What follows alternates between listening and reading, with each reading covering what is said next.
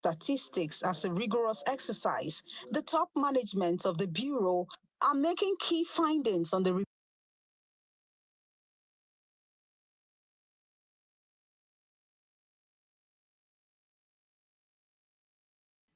Thank you for joining us today. I thought I should welcome Nigerians to my this thing with that video that I put together. But that said, we are going to be covering the news we are going to be covering today will include our GDP that has been reviewed recently, more like reviewed lower our GDP. There is also the national security issue to be touched on too. There is also the politics of APC versus PDP and ADC and all the Nigerian shenanigans of politics. Something is emerging that is a little bit surprising to me though. Kwakwanso seems to be sounding skeptical of Tinubu, which is something a lot of APC supporters were like guaranteeing. First, Kwankwaso is not the APC DC chairman anymore. That they've already assigned it to some other person, and it doesn't look like he's going to be a running mate to Tinubu. So, all bets are off. If that guy shifts any other direction to let's say ADC, that could be the nail in the casket for Tinubu. If Kwankwaso joins ADC or Peter Obi, any of them, Tinubu is over. Tinubu's presidency is over. That is the danger I should watch out for. Regarding the GDP, though, so that's something we are going to also cover regarding this thing and the GDP. I'm also going to talk about the Epstein this thing as a kind of just to round it up because I know a lot of people were talking about it in the previous chat. So this session is going to involve me. I'll be asking questions, and I think this is going to be a slightly different because we want it to be able to go around quite fast. So I'll ask you a question, you answer it. Then the next person, I might ask the next person slightly different question, and that person answers it. We try to keep it short so that it goes around a lot faster. People will be answering questions and moving on to the next person faster. Try to keep the answers as short as possible, as brief as possible. Distill your ideas. Anything which can say in 3 minutes, you can say it in 2 minutes or 1.5 minutes, so that the next person can speak and we can be able to get it around more quickly. So I'm going to welcome I Speak the Truth. Thank you for going back to your OVA, put that one away just in case, no more of it. So also welcome the Age of Trump in here, and whoever else comes on, welcome them to come and join the conversation. So I Speak the Truth. I heard what you said on the earlier live stream, and I think I agree with you, given that it's a very, very serious offense these people have been accused of. Not only the fact that it's a compromising situation for senior politicians of any nation, the fact that they are doing it while committing very devious offenses is quite a serious situation for any nation to be in. And you can't have your country politicians behave like that and expect to get away with it. Then who else should be going to prison then? It's just not right. The UK had the same problem, I must say. There was an investigation in the UK to flush out the kind of pedophilia ring of top politicians in the UK. And that investigation was frustrated. They got a judge from Australia to come and oversee that investigation. Even the judge resigned. Like, these elites frustrated that judge to the point where she resigned. So elites are very, very difficult to unseat or reveal their bad behavior. But it doesn't mean this Epstein one, they're going to get away with it. So it doesn't mean that, because there are a lot of people that are now beginning to think that this stuff needs to come out. And they need to know, because they will never know their nation if this thing doesn't come out. They will never know the truth of their nation, how compromised the nation is. And they will never trust their politicians again. Not that they ever trusted their politicians, but it's going to get even worse. And it could lead to a situation whereby January 6th will seem like a joke when a lot of, white people start feeling like, okay, these people are so compromised. There's no point listening to them. These people are over. Let's just end this. That could be a serious problem. America is going to face a lot of problems. This is just the beginning. I predicted it a few years ago that America is going to have a lot of problems on its hands. All right, so let me bring it. I Speak the Truth. So this American thing, do you have any conclusive take that this is not ever going to come out? That the truth behind these Epstein documents and the idea that they are compromised, do you think it's never going to come out because of the power of these people? At this point in history, right, I think it is infantile to think the will of a small, minute group of politicians will override that of the majority, especially, like you rightly deduced, the white nationalist. So while it might be difficult, and you did mention two things which I think were also profound, the McCarthy files and Watergate. So at that time, too, in history, you would think, well, Nixon had the presidency on lock and it would never come out, but it did. And I'm thinking, especially now, where it is open to all, that not only has pedophilia been committed, I don't know how assimilated people on this panel are with Americans, the Americans. I'll tell you, nothing Americans hate more than a rapist. Nothing, bar none. There's nothing. They will hang out with a drug dealer. They'll know this person is a hitman, a murderer, an assassin. They don't mind. If you have the tag of a pedophile, of a child molester, a rapist, a diddler, no pun intended. If you have that tag on you here in the United States of America, you are as good as dead, whether governmental or whether in everyday society. This is why, for example, we don't ask convicted drug dealers to register and tell us where they are going to be living, except, of course, if they are under some kind of um, justice remand, meaning probation, parole, and things of that nature. But then there's a limit. The time passes, then they're free to go on with their lives. But as a child molester, as someone that is convicted of indecency with regarding a little child or rape, for example, you are under the control of the government forever, meaning you have to tell us where you live. You cannot live in certain places. You can't live close to parks. You can't live close to schools. You can't live close to kindergartens, things of that nature. And you have to, if you dare move without letting us know, you are going to be incarcerated again. I say all that to say these are heinous crimes. And I see people excusing it. But the moment these things come out, like you have also alluded to, and which I think most people should know, the shackles that Israel, for example, I personally believe this, and I think a lot of people also believe this. The shackles that they have over the United States government gets broken. So this is why they do not want this file to come out. America is going to be released and relieved from a lot of things that bug it down right now.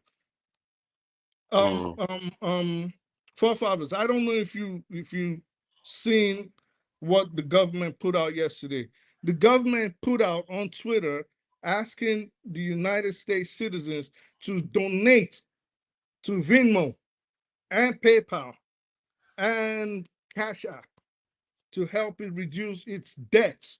It is asking ordinary citizens basically for a GoFundMe. This is where we are at this country right now. So we need to see these things. We say we don't have all this money. We say we have all these homeless people in Skid Row. More than half of Americans do not have, or about half of Americans do not have health insurance. But we send all this money to Israel damn near every month.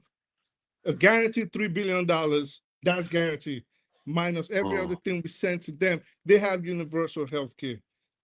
They have Yeah. universal The education, free irony of of it charge. all. They The don't have irony. homelessness, and we have all these problems. But I guarantee you, the moment these things get released, those shackles get broken, and America can really, really look to itself and say, we want to be great again.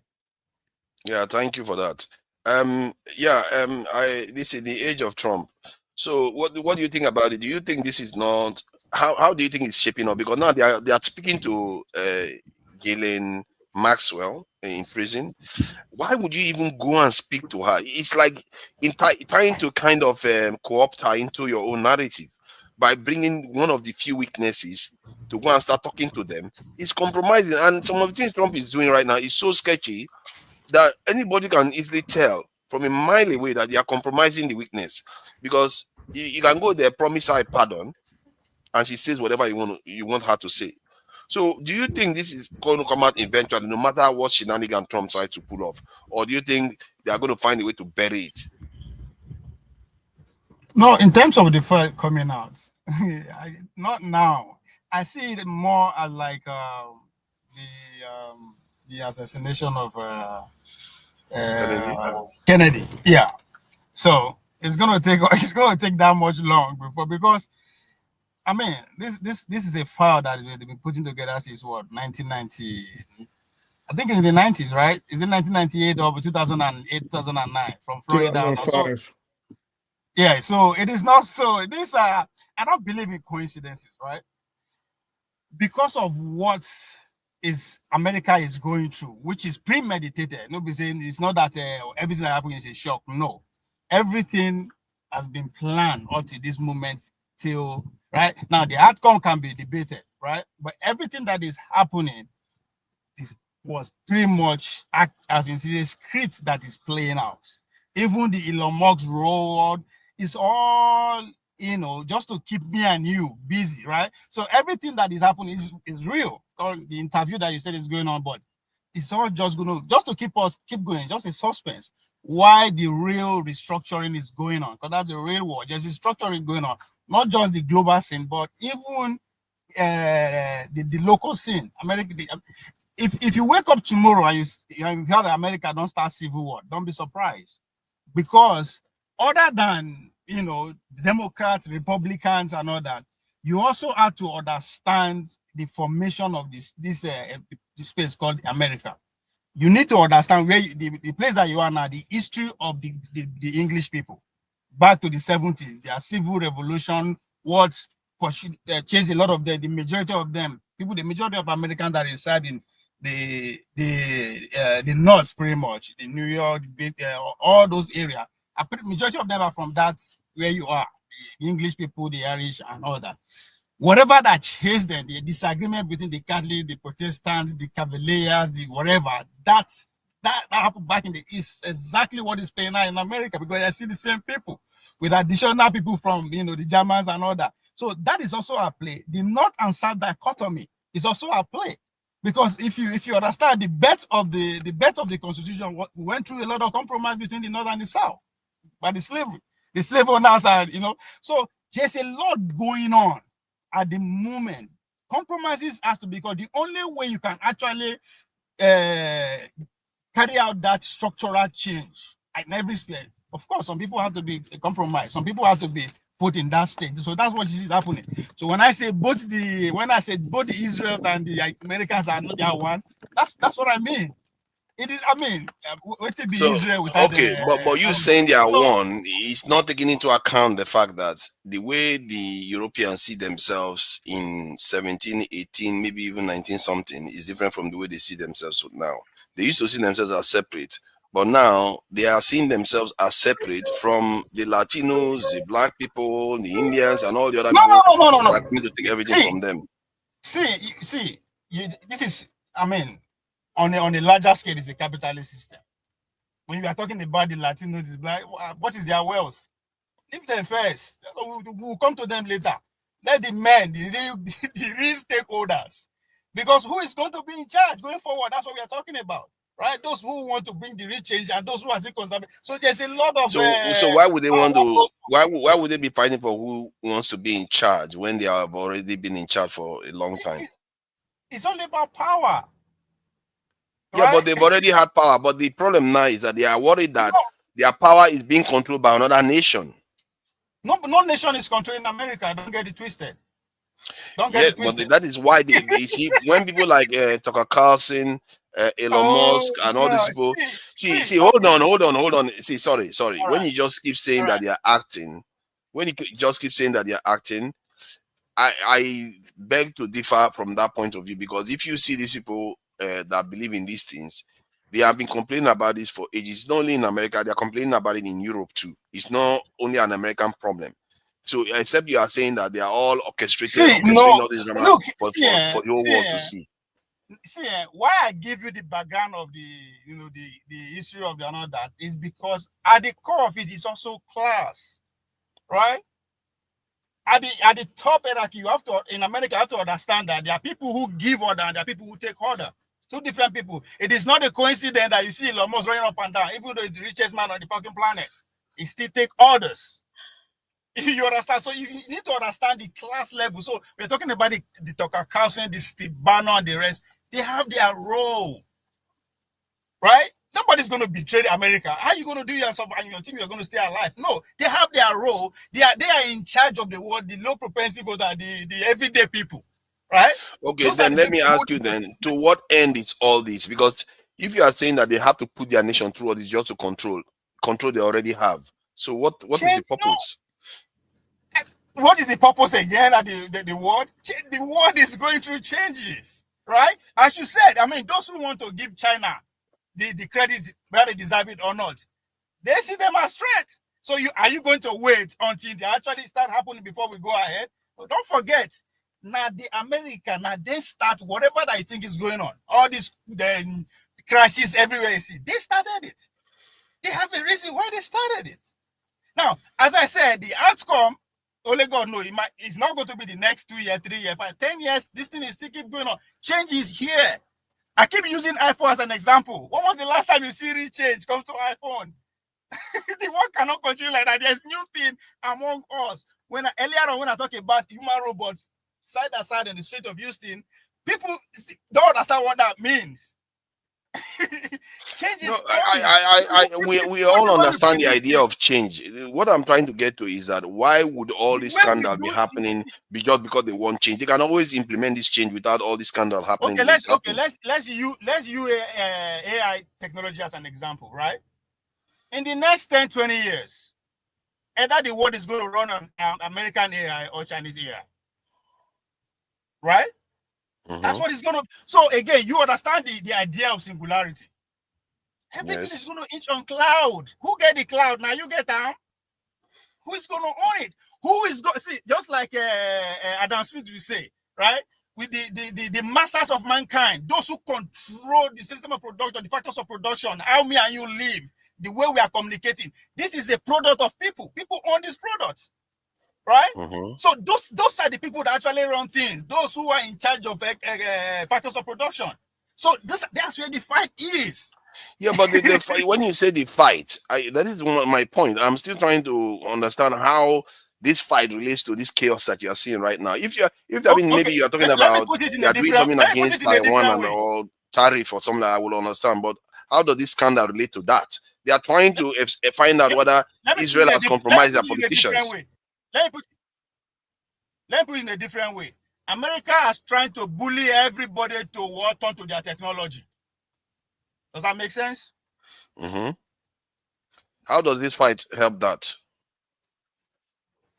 Huh? That's my point. How does this controversy with Epstein and the rise of the far right, how does it help it to control the technologies? Because these far rights, they don't believe in America expanding. No. These far rights, they don't believe in America expanding out there. They want America to come back home. They don't believe in never-ending war. They literally say it, that they don't want any of that. So how does that even get them into the point whereby they are going to start dominating the world with their technology or dominating China with their technology? That's not their lookout. I think he's conflating issues, okay? Yeah, that's what I'm it's not even about. I think he obviously is conflating issues. If he had said, for example, like for when COVID happened, and it was obvious that there was some form of psyop behind COVID trying to see how, in the case of, for example, a martial law was enacted worldwide, how would people react? If he had placed or premised his argument on that, then I would have understood where he was coming from. So we could say COVID to a large extent. I mean, this hasn't been officially stated, but at least what most people deduced was COVID was a form of manipulation and seeing how people would obey instructions without questioning the government. I don't think the Epstein files relate to that. Now, that said, why I said I think he's conflating issues. When the big beautiful bill was going to pass, there were certain things that were put in the bill which suggested that the United States might be moving towards not only a dictatorship but a one world government. For example, the use of, well, we have the real ID, right? And then we had the digital bills where the US currency was going to be backed not by the gold standards or other resources like oil or natural resources like petroleum, gold, or things of that nature, but by a US formulated, digitally formulated coin. So they slipped that in, but a lot of people didn't know this because a day or two later we started arguing about Epstein. So if he had based it on that, then I would understand. Okay, yeah, I get where he's coming from. Now, a lot of these things distractions? Possibly, but I don't think the Epstein file is a distraction to the point where it's because things that have been planned before, we need to use the Epstein files to distract people now so that they won't be able to think properly or tackle us or go against us. No, I don't think that is what it is. I think the Epstein files, the outcry on it now is an unfortunate, and I say unfortunate in quotes, it's an unfortunate outcome for the people involved in it because they never expected this backlash. They never, so people have been yelling and screaming about it forever. Then it started gaining traction. It started gaining traction, like you said, or Musk spoke about it. Then he was forced to apologize. Mm. Yeah, Yeah, sorry. So let me clarify something here. I think when I said it's a distraction, this is the angle that I'm coming from, right? First of all, who bring it up overnight? Who bring it all over again? It's coming from the first founder, right? By the link of Washington Post, right? If you interpret it Murdoch. literally, yeah. If you interpret it from the founder, because this is how, if just like if whatever happened to this platform, we go straight to the founders, right? So if you adapt it from that angle, you can see from you interpret it from two different angles. One, the Lubbock family and the Fox and Co. They never wanted Trump to come back. Why do I say this? The first 2 years from January, since when the Biden take over, the Fox and family and the rest of them ignored Trump. They never wanted to come close to him, right? So look, if they actually really want to get at him, isn't that the best time to actually bring things up? I mean, that would actually just literally cement his nomination, right? Even the way the Republicans themselves are reacting to it. But if you look at it from that angle, that's why I say, why now? Why is it coming from that angle, right? Again, it's a real story. I'm not disputing the fact that what you are, I mean, the gravity of how you describe exactly what happened is that it's not, no, that's real, right? But again, if you look at the kind of people who are involved, even if you want to believe either the conspiracy or not around this Epstein file for the past how many years that it's been in our domain, if you look at the kind of people they are mentioning, then you understand that then I mean the whole world is going down. So then it doesn't make sense. I If you think want to, I don't think the people you mentioned, mainly the politicians and people like Murdoch and the rest, I don't think they want it out. Because so they even if they published want, it.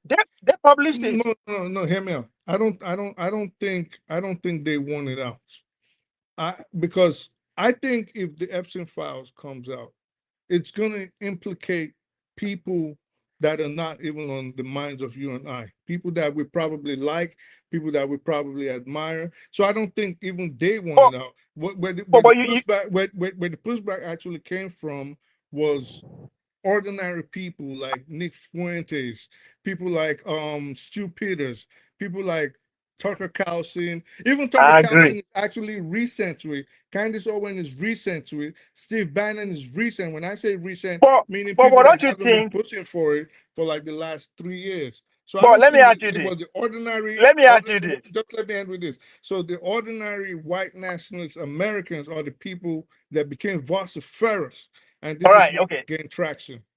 Let me ask you this. If you own a media house and I come to you, I say, come, I have a damaging information about any world leader, are you just going to jump at it? No. Why? Because I got to investigate. Exactly. So before he agreed to publish it, right? So it's not about who give him that information to. It's not about me now. It's about you that get to publish it. Me that give you the information, I'm gone. So you are going to, you understand the kind of hits that is going to come for you. So for them to agree to publish it, this is a fight. Because let's say me and Nigeria are fighting, right? And you have information. You decide to publish information about me. Automatically, what do you think I would think? That you're involved. Especially when I know that you are no longer in favor with me, you're always causing up to Nigeria. So that's exactly how that's why I say I'm interpreting it from the origin of this, because as I said, it's not a new thing. You know what I mean? It's not that we just wake up, oh, this has been on. I mean, as I said, they use it to campaign, right? That's what I think that's where the opposition jump on it. When I mean the opposition, the Democrat, because the Republican use it to campaign. Now they are not saying so it's an opportunity to just score some points again. If you look at it from that angle. But if you look at it from the point of view that, because I know in the UK there was a time when they had the MP scandal in terms of money scandal, they are spending. So and it came out. The old MPs, many of them, they even had to resign. Some of them had to resign. Some of them had to face investigation. All kinds of problems. No, that's why. So, no, I'm not saying this. I'm just equating it. I'm equating it to that. I'm equating the magnitude of it. The way the kind of people that are involved across, everywhere across the world. I don't think it's something that we just I mean, it will come up, but I don't think we'll see we in our lifetime. I think it might come out. I think it might come out because of the state of America right now. America is in such a place right now where the far right, they are in no mood for nonsense right now, and every little thing that they try to hide would trigger them. Just look at the election in the MAGA have a structure. The MAGA have structure, the leadership. So you don't need to study the leadership of that down there. To understand how the pipeline is, right? All the people that you are mentioning, they cannot. I mean, down. They don't have access to that kind of information I'm talking about. The Tucker Carlson of everything. They can only react to what they've been told. Right? Who tell them what is that? What you have to be careful by saying that. Let me show you something so you understand. This is not just about Tucker Carlson. This is something that goes way back. It's something that has been happening for a while now. Markers are angry. I understand that. Let me see if I can share this information. Where is that again? Let me just see if I can pull it up. Let me pull it up and play this so you understand what I'm saying here. This one is just, I think, 2000. It happened before year 2022. 2020, I mean, the election. Because that was when Trump said there are good people on both sides. Now, let me just play this. Jews will not replace us. Jews will not replace us. Jews will not replace us. So you see what they are saying there. They are targeting a specific population. Remember I said that population doesn't. Sorry, let me just highlight this. The reason why this is a little bit disturbing, and it's tied to what is happening now. They know full well Jews cannot replace them. Jews don't have the population to replace them. So what do they mean by what they are saying? Tunanja, remember I said that if you wake up tomorrow and you say that America is into civil war, don't be surprised. There's a lot going on. I agree with that. Even Ross, one of the authors of or contributor to the Project 2025, in one of his podcast interview, he said before the election that this is a second revolution. This is literally second civil war going on. It not depend on the opposition if they want it to be civil or they want it to be bloody. They are ready. So I am not bringing all those facts. Those are the ingredients that will eventually lead to whatever they want.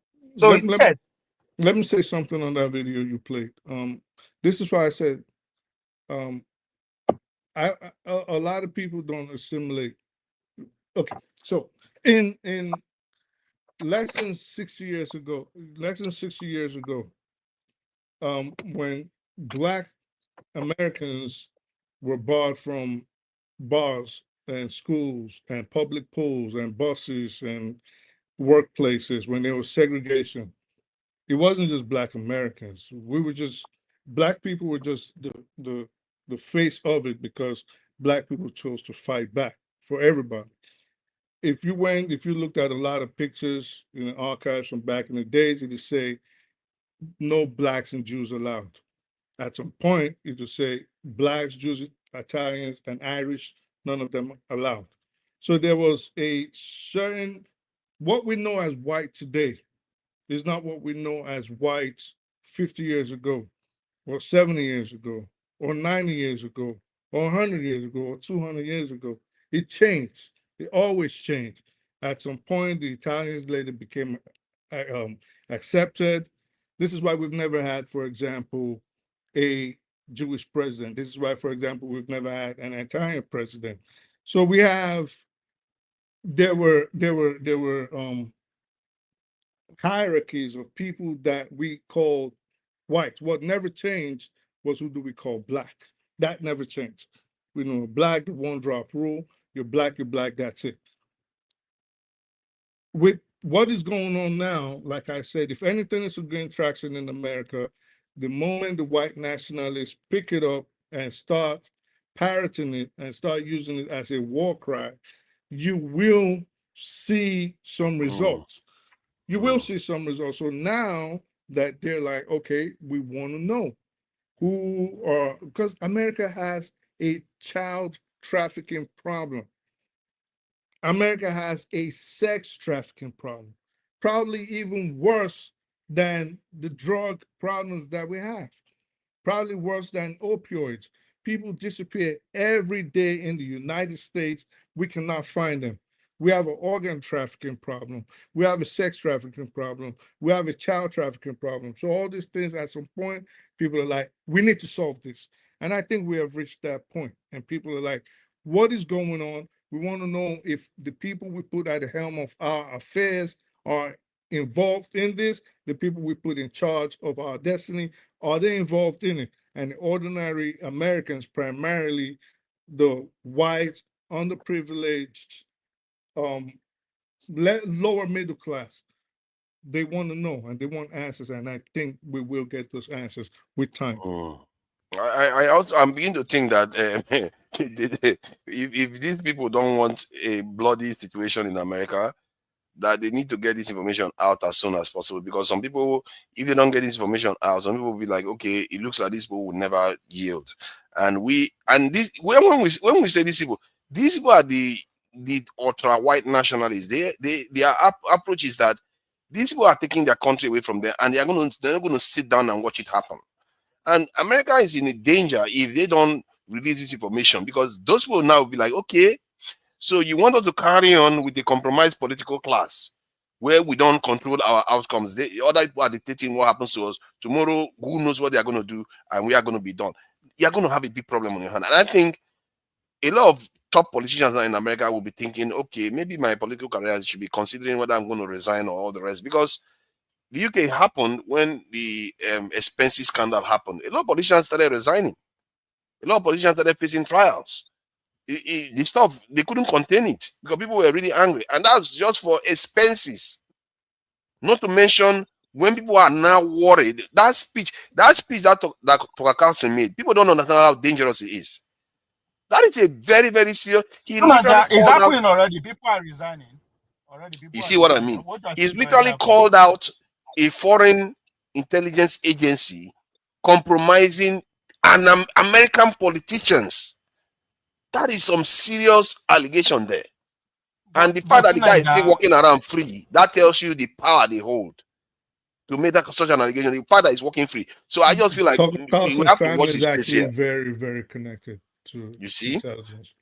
Yeah, Jagun, welcome. I see you there, and I hope you are doing well. You know, London is not always very easy these days, and I hope you are doing great. So, what do you make of this issue with Epstein? Do you think this stuff is going to come out? Because some people are thinking that it's going to be buried.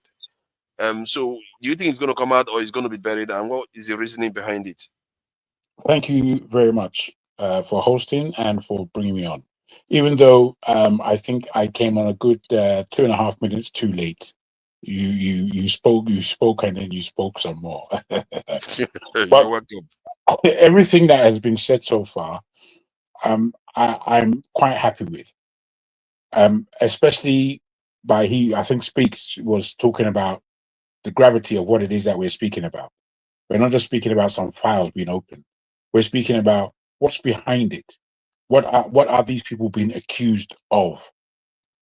Now, I'm going to have to bring you to a position of a story close to me, actually. I remember being very young at primary school, and there was a guy in my school, my same year. He actually we lived on the same road, and we were known as pretty, I don't know, no, I don't want to say aggressive. We were known as fighters, people that will fight. And me and he never fought, but it came to a point where we did fight. And the way he fought me was so strange. Never had a fight like this before. The tactics and the angles that he was using, and it's like, my goodness. I was able to handle him, but I had to think about that fight for a long time. And the person I'm speaking about, he was off key. When I mean off key, he was always in trouble. He always stayed on the outskirts of the entire school. He moved around on his own, and he would be aggressive for reasons that you couldn't really fathom. Later on in life, I found out that he was sexually abused. When I found this out, everything in his life made complete sense to me. He came from an extremely good family. All of them were fantastic, except him. Even though he was an extremely nice person, you'd always get on with him. He was a nice person. But at any point, he would just go off key, and you couldn't control what was going on around us. Anyway, in finding out he was sexually abused, and then we found out who did it. And it was one man, old man, at the time that we have now found out, who had been doing it for a long time, and who was in situations where he was not just feeding himself and the gang that they were in, but he was also feeding other communities in the UK with children. So all of a sudden I find out how dangerous this thing is, that on my road, in my primary school, I'm an old boy, as people would like to tell me. You understand? It's a long time ago. This thing has been going on for ages. I would like to tell you, forefather, that 250,000 children go missing each year from the UK, and nobody knows where they are. 250,000 per year. That is a direct funnel, a feeding funnel of children to this horror. Let me just put it like that. Now, that is an industry. That's an industry. Now, when you look at the European cultural history, we would find in both Greece and Rome that the activity of sexual deviance in many levels used to take place. Many levels. Pedophilia, what do you want to say? The sex with the dead. I forgot the name. Necrophilia. necrophilia.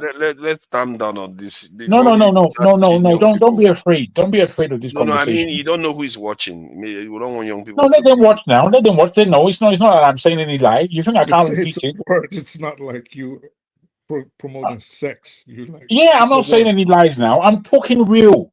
The way it seemed to me that this conversation began.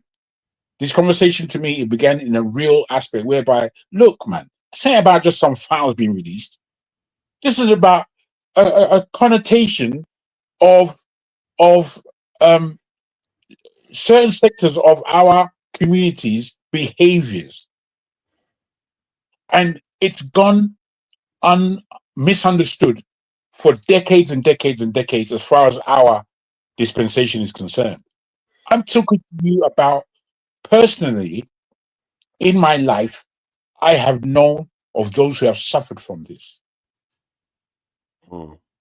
So in this matter, I tell you that we are at a time. We are at a time. I like the way that these guys discuss it in political terms, but sometimes political terms aren't enough for us to realize the gravity of what we're speaking about and indeed the time that we are in. So with me, I have to take a step back and look at my life, what I know, then look at what I've read and understood, then look at culture and see how real and true all of this stuff is.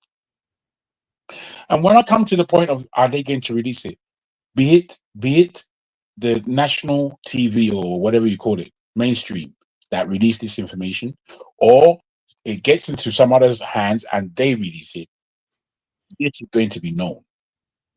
It's going to be known.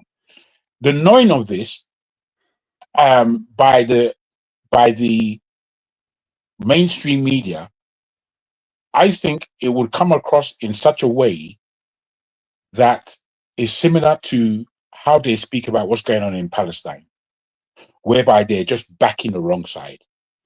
You'll see on TV that in order to bring this thing out in the mainstream, it would almost be understood.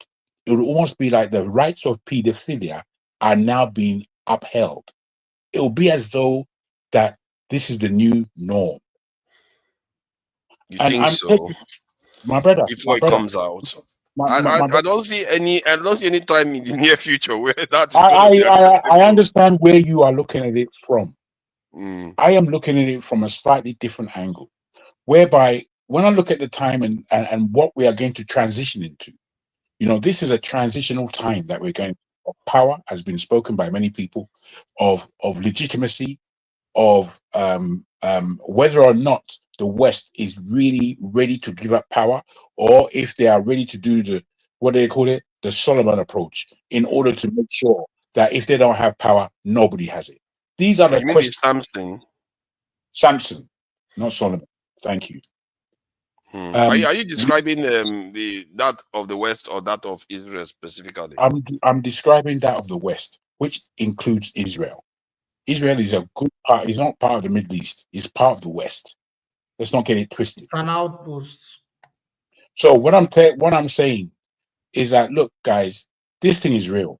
Pedophilia is real. I remember having a discussion with a girlfriend of mine many years ago, and she was talking to me about homosexuality. And I was telling her how, I have nothing against homosexuals, but this practice is wrong for all these reasons. Bang, bang, bang, bang, bang. She disagreed with me profusely. I said, do you know that soon pedophilia is going to have its rights? She balked and said, no way, it's completely different. This, that, all kind of excuses. Fair enough. Let it go on. This is a conversation I had about 12 years ago. The other day, there was a thing coming from Australia where pedophiles were speaking about their right to have sex with children, and that the children liked it, and that the children had choice, and all of this kind of thing. It's coming out, man. It's coming out. You'll be surprised. As Speak said, the people whose name that are going to come out, me and you won't believe half of them. We will say, nah, not my man. No way, not my man. Yes, your man. Yes, him. Yes. But see, it wouldn't matter then. I think once they come out, then all scores are settled. And especially what I think you didn't address the Tucker Carlson speech that he made accusing Israel of compromising a lot of their politicians. So if that is the case, you can see a situation whereby no matter what happens, now every politician will have to prove they have not been compromised. It's like, the McCarthy era where people will have to prove that they are not Russian assets and stuff like that, the Soviet assets. I mean, that could be the case in the near future now. Israel has put itself in a position whereby, first, a lot of people internationally are describing Israel as a kind of pariah state, a state that is committing genocide and all the rest. Now, in America too, they are beginning to acquire the image of the Soviet Union. That is crazy. This is where we are now. It's supposed to be an American asset, but this stuff is turning around now. I played that video where those people were not talking about black people. They were not talking about Chinese. They were Jews. The so-called outpost too. They are the Jews that they are targeting now, and they are not even targeting Israel. They are talking about Jews. They are targeting all people associated with Israel now. And then they go on to say this thing, that they are now suspecting them of compromising their politicians. When that kind of stuff starts happening, they are beginning to everybody talking about a change. A change is happening, all right. And when I say people are about to take their country back, they're about to take their control back. That's what is happening now. No, but Tunanja, when wait. I beg your pardon, my brother. Let me just complete my stage, as you guys had enough time to do so. Please, I want to say this. You see, again, Tunanja, I understand where you're coming from, but you take a very political view about a human matter. This is a human matter. And the fact is, the tests, the global social testing that has gone on over the last 5 years, I won't even bring it forward. I'll bring it just to the last 5 years. And the social manipulation and testing that has gone on, the data that they have carried from it is telling them what to do. You see, they still rely on the majority of the people are dense, that they don't know really what's going on. And me personally, when I go around not my friendship group, they're slightly outside of my friendship group and looking at people and what they know, what they speak about, still at this stage, it frightens me that there are largely people are still completely unaware of what's going on. I see where there's been growth, don't get me wrong. I see where this guy knows now. He understands. I've seen that. But it's still mind-boggling how many people are grossly misled in this whole affair, who are tied to what they know and they can't be pushed from what they know. So given the fact that we are in a global community and suggestions can be made by politicians that are obviously wrong to you and I, are still rather palatable for many of the populace. So if they get it to a stage where they can and put out there that pedophilia is a thing, maybe because of some technology, God knows how they will do it. I can't really say how they will do it, but I'm telling you, they are going to do it, and minds would be shocked as to what world we are really living in, because we don't really know what world we are really living in. I'll end it there. Thank you. Thank you. Jide, please. Sorry. Before Jide say, let me just say this. If you want to understand the relationship between America and Israel, it's not what all these people on TV say. Just listen to the resolution at the Senate and at the House. Regardless of once anything is that place, now go ahead. No, it's not even a debating issue. So that's why you understand that. No, it's one-way street. It's like when me and Jide now, they chase what they look for something and our interest clash with that. So whatever Jide need, where I know that I get, I will give him making achieve that, because he's achieving higher than he's also give him. I was going to achieve my aim. That's what this relationship is about. So the idea is that they do this. All of a sudden, I just Ovi, what does the United States gain from Israel? What does it get from Israel? Mm-hmm. Well, before the South China Sea area now, the Middle East is the most lucrative part of the whole region in the world. Who controls the Middle East is one step ahead every other nation around the world. So how do you keep that place in check without you being there? I thought you've been there yourself. Ovi, we don't That's gain the anything. job of the Israelites. Israel is a liability to us. If you look at the history of Israel, we can start with King David.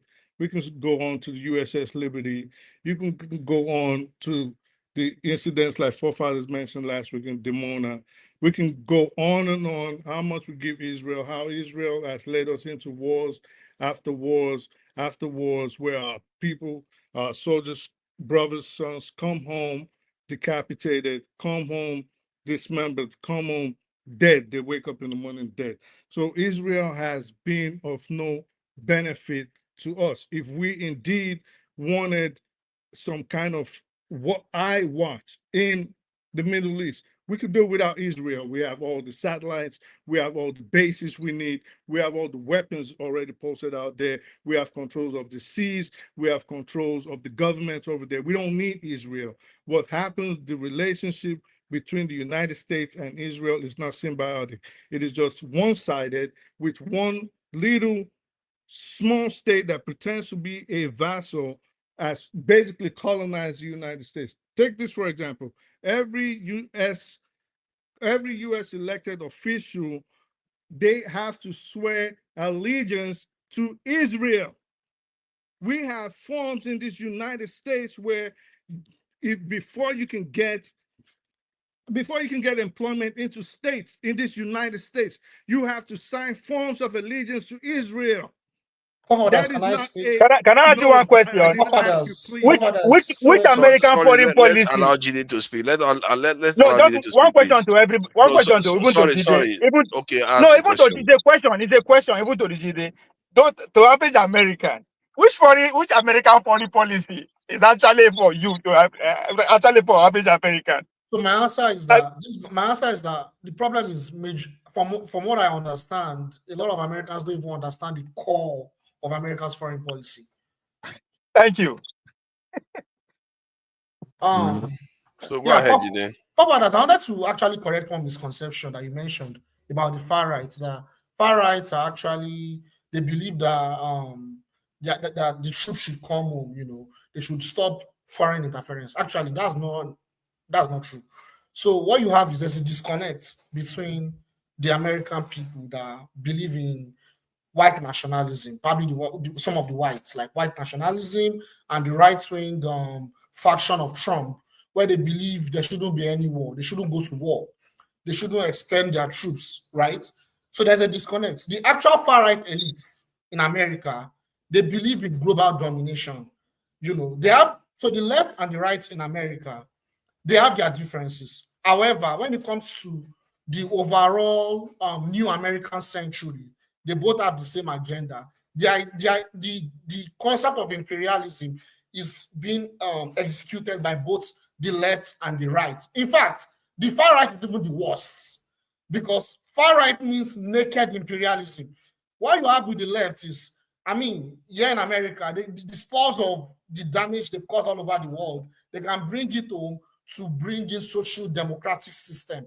It's very common in Europe. That's what the Democrats are actually fighting for, which, I mean, is good for the people, right? But the right wing, those ones are the worst.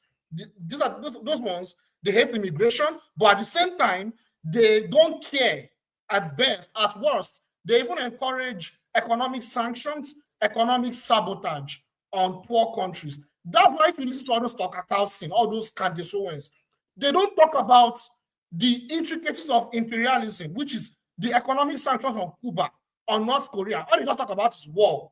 I mean, they talk about war and other things, but they don't really go deep. They talk about immigration, that people are coming to their country, but they don't talk about the cause, which is what I'm talking about, imperialism.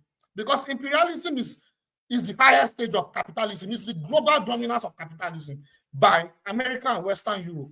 So far right is actually naked imperialism is even the worst of all of them. But yeah, I wanted to just talk about that. I think you're Wait, confusing. sorry. One second, please. What the fuck did you just say, Jide?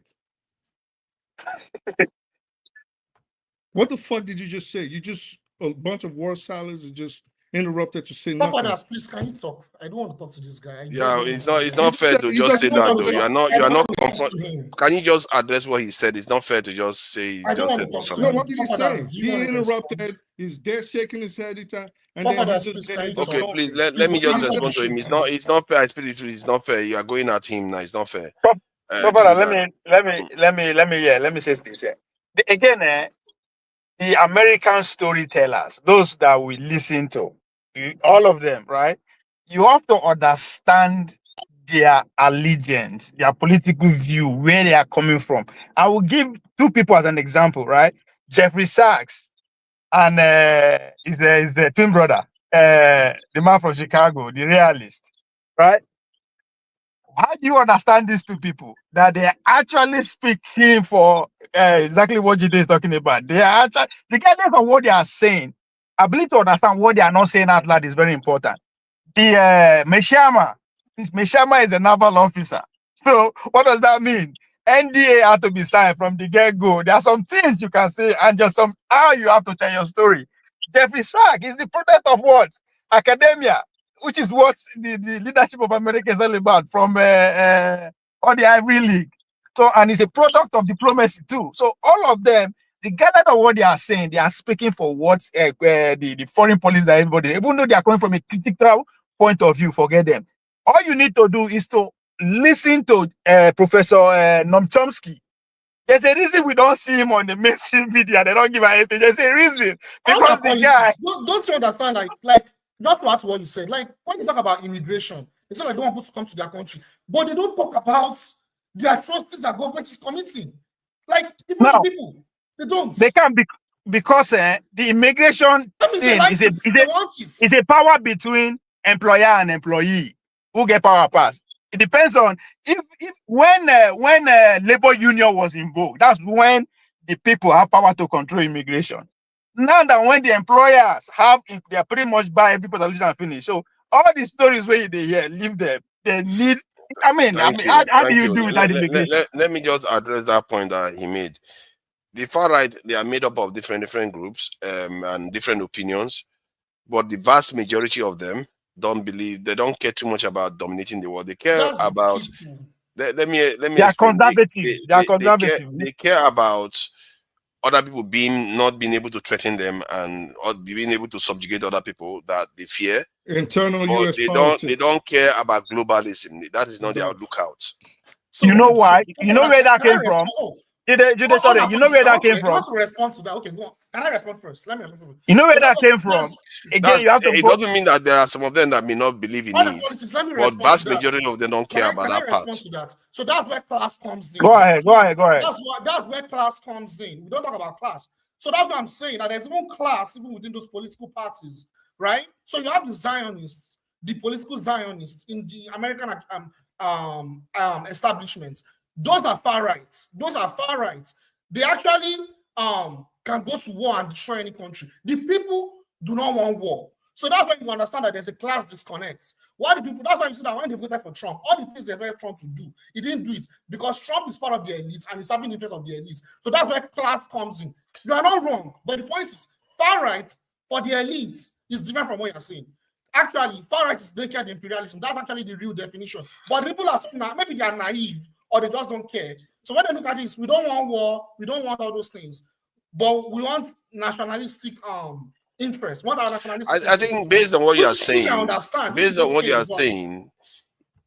what you are describing is basically the doctrine or policy of most elite groups in the world. They want to dominate other groups. They want to expand their influence because their greed is not enough.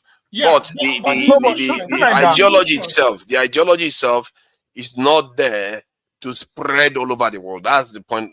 This thing that I was trying to make. Tunanja, That's what I say. That's what I say. It's actually get to spread all over the world. That's what I'm saying. Hold on, sorry, Ovie. Let me deal with this, please. So see, people are disillusioned. Hold on. I think you are mixing two things. Okay. If in the process of them achieving their goal, they need to spread around the world, they will do that. But that is not their original goal. Their goal is to protect their people and make sure their people are the strongest in the world.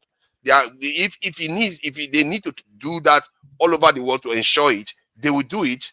But that is not their lookout. And when they do it, they are going to do it in a horrible way. Struggling to do it. I think they are struggling to do it. I don't think they will do it. They are struggling to do it. But we're talking about the ideology. We're talking about the ideology. What drives them? I'm trying to say that what drives them is the fact that they want that's why they say their troops should return home, because they care about protecting their own interests, direct interests. They don't believe in globalism. That is the people. But I'm not telling that the elites, the far right elites, they want global domination. That's what's going on. But are they the ones driving the ideology? They are not the ones driving the ideology. The elites are the ones driving the ideology. Yes. You got come on. If they are the ones driving the ideology, why are they? Hold on now. If they are the ones driving the ideology, then why are they not coming out saying they want to dominate the world? They don't have to say it because it's the narrative that used to control the people. So what do you mean they don't have to say it? Then why you disagree with me? I think there's a misunderstanding here. So what I'm saying is, you are right. Within those political parties, the conservatives, the right-wing conservatives, I always say all the things you're saying, you are right. No, I'm not telling you that a lot of those ideologies are executed by the elites. That's what I'm saying. Like, they have their interests, the people. But did they look at it? Let me say, let me just interrupt since both of you are on the same side. Just 1 second, please. At no point has the United States, and I apologize, Ovie, at no point has the United States, even up to tomorrow, ever been a globalist entity. It is a recent phenomenon. America has always been isolated to itself. It has always been an isolationist entity. This is how America ruled. This new precedent of trying to control the world and take over the world, I guess because of its success financially due to capitalism, this is why America decided it needs to start influencing other regions of the world. But really, and which is what Trump ran under, is we're bringing everything back home. We don't care about the world no more. This is what he said. We're gonna forget about the rest of the world, and we're coming back home. And this is what he ran under. And America has been like that for a long time. And this is how America was like that before. No, but you see, that's why Tunanja was telling me about the history of the English people, right? That's what you guys are arguing about. Exactly what caused the civil war in England that made people to flee. Some people just want to be OKB, what other people want to. That's what actually caused the civil war. That now pursue these people to the Americas. It is still the same ideology at play. The Civil War of America was pretty much on that. Where I disagree with speaking truth is that America has always been that isolation. No, I disagree.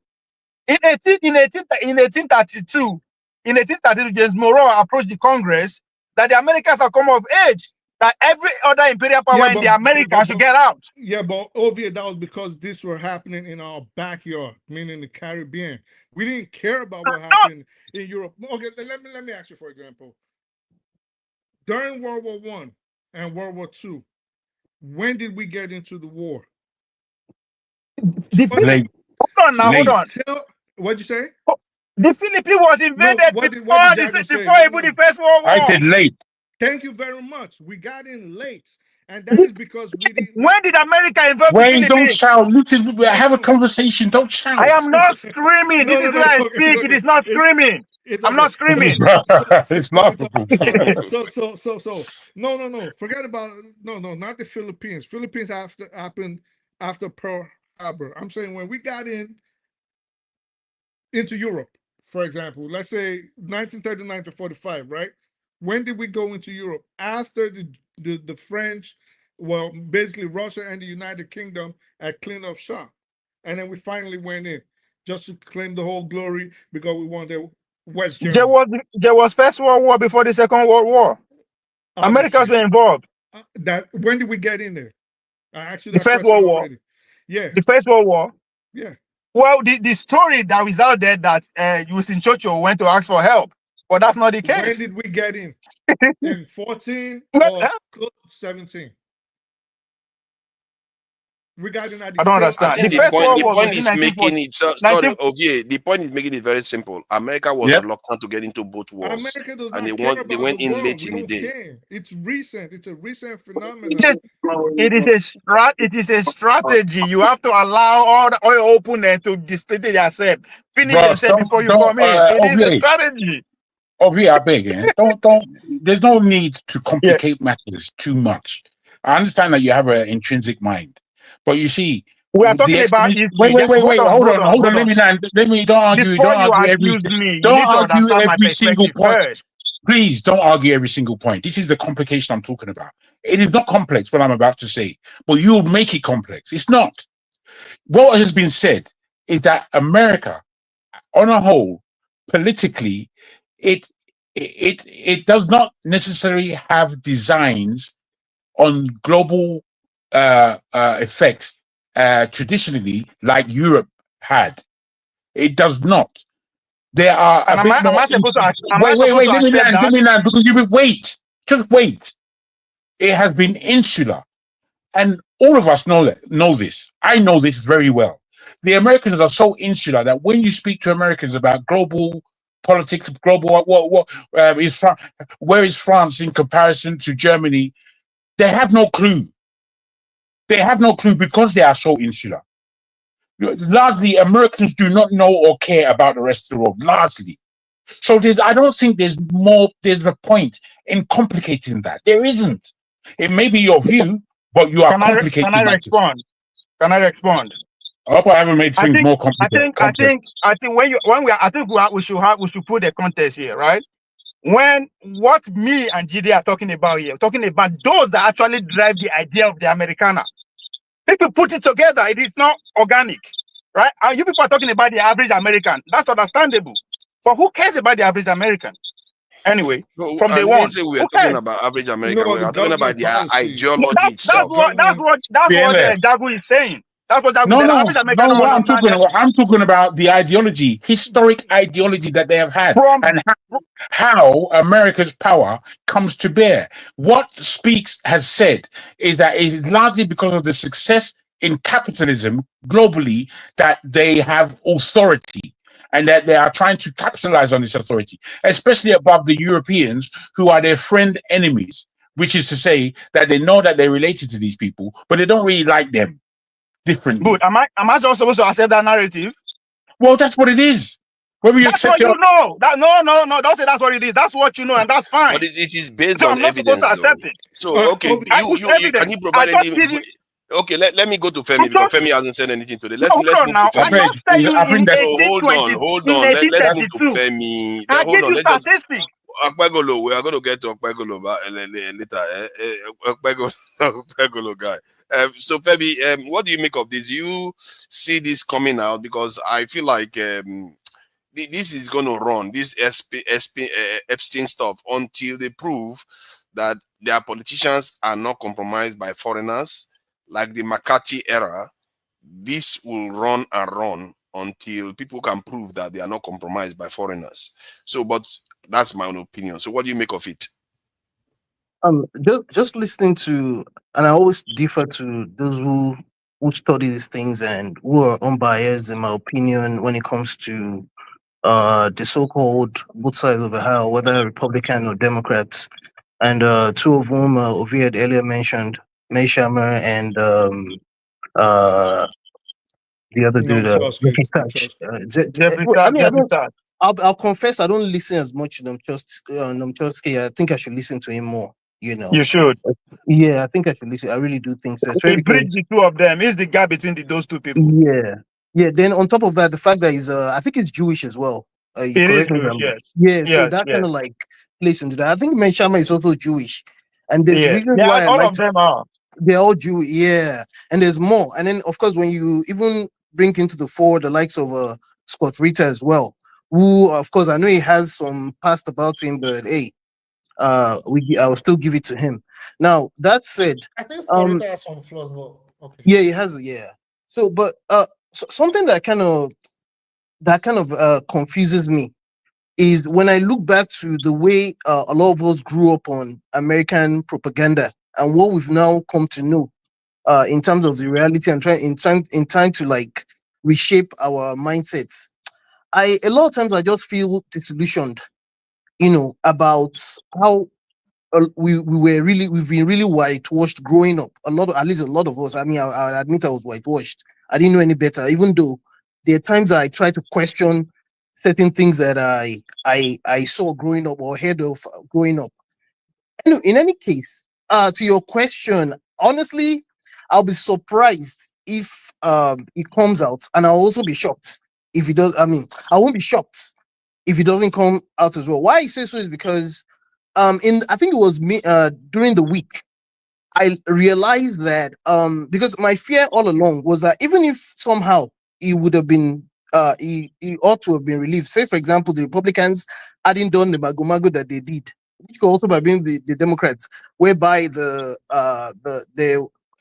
head of I don't know if it was the Senate or the House of Reps had to make them go on recess on time because they just want this thing to go away, irrespective of the fact that you need to consider that it's the MAGA base that even at the fall of that insistence on Trump and his administration releasing these files. That's on one hand.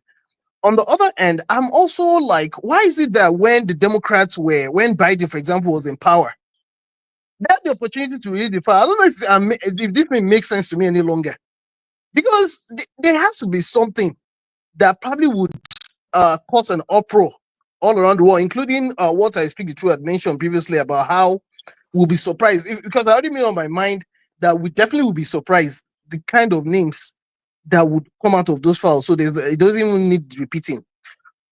So I don't know. I'm just conflicted. I don't know if it's going to be if it's going to come out. But again, something I heard during the week was that the fact that not only does the FBI have that file, records of that file, and the videos, the tapes, and what have you, and the Justice Department. I think they're supposed to. I think if I recall, the Justice Department is kind of like probably controls the FBI. I don't know how that works, but I think I've heard something like that. But in addition, you also have copies of the files and the videos in several courts all over the country. So it's not like so that even if they try to alter it in trying to do the so-called redaction, there's two other copies that can still come out. And who knows who else might have these copies? Because keep in mind, there's a way the Wall Street Journal got whatever they've released, and I definitely believe there's more somewhere. Things are going to come out whether we like it or not somehow, but I don't know if they're going to release it. That's why I say I'm a bit conflicted. Whether they release it or it comes out somehow, there's definitely a record somewhere from what I've heard. I will just keep it that way. See, some people have started some very, very diabolical rumors that my name is. If you have not even been to the US, Naja, you have to explain. I want it released. I want it released like Trump. Because Trump. Yele, what's that lady's name in jail now? I think she's British. She and her papa too are all in the same business. Ghislaine Maxwell, yeah. So if they say you are involved, it's not a conspiracy. They said that she's answered all the questions that she was asked by the DOJ officials that went to see her. The entire thing is just a sham. You see the jail where they put her for? They go put her for Florida. That's the powerhouse today in America. No, but Florida, the power no. It's not. When you're incarcerated under the federal system, we can put you anywhere within 300 miles of your home, or if not, we can just put you anywhere within the continental United States. So it's not because they wanted to put her there; it's where she was designated to by the BOP, which is the Bureau of Prisons. All right, so let me play this now. Let's move to the Nigerian this, and I think we've exhausted this Epstein matter. I think more is going to come out in the coming days and weeks. The prediction I'm going to make now has less than 50% chance of coming through, but I feel like this information is going to come out enough to satisfy the far right in America. If it doesn't, America is even in bigger trouble than I thought they were in. It will be bigger trouble than I thought they were in. This Trump presidency is not going to end well. It's going to end in a very big chaos. Okay, so let me play this now. Let's get back to Nigeria. All right, let's play this and let's see. Described by the National Bureau of Statistics as a rigorous exercise, the top management of the Bureau are making key findings on the rebased gross domestic product. The rebased GDP, according to the statistics body, reflects changes in the nation's economy over a period of time. Economies are dynamic. They change continually with innovation, with new technologies, which alter the production and consumption pattern of individuals, of households, of firms, and also of government. Given these changes, it is only right that the parameters that we use to estimate the size, the structure, and movement in the economy are updated periodically. The Statistician General explains that the nation's gross domestic product grew by 3.1% year-on-year in real terms in the first quarter of 2025. This growth rate is higher than the 2.3% recorded in the first quarter of 2024. Also, the statistical agency adds that the rebased statistics as at 2019 stood at 205 trillion naira, driven by crop production, trade, real estate, telecommunications, and the oil and gas sector. The performance of the GDP in Q1 of 2025 was driven mainly by the service sector, which recorded a growth rate of 4.33% and contributed 57.5% to the aggregate GDP. The agriculture sector grew by 0.07% during the reference quarter, that's Q1, from the minus 1.79% recorded in the first quarter of 2024. The growth of the industry sector was 3.42% from 2.35% recorded in the first quarter of 2024. The figure for the rebased gross domestic product is out. The National Bureau of Statistics expects that the figures will help guide business owners, Nigerians, and government at all levels in economic planning and reforms. Sarah.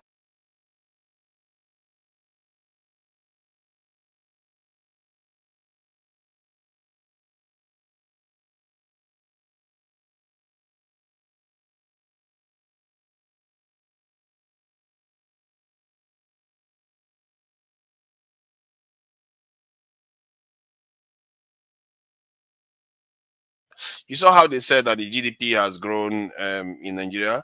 So I'll play this, then just make a short comment so you guys can, then I'll ask the question. As you've seen, which came from the World Bank, you'd see Nigeria's GDP numbers in blue at the bottom.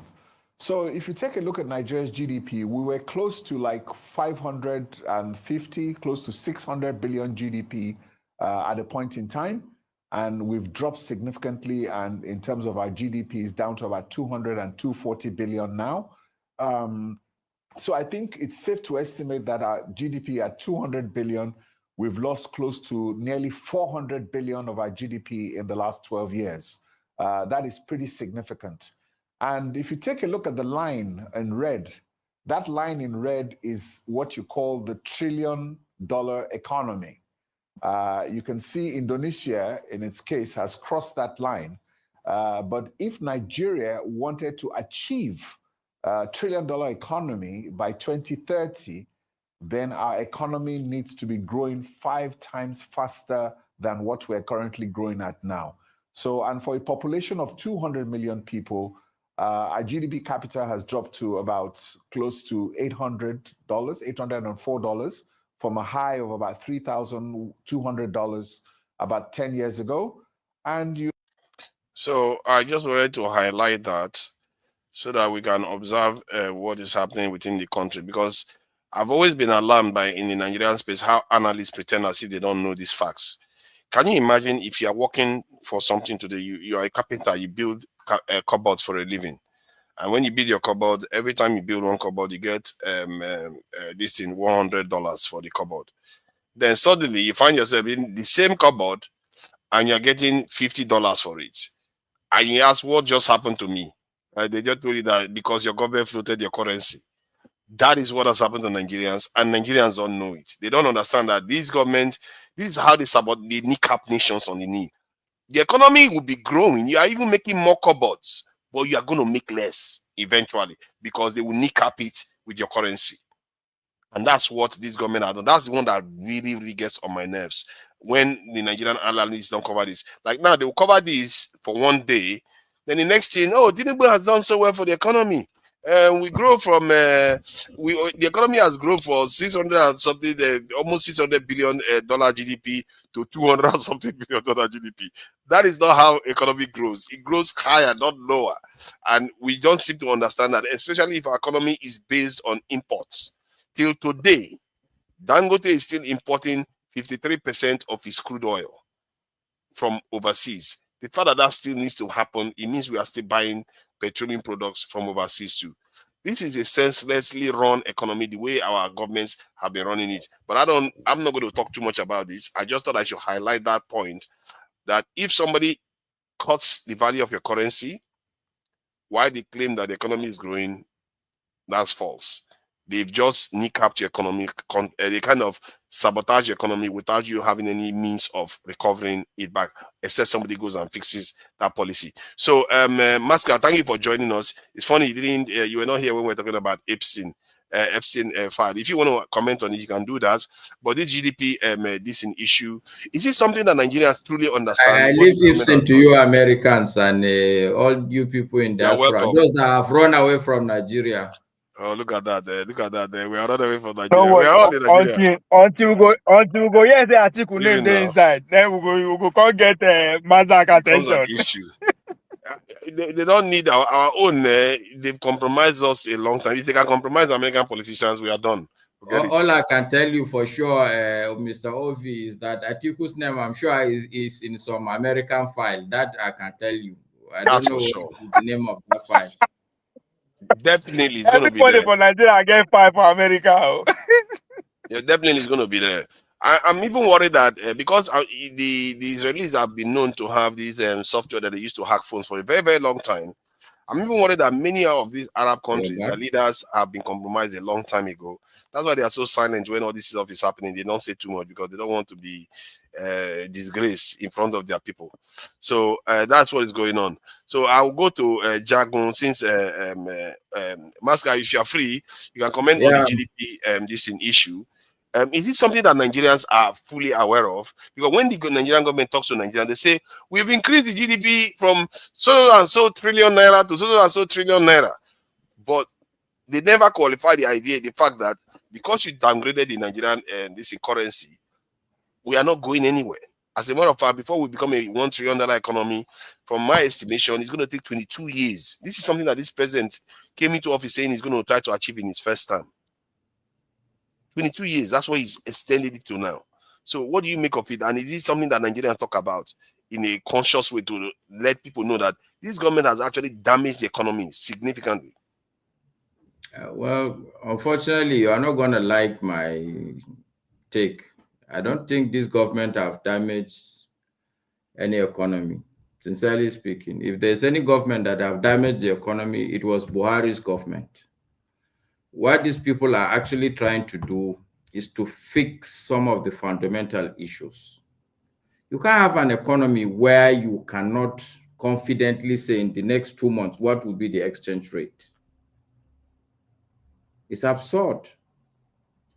Actually, oh, sorry. Did you just say we knew what the exchange was in Nigeria when Buhari was in office? But you can't predict 2 months down the road. We can. It was within range. You are not in Nigeria. I'm telling you for fact, forefathers. Okay, so you are good at Googling. Google for me exchange rate at 2015.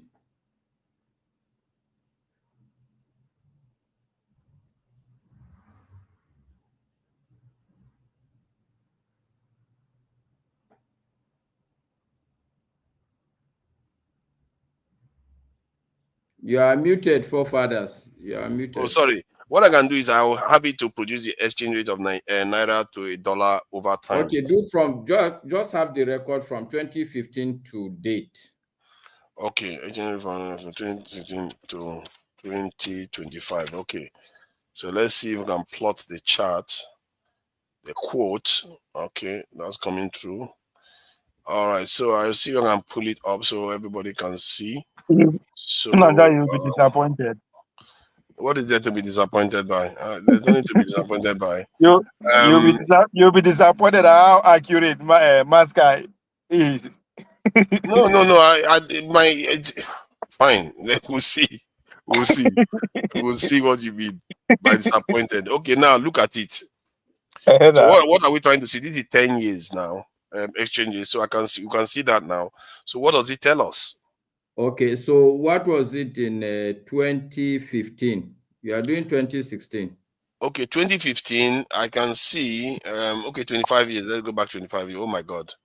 Oh, I think it wants us to, the future is exclusively for subscribers. Okay, it's fine. We can, if it's a this problem, is 2016. 2016, yeah. Okay, it's okay. So what is the number in 2016? I can see the graph, but what's the number? It's showing 200. 200. 202, okay, yeah. Just 200 in 2015. In 2016, what is the number? No, sorry, this is 2016. 2015 is showing 200, 180. 2015 is showing 2015 August. It is showing 222 actually. I'm seeing 222 there on 2015. Yeah, it's okay. It's not a big deal now. Look. So and on 2016 May June is showing 224. Okay, 220. That's when it started going up. Yeah, okay, 224. So let's even look at the graph.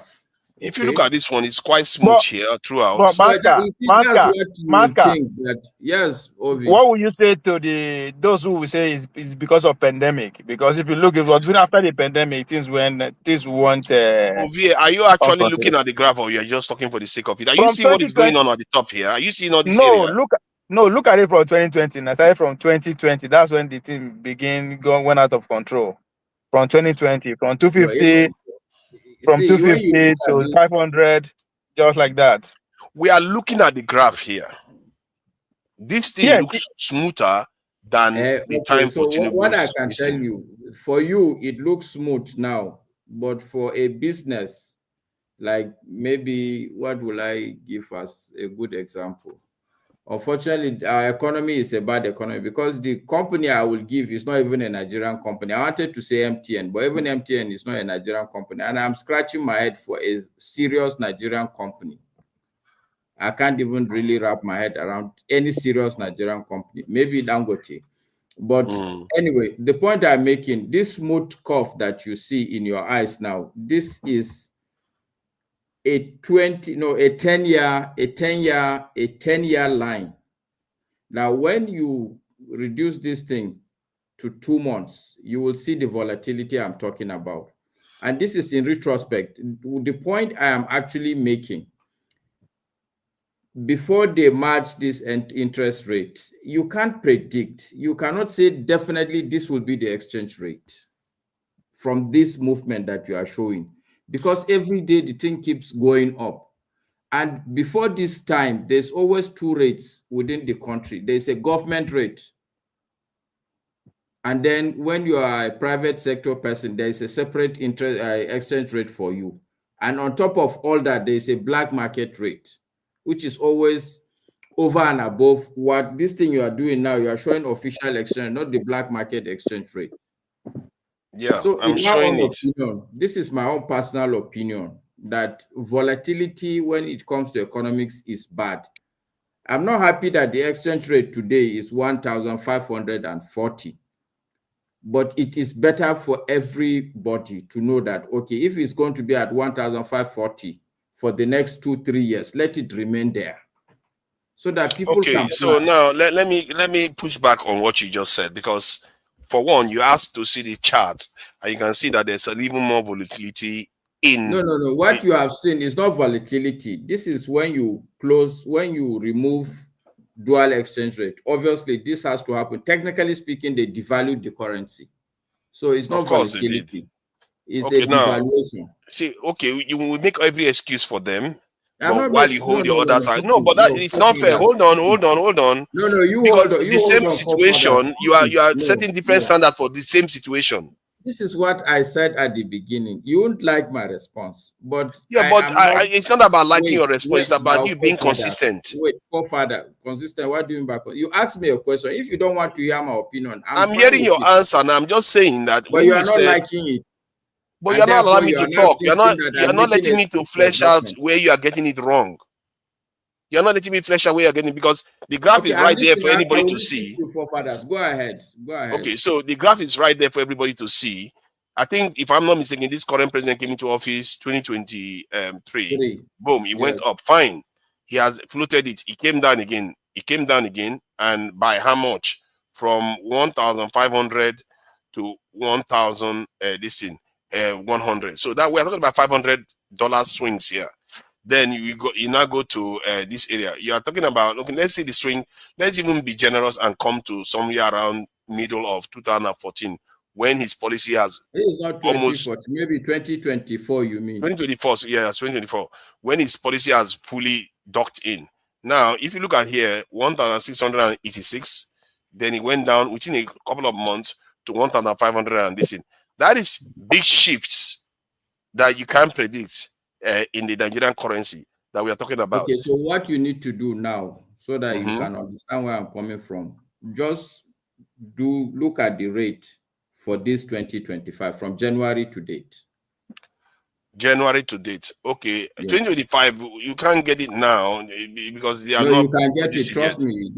You will get it. Don't. How are you? They don't have for 2025. They have up to 2024 rates. Let me see. I don't think they have it all.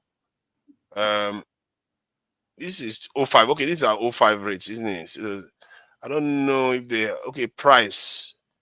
Don't worry. It doesn't have to be a graph. Yeah, it's not precise. It's not. They will just give you one figure. Okay. Let me see. It's okay for fathers. Okay. Look, are you trying to say that it's more stable now than it was in 2024? It's not about stability. It's about predictability. That comes from stability now. No. Exchange rate cannot. Okay. So what I'm trying to say is, when you are able to predict something, all the determinants for what you want to predict, okay, let's say football, for instance. I don't know whether you're a football fan, but for you to be able to predict football score, you have to keep a lot of things constant. You have to assume that referee is going to be impartial. Okay? You have to assume that the players on both sides, you know them. You have to assume a lot of parameters. Okay, the results will not be stable, will not be constant, but you should be able to predict that in a football match, highest they score 3 or 4. Are you with me? Yeah. Okay. Yeah. Because the parameters that determine this thing, they are all now clear to everybody. But where it is opaque, where it is government that can sit in a room and decide to come out and say, okay, this is the exchange rate. Even if it is stable, it's unpredictable. I hope, do you get the point I'm making? Even if it is stable, you can see it flat. You know that this flat you're seeing is not because of anything. It's just because of somebody's decision. When he wakes up on the other side of the bed, he's going to jack this thing up. Yeah, but the flat that I'm seeing is based on that person's judgment, but that person's judgment hasn't been very chaotic. Yes, but during this period, people cannot predict what will be the exchange rate. Okay, so we assume now we can predict it, but yes, I confidently can tell you that in the next, let's say in September, I can tell you that the exchange rate is going to be between 1,540, okay, maybe 1,530 to 1,000 max 550. Okay, good. So in my own case, I will have asked us to put money on that. No, I'm not doubting that it's going to be stable, because hell is stable, but eternity, but it's hell nonetheless. So and you see, so let me also bring out, for me, my perspective. This predictability is not only for Nigerians. Somebody who wants to invest in Nigeria, who has dollars, he wants to come into Nigeria and invest, even if it's a short-term investment. If he cannot predict that he brings $2 million and convert it to Naira at a certain exchange rate, when he wants to take back his money, the bigger even problem was that during that time, he is not even going to get that $2 million. People would tell him stories. Yes, but so, that is the different issue of availability of foreign exchange. You know why? Hold on. You are filibustering right now. You are not letting somebody counter your claims right now that the economy was stable. Yeah. That's the point. Let me counter it, because you are making a claim that is clearly, like we say here, this is have your truth. We can't just say stuff that evidence has shown that there's even less fluctuation from 2016 to 2000. I checked it. I checked the value of the currency. If you check the value of the currency from when Buhari came into office to when he left, it increased just maybe 100%. This thing change has occurred, but when the current president has come into office till now, it has increased more than threefold already. So that, and then while it's at the top, it's also unstable. You may not notice it, they are still spending money depending the currency as it stands. Because what makes you think just because you float it, it makes it stable? Forefathers, look, I take it that you don't like what I'm saying. I understand that. Okay. It's not about not liking it. It's not based on evidence. Our GDP has reduced, and you're here saying that you like it. What I'm saying is our GDP has reduced in value. You are saying I should like it. Our GDP from $400 and something billion. No, I'm not asking you to like it, but I just want you to hear me out, because you asked for my opinion. I did hear you out, and you are saying what you are saying is you are saying that the economy is more predictable because of it. No, it's not the economy. I'm talking the currency. About exchange rate. Okay, the exchange rate is more predictable. That today, I take your correction. If I'm outside the country, I have more confidence to bring my foreign currency into Nigeria and invest it. Yes. Because chances are that I can predict within a band when I want to take out my money, at what exchange rate I will take out that money. During Buhari's regime, nobody can tell you that. Even the central bank governor, MFLA, couldn't have told you in 6 months' time, this is the exchange rate. The truth also is that even when you look for that dollar during MFLA's time, chances are that you have to go to the black market. I don't recognize it. You know why? I was doing business in Nigeria myself. I send money to Nigeria every single week. So I don't recognize the instability you describe. And that graph doesn't recognize it. You know why you won't recognize it? The guys that are collecting the Naira equivalent, they recognize that. You won't, because you are sending constant dollar amount. Me that has listing forefathers. This thing I'm telling you, look, I had a child in the US during all this period who was in school. I'm not a government person. I don't steal money. So I know how this volatility disturbs me. When your child is going to send you an email for school fees, your income is in Naira, but you don't know how much dollar that will amount. I mean, the dollar is constant, but you don't know how much Naira it will be. So I am talking about what I know, what impacts me as a person. I'm not happy today that, okay, this thing is 1,550. I am not, okay? And I'm not saying that it was a good decision, but I'm saying that all I'm saying is that this issue is not this current government's issue. They didn't create this exchange rate. Okay, this exchange rate we are seeing, all I can see is that they wanted to sort out an anomaly where in a country there's a government exchange rate and there's a black market exchange rate. So you think by floating it's how they solved it? And okay, just so that you will be comfortable, forefathers, I did an interview on NTA on this same exchange rate issue long before Tinubu become a head of president. I will send you that. This is the same view I have. You can't have different exchange rates. You can't have people inside your country, outside your country. They can't predict exchange rate. You are killing. I agree with that, but you are mixing two things. And what you have done, if this is what you are telling Nigerians, what you have done, you didn't qualify your statement, and it caused this our problem we are facing right now. Let me explain why you created that problem. One, you said that the issue is dual exchange rate. Do you know to deal with that dual exchange rate, you don't have to float the currency? It's okay. But you It's didn't a matter highlight of that. opinion. Look, No, hold on. But What you would didn't you have highlight done? that. Okay. What It's a would you have problem. done? No, good What question. would have? Let me explain what I would have done. Okay. I can explain it. What I would have done, you can do manage the depreciation, and especially when you know your demand for dollar is about to start coming down because you have a massive refinery built in your country, because our demand for foreign currency is because of the demand for petroleum products. You now know that, so you know that is coming on stream, and because you are using a lot of money to defend the currency, one of the things you can do is, one, reduce the demand for the dollar. Stop the Nigerian politicians from changing naira to this in dollars, and reduce the demand for the dollar in that sense. Then also, this is what they call it, do manage depreciation, whereby you announce it. You say the currency is going to go down in a certain way. Saying, I agree with you, but what I will tell you is that in the end, the question then that you will ask yourself, you that want to manage the depreciation, when you manage the depreciation, there will be two questions. The first question is for how long? And the other most important question, where do you think your managed depreciation will have ended in terms of numbers? Would it be the same number that we have now, or will it be a different number? It will be in a way, that's what's happening now. It will be a different number. It will be a lot more gradual, and we will taper it based on what the demand for the petroleum product is. Because let's say we now start, like now we are supplying Dangote about 40% of crude in Nigeria. That will reduce the demand, and I will make sure that the demand for dollar will reduce. I'm not going to give all these petroleum You are not answering marketers. the question so far that you are skirting around. The question is for how long. This is that the two questions are a number. Okay, how long?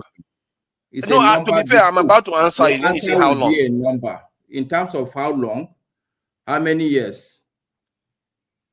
See, it's not based on years, because you have to look at it based on demand. This is the problem we have. You're not listening. You're not letting me answer. You want a simple answer, but somebody that doesn't have it. If I can tell you that it take a year, would you prefer that? Then you know what you're going to ask me. Justify it. No. Fair enough. No, for fathers. Look, I know that both me and you are not in government. This discussion we're having is just an academic discussion. It's not going to change anything about the reality. So I'm not going to. No, it does change our perception of what is going on. Because what is going on? Okay. What I'm saying that my perception and your perception is not going to change anything. Who told you it doesn't change anything? It does change something. I'm putting it to you. I am putting it to you. But that is an aside. What I'm saying, so we take 1 year. So you're saying that you would have started in 2023 and you will have finished your depreciation in 2024. Yes.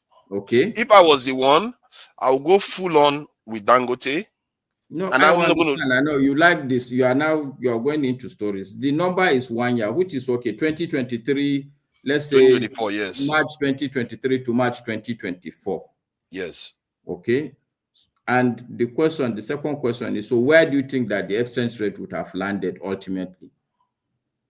It could land somewhere less than that. Maybe we are looking at about $700, $800, because by floating it, it went further beyond what it should. You see what I mean? You would have been able to contain it, because remember, it's defending in naira. That's where the issue is. Okay, I think we should raise the argument at this point. Let's all agree to disagree.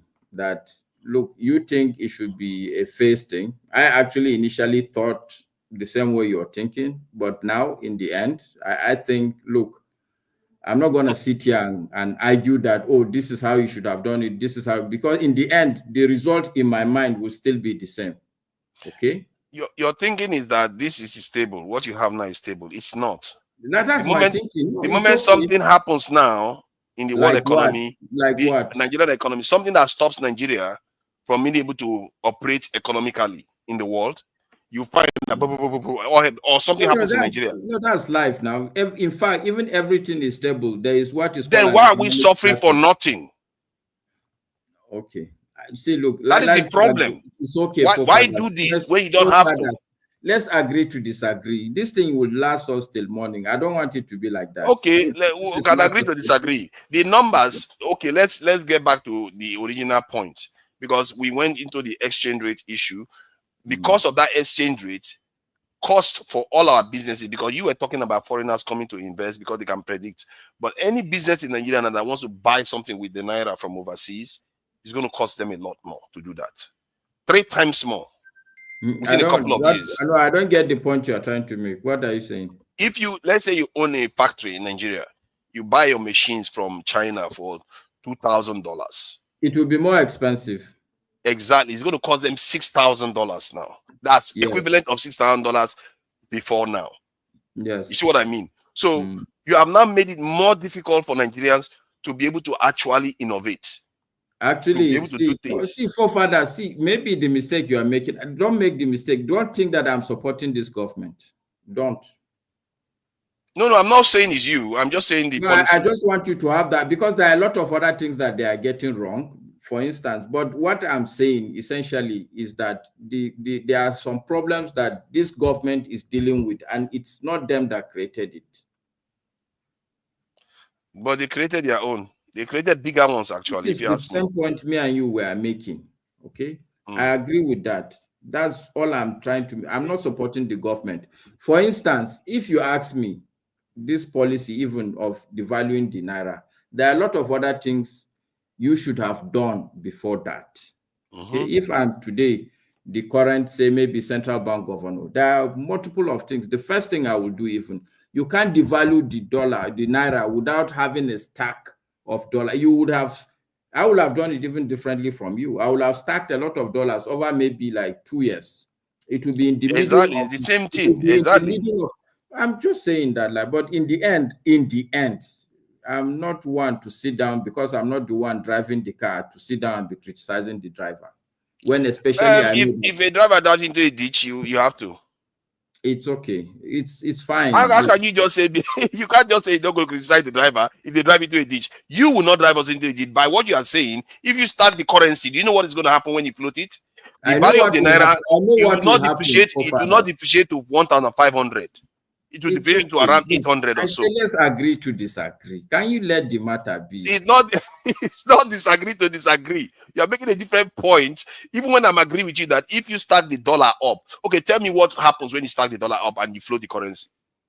Okay, what I would have done is, by stacking that dollar, which is almost the same thing you're saying, by stacking the dollar, technically speaking, I will be supporting the naira gently, because I have a lot of stack of dollars. Okay, they did that, even though it is not what I would have done. But in fairness, they did. They sold some of our assets. They did a lot of things just to make sure that they have some money to look. I will give them credit, honestly speaking, because I have a fair idea. No, you're not backing it based on evidence. I asked you a straight question. If you start the dollar and you float the currency, what would it look like? It will still end up in almost the same neighborhood. The only difference is that the people would not have suffered this much. You see, why would it end up in the same neighborhood if you have your dollar? You can meet the demand for the dollar. Because this exchange rate now, it's nobody that is setting it. It's the market that is setting it. And the reality is that we are not producing anything, which is the other thing I will have done. Plus what you're saying, like, we need to make sure, for instance, petroleum products that we import, we have to find a way of not importing it before you even float your currency. There are a lot of, like, all these things like gas. That's why I said, I will float it in the middle of my... I truly want to understand what you mean by it's going to end up in the same place. Why do you say it's going to end up in the same place if you can meet the demand for the dollar? I don't understand. How will you meet the demand for the dollar? That's why you are stacking it up now. We don't produce anything in this country. Do you know we import toothpick for fathers? I thought that's what you mean by stacking it up. How do you think you're going to stack it up if you don't produce anything? No. Okay, so let me tell you how I could have probably stacked up dollars. I'm not saying, for instance, a very good process of stacking these dollars. There are a lot of all these government people that travel all over the place, for instance. You have to stop it. We do a lot of debt repayment in dollar terms. You would be shocked. You would jump out of your chair if you know how much Nigeria is paying in dollars as just to service its debt in terms of interest rate. Yeah. You'll be shocked. The kind of cars that government officials import in this country, everybody that is in government is driving a Toyota Land Cruiser. All these things, they cost dollars. If you stop that, you are going to stack up dollars. Okay. So if you are able to stack up dollar, what that means is that your dollar demand has gone down. That's the only reason why you can stack it up. Even those that send their children to study abroad too. So by floating the currency, it's going to I agree with you, Ovie. I mean, but so no, I want to get to a point. If you can meet the demand for the dollar at a certain value that you're selling, let's say 700, 800, I don't know how much then, and then you have it stacked up. If people demand it, you can meet the demand. Even if you float it, it makes no difference anymore because you've not reduced the demand. It's your choice of words, forefathers, when you say meet demand. In Nigeria, we don't produce anything. If you take out Dangote's refinery, before Dangote's refinery, everything we import. So how are you going to meet that demand? Yeah, then you are not going to be able to stack up the dollar. You meet the demand by simply producing things and exporting them. I agree. We don't do that. We don't have the infrastructure, even not to talk of the industry. There's no electricity to support the industries. There's not enough technical education in this country to support these industries. There's not enough health for the people to be a healthy workforce to support the kind of industry you're talking about. True. So this issue of you need to solve that problem first before you float currency. Okay. That's what you're basically saying. So this is why I said I'm not supporting the regime, because the government is not doing any of these things me and you is talking about. But if you talk about the exchange rate, I will isolate it and say, look, rather than maintain Buhari's exchange regime, I am okay that you are doing what you're doing now, because it's better than what we had. What we are doing now is what they call ultimate round tripping. The only people that have made money from this are financiers, international financiers, and foreign exchange traders. They are the ones. This is what they call ultimate round tripping, and our people don't see it. They don't. Where do you think the money went? No, see, forefather, let's not spend the whole evening on exchange rate. Nigeria has multiple of problems. Okay. And if we discuss exchange rate till morning, the good news for me is that exchange rate today in Nigeria is no longer an issue. People have cried over it, they've wiped their tears, and they've moved on. They've cried over it because people like you go about telling them that it's okay. But you can see the graph there. Hold on, let me see. Hold on, please. Let me finish my point. And you know why this infuriates me?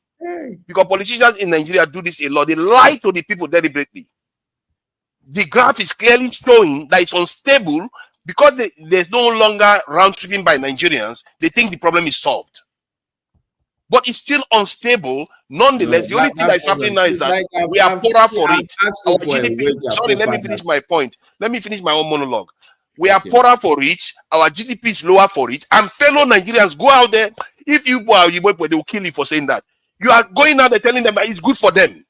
Why would you say that kind of stuff is good for a nation? Our GDP has reduced from $400 something billion to $200 something billion, and you are coming here to tell us that it's okay for us. No, it's not. Will have landed in the same place. I don't know. No, it wouldn't have. It wouldn't have landed in the same place. I don't know how our people do this to our own people. We lie to our own people, tell them that this is what is going on, when in reality, how can somebody own a house today, the value of the house dropped more than half, and you tell them that it's good for you? Who does that? Who does that to a people? I just feel like our people, they keep lying to our people every day. We keep going on like this. We are a deluded bunch of people. We go about telling our people something that is bad for them is good for them. Our GDP is $200 something billion. You've made your point, forefathers. How are we going to come out of this? That's the question. Our GDP is less than $300 billion today. So you have to be clear now. Come out of what? About out of the mess that this government put us in. Do you know to borrow money? Explain the mess. Let me explain. To be able to borrow money to finance your projects, your GDP is affected by your GDP, the value of your GDP, what you can be able to produce in that country. If you are producing $500 billion, $600 billion, $1 trillion, the kind of money you can get to finance whatever project you are going to finance is based on that too. If somebody comes around and says from $500 billion GDP, they are going to reduce your GDP to less than $200 billion. What do you think they've done to that country? Our national budget 2022 was $49 billion. Listen, forefathers, okay? You're I don't know, man. No, listen to me. You're losing sleep even over the irrelevant issues, because all this GDP and exchange rate that you're talking about, okay? In all honesty, even a GDP that we talk about is not a base to gauge the health of an economy. Because this GDP you're talking about, everything in that GDP is owned by like maybe 5% of Nigerians. That GDP you're talking about. It matters. The 95% of Nigerians are going to be dealing with, okay, the last time we spoke, we checked per capita income, which is the GDP divided by the number of people. How much, where is Nigeria? These are the things. It went down to $800 and something dollars. Exactly. From $2,000, it went down to $800 and something dollars. This is what you are saying is good for our people. I'm not saying it's good for fathers. You say it's good, it's stable for the policy that they are doing. It's good for us. Anyway, look, I'm not going to defend. See, look, I'm not the type to sit here and think that I should defend myself about when you hold your opinion. I hold my opinion. This is who I am. Okay, it's your opinion. Yes, it's my opinion, and it pains me. The reason why that pains me so much, because Nigeria, I just feel sad. I just feel sorry for people, because we hear this narrative all the time in Nigeria. There are two things I want you to be very clear about. Number one, I'm not in support of this regime. Okay. To be fair, I'm not like I'm not welded to being against them. All I care about is what they do to our people. I'm not welded to being against them. If they do something good, I'll praise them. That is how I see it. What I really want you to understand is that if we had continued with what was there during Buhari's regime, it's still not good for the country. It's not good, but you can transition the country from that to what we have now. This is where I am telling you that I have a better option if I'm the head of state or the president or the central bank governor, but I am not. What I'm saying, the man at the helm of affairs at least have done something that is better than what was the existing situation. Actually, it's not better. That's the problem. Do you know how much it has cost us? It has cost. Have you done the calculation? Do you want me to do the calculation? Do you want me to do the calculation here online so you see how much it has cost the Nigerian economy? It's cost the Nigerian economy more than $60 billion. This policy. It's okay, forefather. It's a problem that at some point somebody would have to solve. You can't have to solve it. You don't have to do it like this. Dangote refinery was coming on stream. The demand for the dollar was going to come down. Why rush the way? He didn't even let his CBN chairman get into office, before he did the policy. Why rush into it the way he did? I don't know why we don't call out these leaders for this. I don't know. This is why this is killing our country. Nobody asks them serious questions. Why they are doing this to the people? The country is going down. You're just ranting, forefathers. I'm not ranting. It's annoying. Look, why can't we ask pertinent questions? Why do we pretend that we can't see it? A spade a spade. The people we have in power are not leaders. These people have ulterior motive. But you're not calling them out now. That very well that they are not there just to serve the Nigerian interest. I'm not going to sit here and pretend that, oh, these are good leaders. They've made a mistake. Yeah, but you are not calling them out now. Sometimes you are saying their policy is good. Well, the policy that he instituted, every policy is good on its own now. Using the word good. Good did not come out of my mouth. You say it's better, I guess. You say it's better. Okay, fair point. You say it's better than that of I choose my words carefully, and at least I can speak English. Fair point. Fair point. I grant you that one. You said that, and I maintain that if I compare it to what Buhari was doing, if you compare it to what Buhari's exchange rate regime was, this is far better. See, the people that were stealing that money. You can't have an exchange rate where government people are saying this is their exchange rate.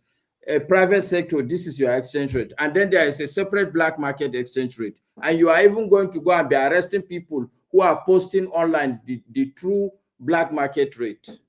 It's okay, ridiculous. Now take this example now. The Nigerian people were stealing money by taking money from central bank and selling in black market. They are doing round trip, making money out of it. But the both of them put together was somewhere around how much? $400 gap. and even the highest exchange rate was around $800-700. But this in so naira per dollar. I mean, $500-700 per this in the okay, 700 to 800 naira per dollar. So that's what it was under the round tripping. This in the highest rate. But when they took it away from the Nigerians from making, because you know what actually stopped it was Tinubu's policy. Tinubu passed a law to say that Bureau de Change cannot make more than 1% profit. 1%, but that is what actually stopped it. It wasn't, if he had been left that in open, this value that he got now, he wouldn't have stopped there. He completely destroyed the Bureau de Change with that law. That one, you can blame Buhari for not doing it. Why did he not doing it? It's a governance issue, but he didn't address it until Tinubu came and addressed that issue, and a lot of Bureau de Change closed down.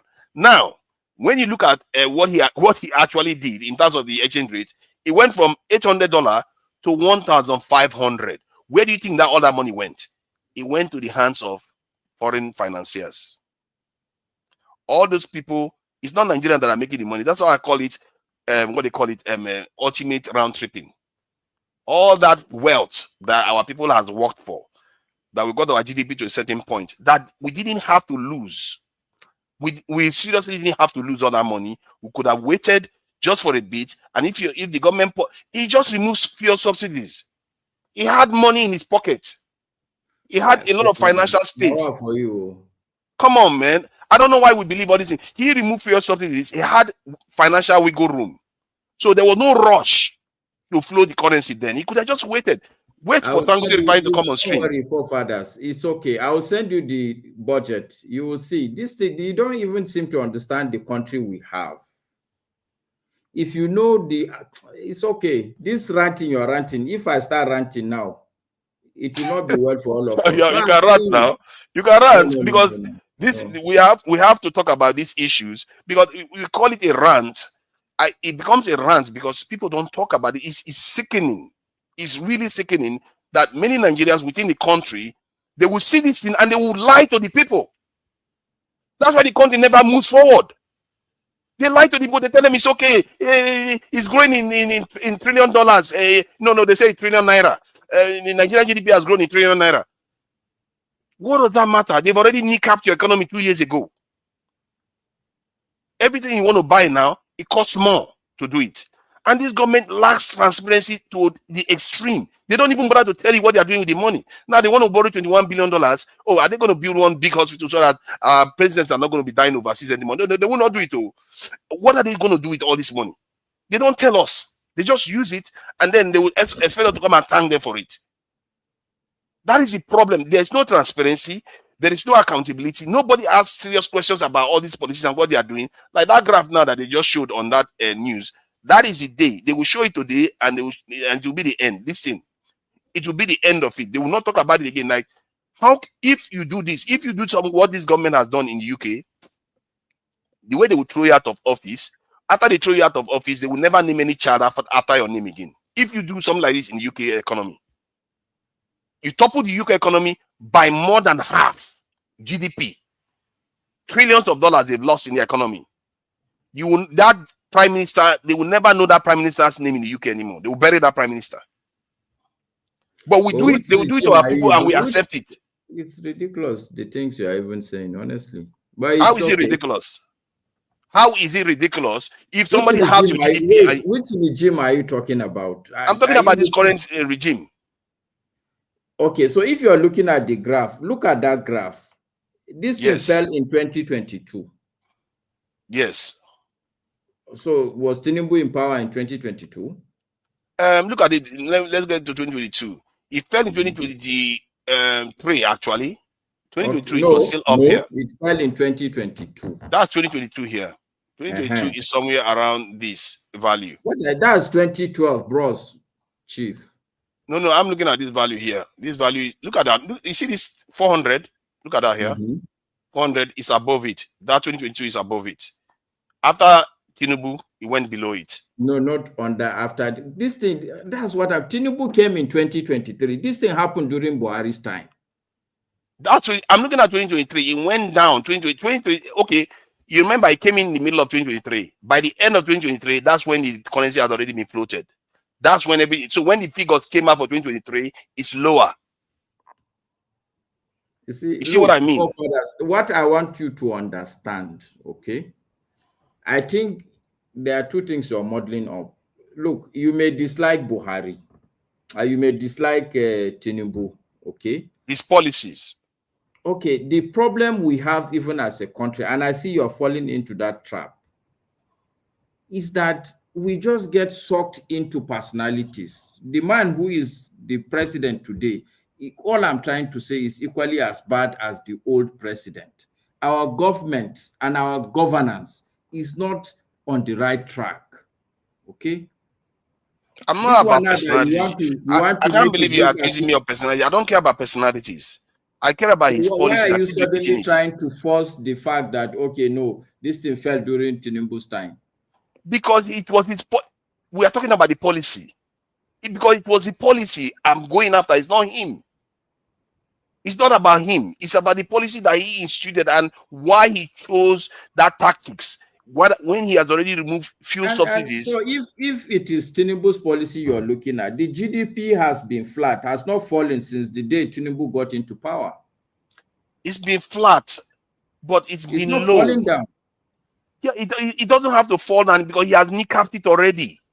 Okay. It should be growing. Right. See, look at the year of COVID-19. You hear their numbers, listen, forefathers. You may not like it, but the numbers are growing. GDP. What I'm telling you is that me and you should not be deceived about GDP.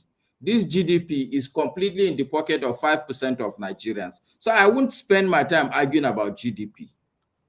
Because GDP the per capita for Nigeria is $800. And we know that almost 80 million Nigerians are even living below the dollar per day. So that means in the whole year, that means they are all having like $360 per year. They are below 360, 80 million Nigerians. This argument you are sitting down here to do, sincerely speaking, is because you don't even have a good understanding of the fundamentals. Okay, if you can say that, but if it's sad for Nigerians that Nigerians have to put up with it. Do you want me to bring some other person that knows about these things? What is the life expectancy rate in Nigeria? It's lower than that of Ghana, that's for sure. For Nigeria. These are the things we should be talking about. No, it's not the things we should be talking about. We should be talking about things that this government are doing to nick up the progress of the country. If somebody goes and devalues the value of a property, are you going to thank them? Jesus Christ, is it not like straightforward thing? Who out there is going to thank anybody for devaluing the value of their property? Is that, look, they have to do what they did because there is an underlying policy. It's not Buhari that instituted that policy anyway, but he continued with that policy. And as long as Nigeria has that dual exchange rate, it's going to be a problem. Okay. So now let's hear this guy talk about this, so that we'll see whether who he falls for doing this or whether he thanked him for doing it. That's over $200 billion in dollar terms of the size of our economy. But still places us around the top 5, but around maybe the 4th position. But what does all of this mean to the Nigerian government in terms of the macroeconomy, the businesses in Nigeria, our perception outside Nigeria, but more importantly, what does this mean to you? That's why we brought in Kelvin Emmanuel, he's an economist, to help us make sense of it. Mr. Kelvin, thank you so much for coming on the program. Good morning, Geoffrey. Thank you so much for having me. It's a privilege. So my first question will be GDP rebasing 101. Let's start from there. What does this mean? No, but are we looking at the rebasing or the exchange rate for fathers? Like the total value of goods and services in an economy at the current prices adjusted for inflation.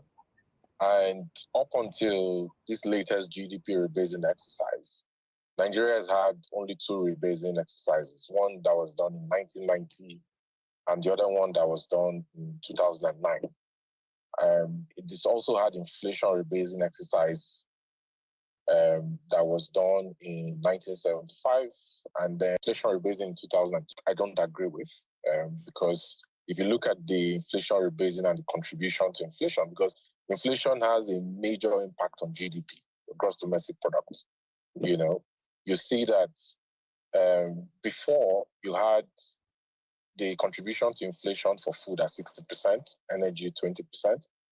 Then NBS rebased it and said that water, gas, fuel, household expenses is going to be grouped into one, and they now come from 20%, they now come to about 15.8%, you know, and food was reduced to 51.8%.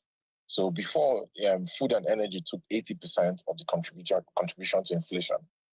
Now, what you've seen is that you've seen a situation where, because of the devaluation of the exchange rates, right? The fact that Nigeria could no longer operate the fixed peg of plus or minus 30 naira per day, beyond which CBN will intervene, and the currency dropped from printing of money about 17.3 trillion naira that was printed into the economy between 2019 and 2022, and about 31 trillion naira that was injected into the economy through Ways and Means Section 38 of the CBN Act violated. You saw that you didn't have assets and reserves to back this influx of money supply. You know, money supply is over 100 trillion, by the way. The naira dropped significantly. The government could no longer maintain that peg where it artificially pegged the exchange rates, and then it supplied the difference to the market that was taking about $320 million per month as at 2022, early 2023, before Bola Tinubu became president. So it floated it. So the floating of the naira to where it is now automatically rebased, led to a devaluation of the GDP of Nigeria. So Nigeria's GDP went from over $500 billion to about $188 billion. So what you've seen them do, the MBS, because they have 4 methodological pillars that is used for rebasing exercise. They have what they call System for National Accounts that typically just adjust the base year. The base year they used was 2019 because according to them, they say it was the most stable year before COVID started. They have what they call the Central Processing Classification. They have what they call the International Standard for Industrial Classification, ISIC. You know, and then they have what they call the Supply and Use Table, SUT. These are the 4 methodologies that is used. And then when you look at the contributions and drivers of GDP growth in an economy, you look at factors like consumer spending, investments, both domestic investments, foreign investment, FPIs, non-speculating investment, FDIs, you have government spending, and then you have balance of trade, which is the difference between your exports and your imports. You know, so when you consider the fact that in 2019, Geoffrey, in 2019, Nigeria's inflation was about 11.0%, 0.8% in 2019. Interest rate was 13.5%. Today, in 2025, Nigeria's inflation, I don't believe the MBS numbers. Nigeria's inflation is about 34%. The MBS says it's 22-point-something%. Interest rate has gone up to 27.5% because, you know, as you adjust inflation, you also have to, as inflation goes up, you have to adjust interest rates to match with inflation to prevent capital flight. You see that in the the areas, the different areas that contribute to GDP. You see industry, you see agriculture, you see services. Industry dropped from 21% to 16% as inflation went up and the Monetary Policy Committee adjusted the NPR from 13.5% to 27.5%. That's 14% increase. And as they adjusted the cash reserve ratio to reduce the money supply in the system to be able to fight inflation, they adjusted cash reserve ratio from 22.5% in 2019 to 50% today, which means that 50 kobo of every 1 naira that is deposited in the banking system is warehoused at the Central Bank of Nigeria at an interest to the banks. Okay? As they adjusted it, you can see that in real industry growth dropped from 21%, it dropped to 16%, which says basically that the real sector in Nigeria is not performing well because interest rates are at an astronomical high, inflation is high. And industries are suffering. So while banks are getting fair value gains from interest rate revaluation, which is the reason why the government apply a sin tax or windfall tax to the fair value gains of banks, the real sector in Nigeria is actually suffering and bleeding. So, Mr. Emmanuel, you have reiterated it now that you do not believe the NBS figures, and I must have heard you say in other platforms as well that the CPI rebasing that was done ahead of this time, the methodology for the calculation was debatable because of the what you call, the calculation of some other aspects of the economy, put in one particular group. So is this an academic exercise, really, in your own view? And if it is just an academic exercise, what really should be the size of the GDP and, of course, GDP per capita? So, thank you, Bukola. The reason why GDP rebasing is done, is done to reflect the current state or total value of the current state of goods and services in the economy. There's been changes to the economy over the last 5-10 years. There's been major changes. Okay, so if you look at the fact that GDP has gone from 188 billion to now about 253 billion, and when you multiply that by the exchange rate, it comes to about 372 trillion. What the implication of that is basically is that the debt to GDP ratio that measures the fiscal compliance of the government in terms of the limits for debt ceiling for government borrowing of 40%. That's the red line that the Fiscal Responsibility Commission sets. Has dropped from 51.8%, has dropped currently now to 41.1%. That's what it means. It also means that the tax to GDP ratio, which is basically like a ratio that the government uses to measure how well it is collecting taxes to be able to fund government spending, has dropped from the projection of about 13% to somewhere around 13.3%, somewhere in my estimates around 11.2%. Which means that the government has a lot of work to do. Now, I've said it before that one of the most consequential set of reforms we've had in Nigeria was the tax reforms that the president signed into law, recently, and that is, dramatically from January 1st, 2026, going to increase the amount of collections and improve the amount of taxes and into ways and means. Our parity. The GDP in PPP terms, we've done so badly. Listen, if you look at inflation calculator, okay, £1 in 1975, what £1, the purchasing power of £1 in 1975 is what today you need £10.72 to buy. So what you needed £1 to buy in 1975 is what you need £10.72 to buy in 2025. So you can see how the UK economy has performed over the intervening period.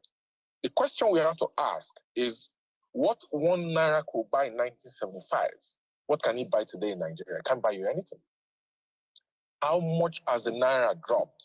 And when you look at the purchasing power parity, because it is simply like your gross domestic product per capita as measured by the exchange rate and the purchasing power parity for when you compare it to other similar currencies around the world. That's what GDP in PPP terms mean. What can your Naira buy in dollar terms? Because, we are heavily dependent on imports as compared to other currencies. That's what we need to measure. Okay. So when you say it's an academic exercise, it is really an academic exercise, because when you look at the purchasing power of the people, we've not done very well. GDP per capita today is below $900. It's very, very poor.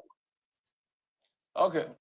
So he has made that very clear there. And let me even put this one, what I was checking on ChatGPT a moment ago, because you have to do the calculation on the knock-on effects that come from this thing, floating the currency. So for what I can observe, based on the first calculation, then I highlighted that the GDP went down by from $400+ billion to less than $200 billion. And then he went on to do a calculation, and in the end, at the bottom end, what it summarized was that total direct plus indirect cost easily exceeds 100 to 200 billion dollars, because that is the actual thing. And when this guy mentioned debt to GDP ratio, that too will increase, because now because our debt is owed in dollars, you see. So when your value increases, when the value of your currency depreciates, then your debt to GDP ratio, based on, because our GDP is now lower, it's now even higher. So borrowing money will be more expensive for us to do, because this is the management of the economy. If you want to go and borrow money from a bank, and the bank knows that you have a bigger asset, they will give you bigger money, a larger sum of money. But if you don't have assets, your assets are lower value, they are not going to give you that much money. So this stuff has a lot of knock-on effects that we have not even looked into. But we are always looking at the macro effects. So say, oh, the currency is now stable. How many people trade on foreign currency in Nigeria, apart from the elites? Who cares about them? Why are we floating it? In reality, the value of the naira is the one that is depreciating. Cost of living is increasing. Inflation is going through the roof. You know, properties in Nigeria that you used to rent before, that used to be cheaper, it's also expensive now. 3 times increment in rent in Nigeria. How many people are benefiting from that? Not the people, for sure. The people that are benefiting from all these things are people that can come with dollars from overseas and buy assets in Nigeria. Those are the ones that are going to benefit, and they will buy it for cheaper now, because somebody decided that let's favor them than favor Nigerians first. But I will leave it at that anyway. It's just up to Nigerians to see. This guy that I played in the video just now, I'm sorry that I played it for so long, because one of the reasons why I have an issue with him, he knows his stuff, but he uses too much convoluted language. Who is going to be able to follow what he's saying? I can't even follow what he's saying. I can't even follow it. How many Nigerians can follow what that man is saying? He keeps using too many acronyms. Just tell people what it means. You are smart enough to be able to dilute it to simple language. He's the only one that comes out and tells the truth, but he says it in a convoluted language that nobody can understand. But I'll leave it at that. Dexter, I owe you an apology for not wasting your time, but for keeping you so long without calling you to speak. And the same goes to Okpeholo of 2028. All these people that are causing problem in those states, but it's all right. They are welcome to be part of the political process in those states. Dexter, what do you make of this GDP issue that we are having right now? Because as you can see, me and Masca went at it this thing, because the reason why I feel more strongly about this is because I dislike the fact that inside Nigeria, nobody's telling Nigerians this. It just feels like for 20 years or 25 years I've been overseas, all you see in Nigeria is the things are getting worse. We are not competing with the world well enough. And Nigeria are saying, it's okay, don't worry, keep going. Let's keep going. Why do we keep doing that to our people? But what do you make of the GDP issue? Because I can't stand the idea that the value of my property, the value reduces by more than half, and somebody come and tell me that, you know what, is good for you. I will not buy it. That's con. That's me. If anybody's going to buy it, I do have a property to sell to them in case they are interested in a property that will lose the value. If you are interested, I'm very happy to sell you a property. Dexter, please go ahead. And you can also touch on the Epstein stuff, because I'm not sure you commented on it at all. Yeah, thank you, forefathers. I'm just coming on, and yeah, thank you. There's this saying. So if you're a chess player, there's this saying we used to say in Nigeria: tie goat, tie rope, tie rope, tie goat. It's the same thing. Do you understand? You know, so there's no, what you're saying and what Masca is saying, it's not really far off. You understand? I'm really trying to say the same thing, but you know, maybe in different perspectives.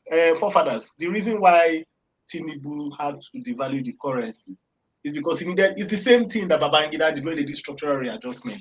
They needed more naira, and because naira is what they trade in, is what is used primarily for trade in Nigeria, and that is why Tinubu can tell you, "I've given the governors more money, you know, I've increased the salary." But that kind of economics only works when you are a producing country.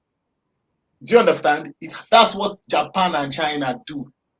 because you have products that you want to be in the international market, and you devalue your currency so that your products are cheaper for the people outside, and it brings in foreign direct investment. Now, forefathers, there's something you said that is not correct. You said that Dangote is kind of reducing our dependence on dollar. Forefathers, it's not happening. US has been a net exporter of crude oil to Nigeria. So Dangote, no, I agree with you. I agree with you on that. I know that. Dangote is actually buying 51% of his crude oil comes from the US. So he is actually requesting for dollar. So there's pressure. Why do you think he's requesting for dollar? Why? Because the government is not giving him oil. No, because that's exactly. And you know that we still have almost 300,000 barrels that is going for subsidy. The government still, do you understand? There is every day they have 300,000 barrels that they are saying they are using for, that is the one that was meant for the Nigerian refinery. They still take that out. They don't give it to him. Oh. You know, so you see, you can't. The problem we have with Nigeria is, like I say, many times when Nigerians come here and talk, the truth about it is that you will see Nigerians are not yet objective enough to see the truth and say it irrespective of whose ox is God. That's the reality. We must realize that we are not yet objective enough to see the truth and say this is the truth. It doesn't mean whether it has. You understand? Nigerians will easily pivot the moment the thing looks like it's going their way. As even if it's bad, I beg, even if you go touch me, you never touch my side forever. Make it touch me, make it touch me. That is why Nigeria can't work. Because when something is supposed to be right, if it will affect somebody, the person will start talking against it. Oh, because it's going to affect me, it's going to affect me, it's going to affect me. We start fighting against it. You know, and until we get to that, look, we are not yet. We must accept it. I'm not throwing us down yet. I'm not throwing Nigerians down, but we must accept it. We are not yet. Even Nigerians that have gone abroad, you will find them still leaning onto all these their enclaves. The moment something looks like it's going to affect them or it's going to favor them, they will not be objective enough again to say the truth. If you want Nigeria to work, it's not hard. Why? Look, forefathers, let me give an example. You have been abroad. If you are giving somebody money in Nigeria every month, if you do it for 1 year, do you know what happens? After 1 year, if 1 month you don't give the person the money, what will happen? The person will get angry with you. Because the person will be entitled. The person feels that money, you must send it. Now, that is what is happening with the Nigerian state. Look, Nigeria just waits on, every state in Nigeria, they just wait on the federal government. Okay, they are drilling oil. Oh yeah, bring money, give us money. So there's no productivity anywhere. Everybody just sits down and waits, and they are collecting. And when you bring that kind of system, there is no, they don't need to work again. And so when we have that kind of system, we can't be getting people who in leadership who didn't go to school, who have no business acumen, who were not captains of industries. Then we expect outputs. You know, we expect an output that would be the output of having someone like Barack Obama or Tony Blair in leadership. No, it's not possible. What is so sad about it is that, you know, this Dangote refinery that was coming on stream, which is, to be fair, I like to give Tinubu, what's his name, Buhari, credit for that, because it was under his regime. This happened. It never happened in the prior regimes. It happened under his regime, and he saw it to the completion and left the stage. As a matter of fact, from what Dangote recorded, which is very fascinating, Dangote said something about 2 weeks ago or last week that refinery should have been completed 2 years before it actually got completed, if not for the COVID-19 issue. That there were some suppliers that supplied him wrong equipment deliberately, but he wouldn't mention their name, to sabotage the refinery. But he went on to succeed in getting it done 2 years later, which means this stuff was meant to happen under Buhari's this regime. And if he had, Nigeria will still have 20% stake in there. And I believe because Buhari was the one that he kind of chaperoned this thing to fruition, he will make sure that Dangote Refinery had the oil that he needed. And Buhari wouldn't have cared too much about blocking the import of petroleum overseas. After all, he blocked rice. So I don't think he's going to be shy about blocking petroleum import from overseas. So that is the Nigerian problem is really simple to fix. But it's not simple. The corrupt politicians, the corrupt people that are so compromised are the ones causing the problem. It's relatively simple. It's not the corrupt politicians. Let me tell you, forefathers, it's not the corrupt. Let me tell you where Nigeria's problem. We all have to take the responsibility for Nigeria's problem. See, don't you have people who are, in quotes, men of integrity working for the corrupt politicians? Look at what happens in Nigeria. See what happens in Nigeria. And this is the genesis of our problem. Somebody that is corrupt, a drug dealer, gets into a position. Instead of the people to say, we reject you and we are not going to accept you, you have the same people who are supposed to be men of integrity, pastors, traditional rulers, all of them will go and pay allegiance to that corrupt politician. Look, the difference is you cannot be promoting people that the society knows these people are bad, but you are now promoting them because you want cheap favors. It's exactly what happens in Nigeria. Okay, look at what happened in Rivers State. Tinubu put Ibas as administrator. If everybody in Rivers State said, no, this is not right, they shut down, that guy will not work. If everybody from traditional rulers, civil servants, everybody shut down, this is wrong. That is what democracy is. Everybody shut down. Say, this is wrong. The president will swallow his vomit. He will swallow it and take it back. But what happens in Nigeria? The moment that happens, everybody is greedy, looking for what they can get. And it's the same thing that happens with people here. Everybody is some people here that are talking, they are talking tomorrow. If their governor called them, say, I've been seeing you, I want to give you a political appointment, they will quickly run and say, let me be closer. If I'm closer to power, maybe I can have an impact. That is where the genesis of our problems lie. We don't have people in Nigeria that can say, no, I can't be. Look, let us stick to it. Akim Baba Ahmed. You have to at least give him some kudos. There are some people, let me not say, not everybody. There are some people that have the guts to say, no, I can't be here. Do you understand? But that is the genesis of the Nigerian problem. Because when things are, many people that will come and be seen, in fact, some people are even criticizing the government so that they will be noticed. Yes. Some people are criticizing the government so that they will be noticed and they will be called this, and then they can steal their own money. And then so that we cannot that's why I say until we leave these things of fables and tales and become scientific oriented, which means what is science? 1 + 1 is 2. 1 + 1 is not 1.5. Until we employ that in every starter of our lives, we go nowhere. In our justice system, it's the same thing happening in our justice system. Today somebody will bring something, a sheet, you say no, it's white. That same sheet, another person will bring it, you say it's black. Another person will say it's yellow. No country makes any kind of progress like that until we get to that point of objectivity. Whether it is not whether this person, okay, my senatorial district has not produced governor for over the years. Now somebody from my senatorial district is coming because, and you know that person is incompetent. You know that person is incompetent. But since it's my senatorial district now, let something touch us. You will vote for the person. That is where our isn't that why I say that many Nigerians, they don't like the way the government governs, but many of them are okay with their senators and House of Assembly members in their locality. They are okay with it. They don't see how those people translate because they are like them. It's a very interesting phenomenon. It's revealing that Nigerians are like those leaders. Because if you are not like them, they live around you. What are you doing to them? Have you called them to account? How many of them have been called to account locally? There's no, you see this, let's leave Tinubu and his economics of devaluation.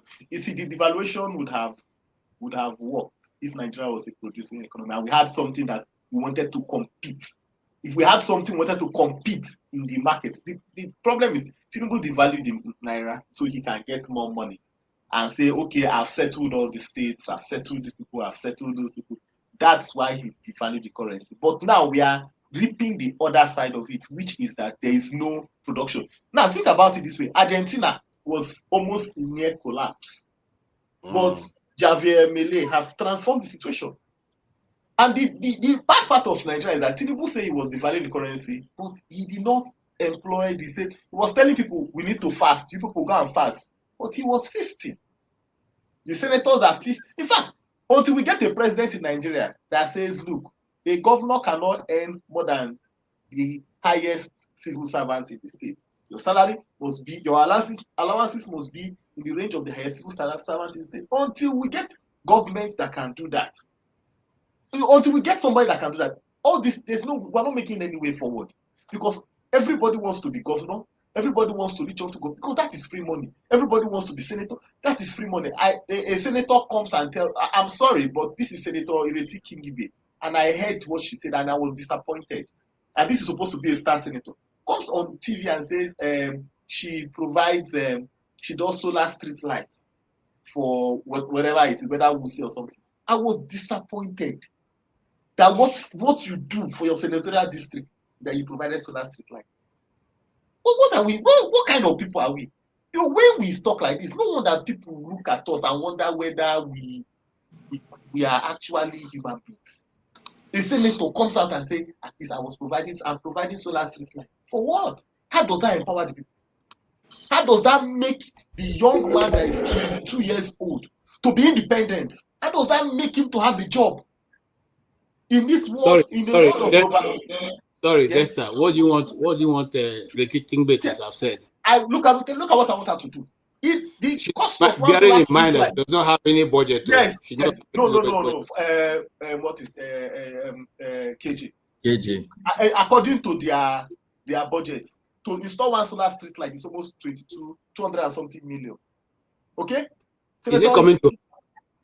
Whether it's coming, at least if she's bringing it, that is no. Let's be realistic. Now it's because of what it's you not have coming to her. No, yes, it's not coming to. It's not coming to her, but the contractor that will do it, whatever it is, it is through her own what they call it, senatorial. There's something it's her allocation, but she will not. The money is not coming to her. KJ. If she says, okay, look, I don't want that solar street light. You see that Wuse area? I want free Wi-Fi there. I want that place to have free Wi-Fi 247 for one whole year. Anybody that comes there, what are we talking about? I want that place to have power. What are we talking about? Sorry, who's going to pay for it? Who's paying for it? Who's paying for it? Where does the two? So, okay, what are you talking about? Guys, I even thought just you and forefather that is there. I didn't know that the other people here. 220 something million. It's like that now. It's been like that for a while. Million. What are you talking about? Sorry. I want to answer you and forefather. Forefather, you said something. You said Nigerians are like that. They don't ask their senators and all that questions. How are Nigerians? What are they supposed to do? Even if they wanted to ask questions, these people surround themselves with, armor tanks and all the rest. How do you go to ask them questions? That's one. Two, do the senators have money that is assigned to their offices? That is that they carry around? No, they don't have those monies, whether they are appropriating it or not. If we accept that we should not be walking through corruption, then there's no way we should expect that a senator will have the Federal Republic of Nigeria money in his possession or her possession to carry out functional duty for her senatorial district. What the senator can do is what Kingibe have been doing, okay? Which is to question and to say, this is what the people of this area want. This is what the people of this area want. She has no such ability to. In fact, you are talking about Ireti Kingibe, and I'm coming in because of Ireti Kingibe. Now, you are talking about a senator who the minister himself has said she's inconsequential and amounts to nothing before him. He wouldn't even give her the ability to even have a meeting with him. He will not accept to meet with him. So how will Ireti Kingibe now? I'm coming, sir. You have been talking for a while. Let me also talk now, please. Now, how will now? But it's not your turn now, KJ. It is obvious turn. I will soon go away. I beg. No verse. You know how this supporters. This is They think definition the of world Nigeria. revolves around We are them. They just Nigerians. come in and they Okay, just the I queue. don't leave now. Okay, make them talk. No, Because No, Obey is a no. quiet Let me person now. just You want answer. to Let me answer study. KJ. Let me You are answer just KJ. being No, Koji Nigerian. hasn't said anything since now. Obi No, has had some say. KJ. No, let KJ, KJ continue. He's just being a Nigerian. No, It's let me okay. answer We are all KJ. Nigerians. Let me answer KJ for what KJ said. I don't support what Wiki is doing with in what do you call it? FCT. FCT and his interactions with the senator. My point is this: I don't have any personal grudge against Senator Kingibe. But you see, if the forefathers, if you have not seen a train go into a rock, and come out in the other tunnel, that's come out on the other side, there's a tendency that if you go to your place and they tell you that how will you construct a train track from point A to point B, you go around the rock. Exactly. I understand the masker. If you have not seen something, you see, ideas coming from your eyes and your ears. If you have not seen or heard, then you will be constrained to what you have seen. I don't blame Senator Geriti because she's doing what she knows. Do you understand? She's doing what she knows. But my point is that there are more creative ways, there are more things that you can do. And she has constituency allowance or whatever for her senatorial district. And she's the only senator in the whole of FCT. So she has a say in some kind of project that she will facilitate through Ministry of Works or whatever. And if the best she could do was to think it is solar street lights, then that means that there's no idea. There's no idea on how to empower the people. And that's the problem we have. We have people that claim to be our leaders. There is no ingenuity. They cannot see in the next 10 years, what am I going to do that when I do it now, in the next 10 years, it will catapult these young people to a global stage. They can't see that. Let me give you an example. Nigerians go to UK, US, O2 Arena to perform. Okay, think about it. Efe Ajagba is a Nigerian, a top world heavyweight boxer. AJ Anthony Joshua, top heavyweight boxer. Daniel Dubois, his mother is Nigerian. Kamaru Usman, Nigerian. What is this other guy's name? The last style bender, Nigerian. Nigeria doesn't have a venue that can host international fights. Meanwhile, we can attract 3 to 4 fights every year to Nigeria. And you know the money you know the flights that you will get inside. The point is that you don't have leaders that are sitting down and they are thinking. And let us just take a cue from what you call Ray Power today. What is his name? Dokpesi.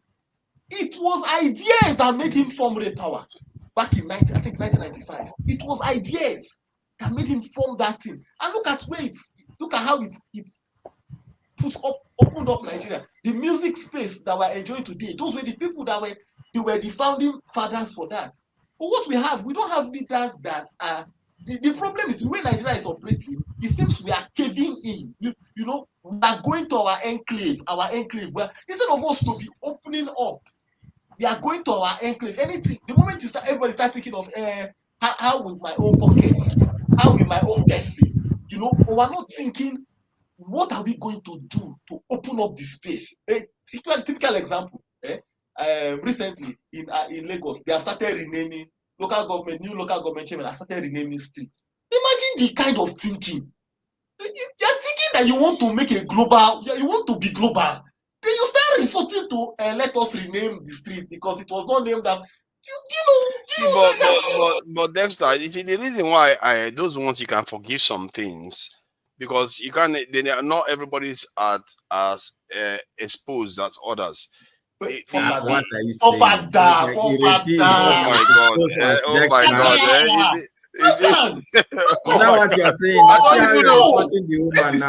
This is the same thing. She's not as exposed as Dexter. This is the same nothing. No, I'm basically saying that I'm not defending Ireti Kingibe. You're After saying all, she that the was the one. governor of Lagos is not as exposed It's as not. Dexter. Oh no, he's exposed, all right. And you What are are Oshomole you is there. saying? different. You are What are there. you saying? People are Oh, renaming. guys, look at that. Do you know what it? Do you know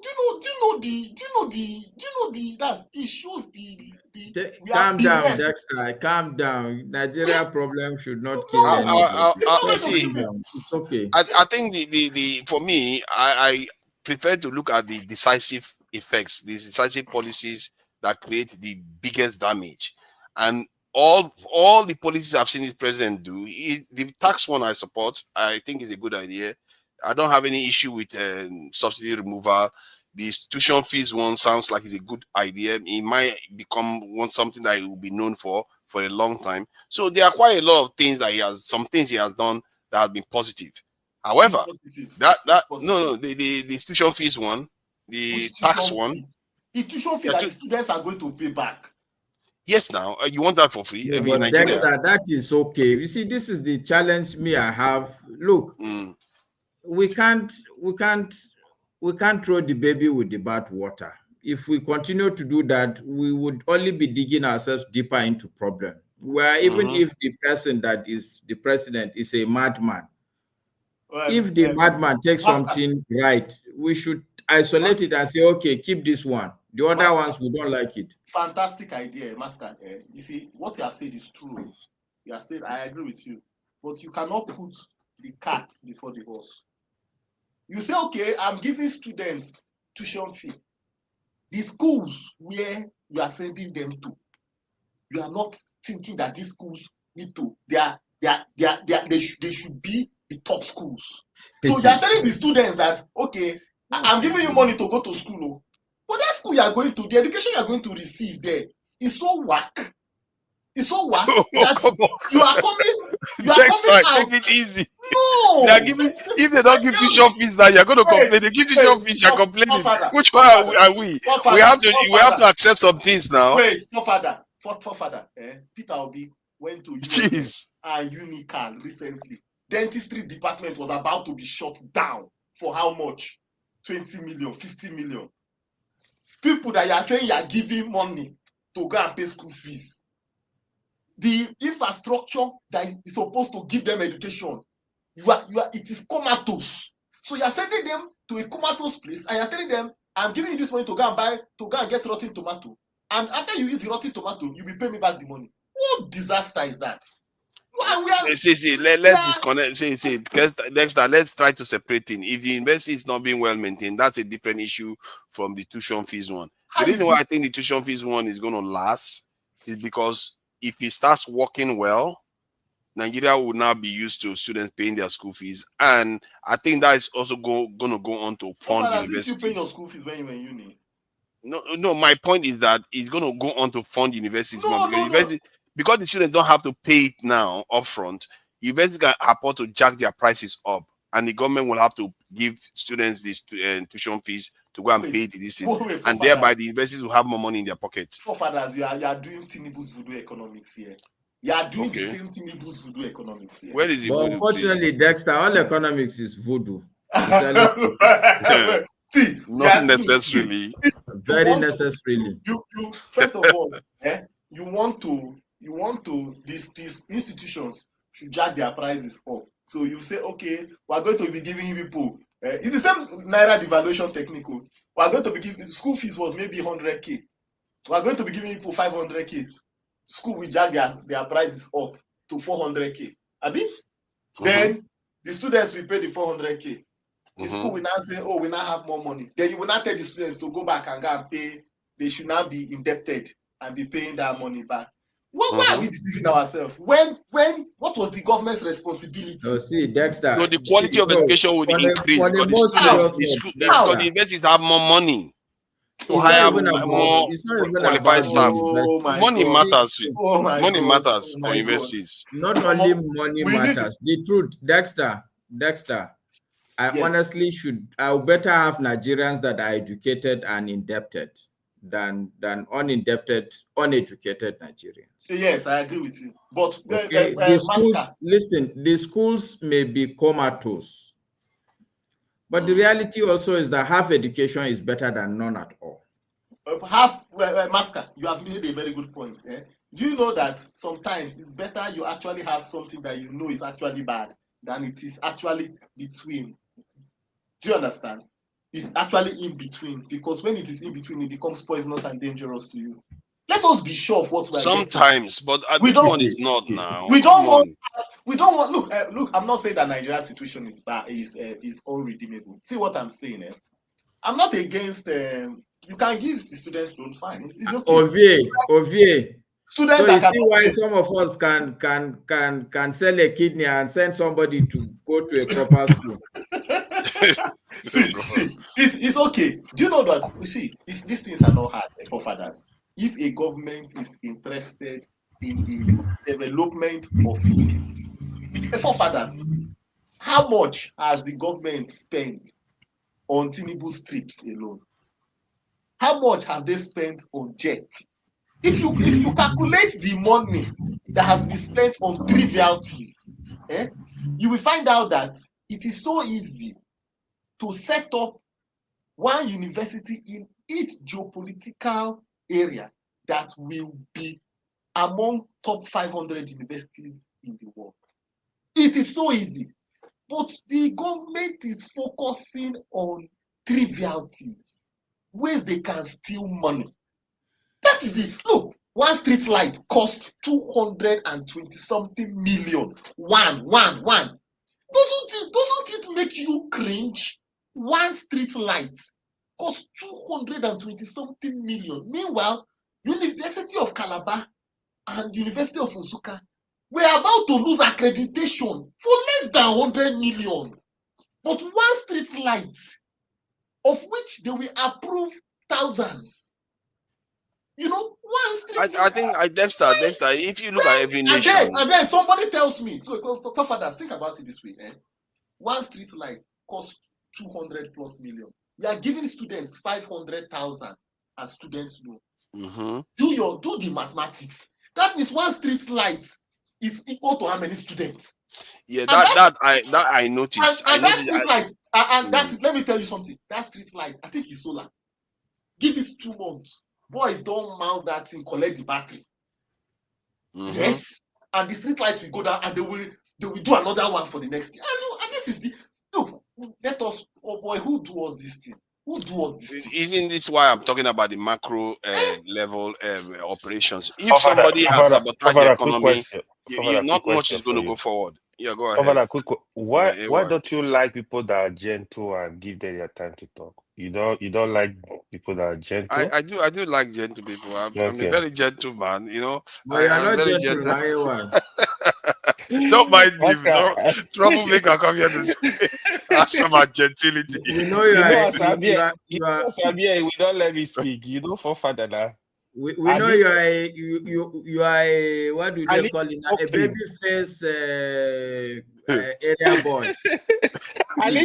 When it comes to trouble, you give it trouble now. Before you will remember I'm alive, I need to poke for father. If I don't do it like that, he will not remember me. But what is this now? This issue of Nigerians not understanding the impact of this fluctuation of the currency when the GDP goes down. Because I always use a simple example, because I believe that if you talk to Nigerians in simple language, they are likely to understand. Though I'm a very, very objectionable individual, but some other person like Pascal says it to people, they will understand. If Pascal tells people, if somebody tells you that your property is worth, so now if you go and tell people it's bad. Look at that, look at Pascal. I'm just giving an example. The one I'm saying is that if your property value move from 100 million naira to 50 million naira, are you going to be thanking the person that is managing that property? You're not going to be thanking the person. That's something we have to be telling our people so that they understand what is going on. Because when that happens, no matter what you do inside the house, it's not going to matter much. And that's what Dexter is complaining about. I think US don't have these abnormalities to where you see ridiculous pricing for things. America has it. The UK has it. You know, at the top of the Nigerian economy, it's almost as if there's a sickness there. Something is not working right. And the one I saw with my own eyes with this president is the one he did with the fluctuation of the currency. Because my prediction was that, he said he wanted the economy to be $1 trillion economy. My prediction was that he can actually achieve it in the next 4 years of his presidency. But instead, what he came to do is he took one action, just one action, and he brought the economy from 400 something billion to 200 something billion. Who does that? Who does that? It doesn't make sense. And that is what is killing our country repeatedly. But Babangida did this to the country, and he damaged the country so badly. If anything, Abacha didn't do that, actually. Abacha is one of the presidents in Nigeria that didn't necessarily go ahead to damage the Nigerian economy directly. But the rest since then have just been managing our decline. Our economy's value just keeps going down slowly. But I would say Jonathan Buhari, even as bad as Buhari was, his GDP was still growing. Don't say that, forefathers. Don't say what you don't know. Okay, let me take our GDP. Okay, maybe I'm mistaken. Did you hear how much he said that Buhari them did in ways and means? Did you hear the figure? I don't know what he said. Did you What hear did he the say? figure of the naira they printed? They printed. They Yes. printed more now. So No. what's the difference? No, see, When look, did I you don't want appreciate to your currency? You prolong print it, naira. but did you hear also when this man told you that CRR now is 50%? For every 1 naira that you deposit in the bank, 50 for 1 naira, 50 kobo is half of it is taken into the central bank vault because there's too much liquidity in the system. Yeah, okay. The economy went down under Buhari, almost for a bit. knocking hand at Zimbabwe. We are at the moment. Zimbabwe is actually richer than us now. Yeah, I'll go ask this ahead. question first. During Buhari period, right? I mean, I could be wrong, but somebody should correct me. During Buhari 8 years, we not really collect money from IAF, World Bank, and all that, but instead we pivot to China, right? In exchange for development and all that. Now, in Bola Tinubu administration, it is But actually, sorry, Ovie, sorry. Actually, the president that really wanted to pivot Nigeria to China was Goodluck Jonathan. Correct, and that's why they took him out. Yes. That's why they took him out. He was, So because I remember very well, they discussed in detail what they call, they were arranging a swap between Nigeria in terms of what's the Chinese currency swap deal. Yen. Yeah, there was a big plan to pivot the country towards China, but it's okay. Look. Yeah, so that's part of. So now, Tunaja, I'm saying this, Tunaja, so that you understand the shift that we are not talking about, right? Now, when Bola Tinubu pivoted to the West, right? What happened? You have to accept our policy. That's why that's why I keep quiet when they analyze Nigeria economic policy. I see that they write them. I see that they know what that they do, right? So, person will give you money, tell you how to implement them. So you see, that's the reason why I say people should pay attention when I say Bola Tinubu will lose. How? So me and you are here complaining. They see the real effect of the policies, but guess what? Then they give him money more than you can ever give him, right? So yes, more would understand how who is a patriot, because if you listen to the messages when Buhari died, I pay attention to all the leaders, the ex-leaders' messages. One of the key factors that they always talk is a patriot, he is a patriot, he is a patriot, right? Yes, in policy we know like him. When he lock all the borders, there's a reason for all that. We see, for us to be ourselves, most of the always talk to Nigeria, how many million are we ready to lose? It go happen. For us to be economically free and be productive and all this analysis before it go make sense, we have to fight that fight. However it won't come, we have to have a leader who will say, you know what, all these things, like we can stand on our own, regardless of what.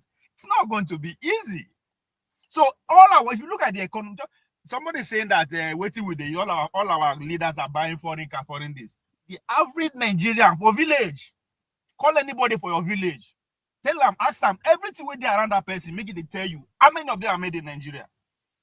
From food to clothes, everything in the village. Even toothpick. Yes, not even in the city. In the village, people will never even see TV before. They don't know what they call TV. But everything around them is foreign. But for some reason, we analyze GDP. And I was like, what are we analyzing our GDP on? Even To the be fair, oil. Nigerians, but the chairs, the tables that they use is Nigerian made. Most of them No, are no, no, carpenters now. But that no, the kind which country are you describing? Okay, I hear what you are saying We they because import okay. wood. We they import wood, my brother. They do furniture. We they import wood. They do all that for the. Wow. So what? Yes. So and those are the implication of pivoting to the West. You have to open. If you listen to Trump lately, part of the agreement that is coming with the tariff is that every country must open up its country to American world business people. Open your farm, open your poultry, open whatever. If you don't want to open it, this is your tariff. I said yesterday. So that's what I tell you. Yeah, but Nigeria can compete with them now. Can't Nigeria compete with them because it's more expensive for them to manufacture now? All right, so forefathers. Sorry, Ovie, see, forefathers, okay? It's not, I hear you say Nigeria's problem is simple. No. It's a complex problem because this production that you're talking about, I've said it, but you don't listen. I've said it. The Nigerian worker, average Nigerian worker, me that have worked here in Nigeria, if you have a department of 10 staff, every week, one of them will come and tell you he's sick. Our labor force is not even productive. It's not healthy. We don't have that requisite healthcare system that needs to support a healthy, productive system, a healthy labor force. Yeah, so our schools that we are just saying with Nectar now, that the schools, look, if you ask an accountant that's a graduate of a Nigerian accountancy school, if you ask him what is a debit and what is a credit, he cannot differentiate the two for you. Basic things. The schools. Okay. But what to Nigeria ask question? Why we no fit compete with them? That is where influence of who win our election comes. Are we going to have somebody who will listen to them or go against them? So it is not a coincidence that all the presidential candidates they talk about the same policy, subsidy, currency valuation. All of them they talk about, but how they want to do an identify, but they're all saying it. It's not coincidence. It's not because they understand say that person ain't going to make my president legit. No be us within Nigeria. I don't have two power, but the people they are more scared of the outside power than the local forces where go to say come. This policy where there's no favor because they are local businessmen, right? Who are favor, we go favor all these things. But one they are not too successfully empowered to actually choose their president is hard. Look, just listen to the billionaires among us. Are they criticizing the Tinubu administration to like the way you are seeing it? No, because it they favor them and they are the one that are in position to actually determine all these things. So that's where we are. Who go take the bull by the horn, take the bullet for us, do as it, but you have to know who is around you because today we will ask ourselves among all our leaders, from local government chairman to president, how many of them are not on the payroll of all these foreign agencies? No. When I say foreign agents, I'm talking about all, both NGOs, CI, all of them. How many few of our leaders are and not what you have to add of it is directly and indirectly, because if your boss is on the payroll, even you are technically on the payroll, indirectly you're on that payroll. If you look Buhari administration, there were a lot of moves, right, that he tried to do in a way, all this locking of border, who they appoint, who they want make it bring, represent. When he was pushing for somebody for the Senate president to emerge as the winner of primaries, you think say they don't know what then they do. You understand? So the local forces are growing, right? But how big is their ball to say one day, maybe in our lifetime we'll see one day somebody will come and it's just to just like Obi, right? Convince some section of the people, some demography, some just they say this is the way to go, right? And that's all you need to do. But it's hard because all of them get children for abroad. All of them, everybody there abroad, one way or the other. Yeah. So you want to sacrifice that over what? You understand? You want to sacrifice that over what? So there are so many things that all of them are compromised. That's why I say anybody who don't. That's why, remember I was saying it. Anybody who come school for abroad or live for abroad 5 years, you don't have a business being an executive public officer in Nigeria. Go and serve in other areas. Must you be in executive office? If you are so brilliant, go and use it. Go other department, use it. Because there's a reason. Are they America for so many long? I want to become the president. But Ovie, isn't that a bit of a problem? Because if you go by that matrix, many leaders that transform their nation around the world wouldn't exist. All of them, name them. All of them went overseas. We are not there. We are not there yet. Let us have a nation first that we can call our own. If not 100%, 75%. We are not there yet. You understand? You have to. So are you saying we need a Okpebholo? Is that because you have Okpebholo? Which one be Okpebholo 2028? Because he always says Okpebholo never travels abroad. He never travel out. Our resources there. So you want us to elect Okpebholo won't go out of Edo State today. Nothing less than 50 million of Nigerian money. Yeah, it's true.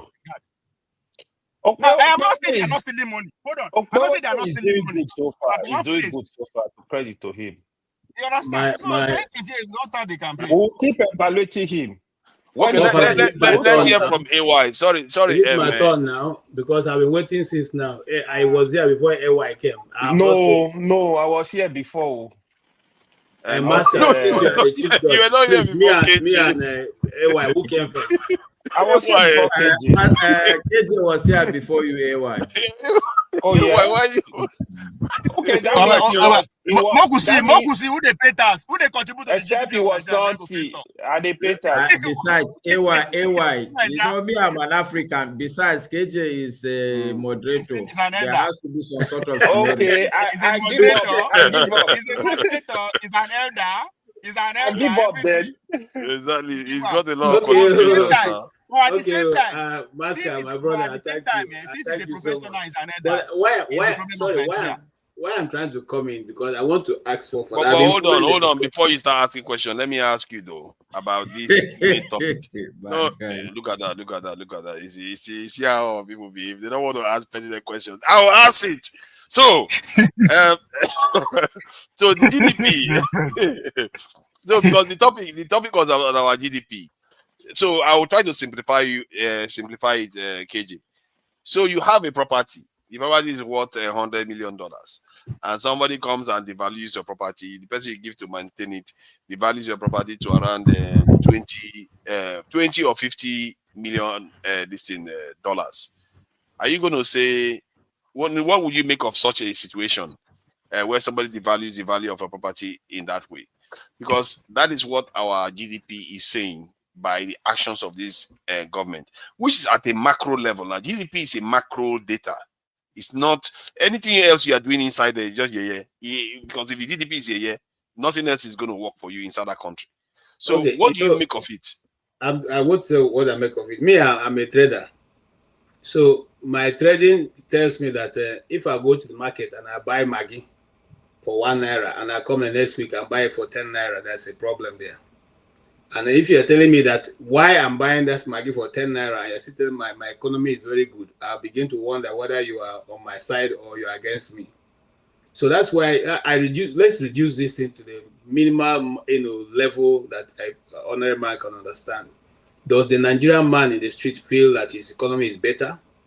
Is he able to eat 3 square meals? Even when Abacha, who I have invariably, I'm not one of those who don't like Abacha, and I'm not saying that to please anybody, because I know that when he was there, things were not. In fact, he even used brutal force to make sure things. Some people behave. They behave very well because if you don't behave, you may not see the next day. In your office. So now, if we are now looking at the days of Abacha and feeling that those days were better than now, that was supposed to be free, then something is wrong.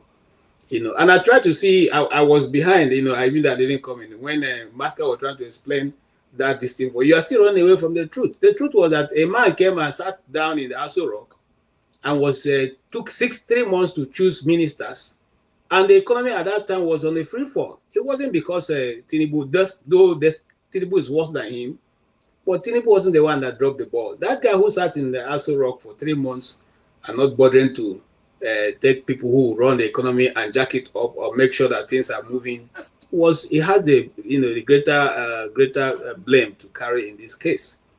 Have they made things better now? No. Are they thinking of making it better now? No. Because you see, the argument his people give us is that Nigeria still have room to borrow. So if you give me a credit, all of us run credit card here. You have a credit card that has $50,000 on it. It's a credit card. They say, oh, because I have $50,000 credit card, let me keep buying. Who is going to pay? Nobody you go pay. Okay, so you exhaust the credit card, and then the charges that come with it will drown you for the next 100 years. Is that what you prefer? So now Nigeria is borrowing, and just like we are talking about earlier, a Senate leader gets up and says, "Look, we cannot borrow without telling us what you are going to do with it. The ones who have borrowed, there was nothing written against it. Now you have brought another blank check for us to approve." Okay, and he shut down that his time is over. So if you cannot take his time to explain to you people what you are missing, then why are you there? So not to run wild, with ideas. I'm simply saying that question is that, are we ready? And Masca, Nigeria is difficult, but Nigeria is not very difficult as much as other nations, because Nigerians are looking for the simple, basic things of life. They're not even asking for too much. Give them roads so that they can move their produce from their village to the market where they can sell their produce. Give them light so that when they go and solve in their farm, they come back, they can put on the light and watch TV, or even watch their Nollywood movie, or have something to laugh about.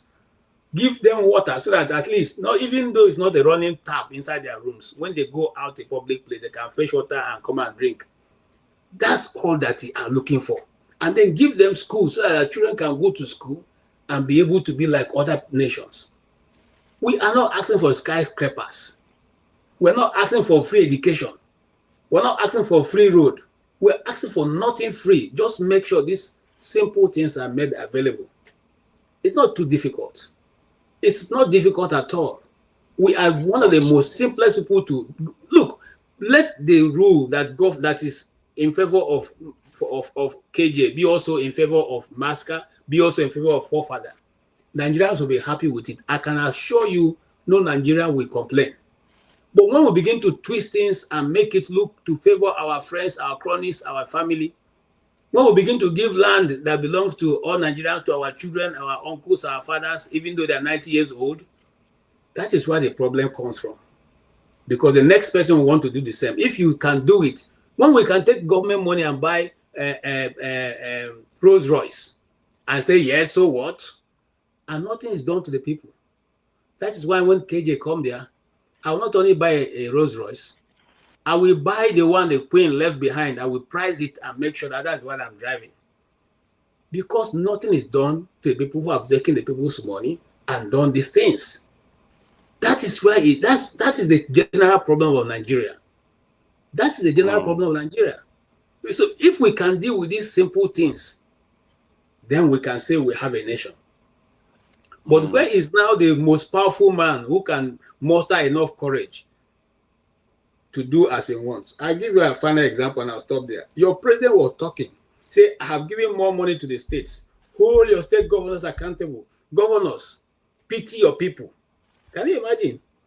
I heard that kind of things before coming from a president, an elected president, to pity the people who put you in the office. You are telling the governors to pity the people who voted them in. So there is a we're putting the cart before the horse. We should now in Nigeria, all our aim should be to put the horse before the cart so that people know that they are the ones who put these people in office and they have the right to remove them. That is where, when we can get these things, easily done, or for people to know that we don't have to, when the government is going to commission a road that will use your money to build, you don't have to go and stand under the sun for 5 hours waiting for them to come. No, then we will have made progress. Until then, as long as they keep thinking they are sent from heaven. I don't know how many of us used to watch, there's a program in the 80s called Ichoku. Ichoku was a NTA, one of the NTA programs that comes from the Southeast. Was a man, one guy who has a big trouser with this Oyibo,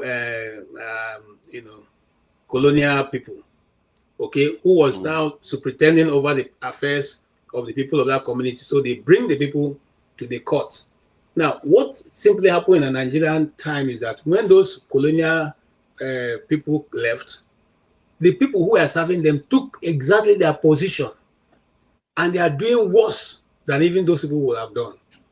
You know, go to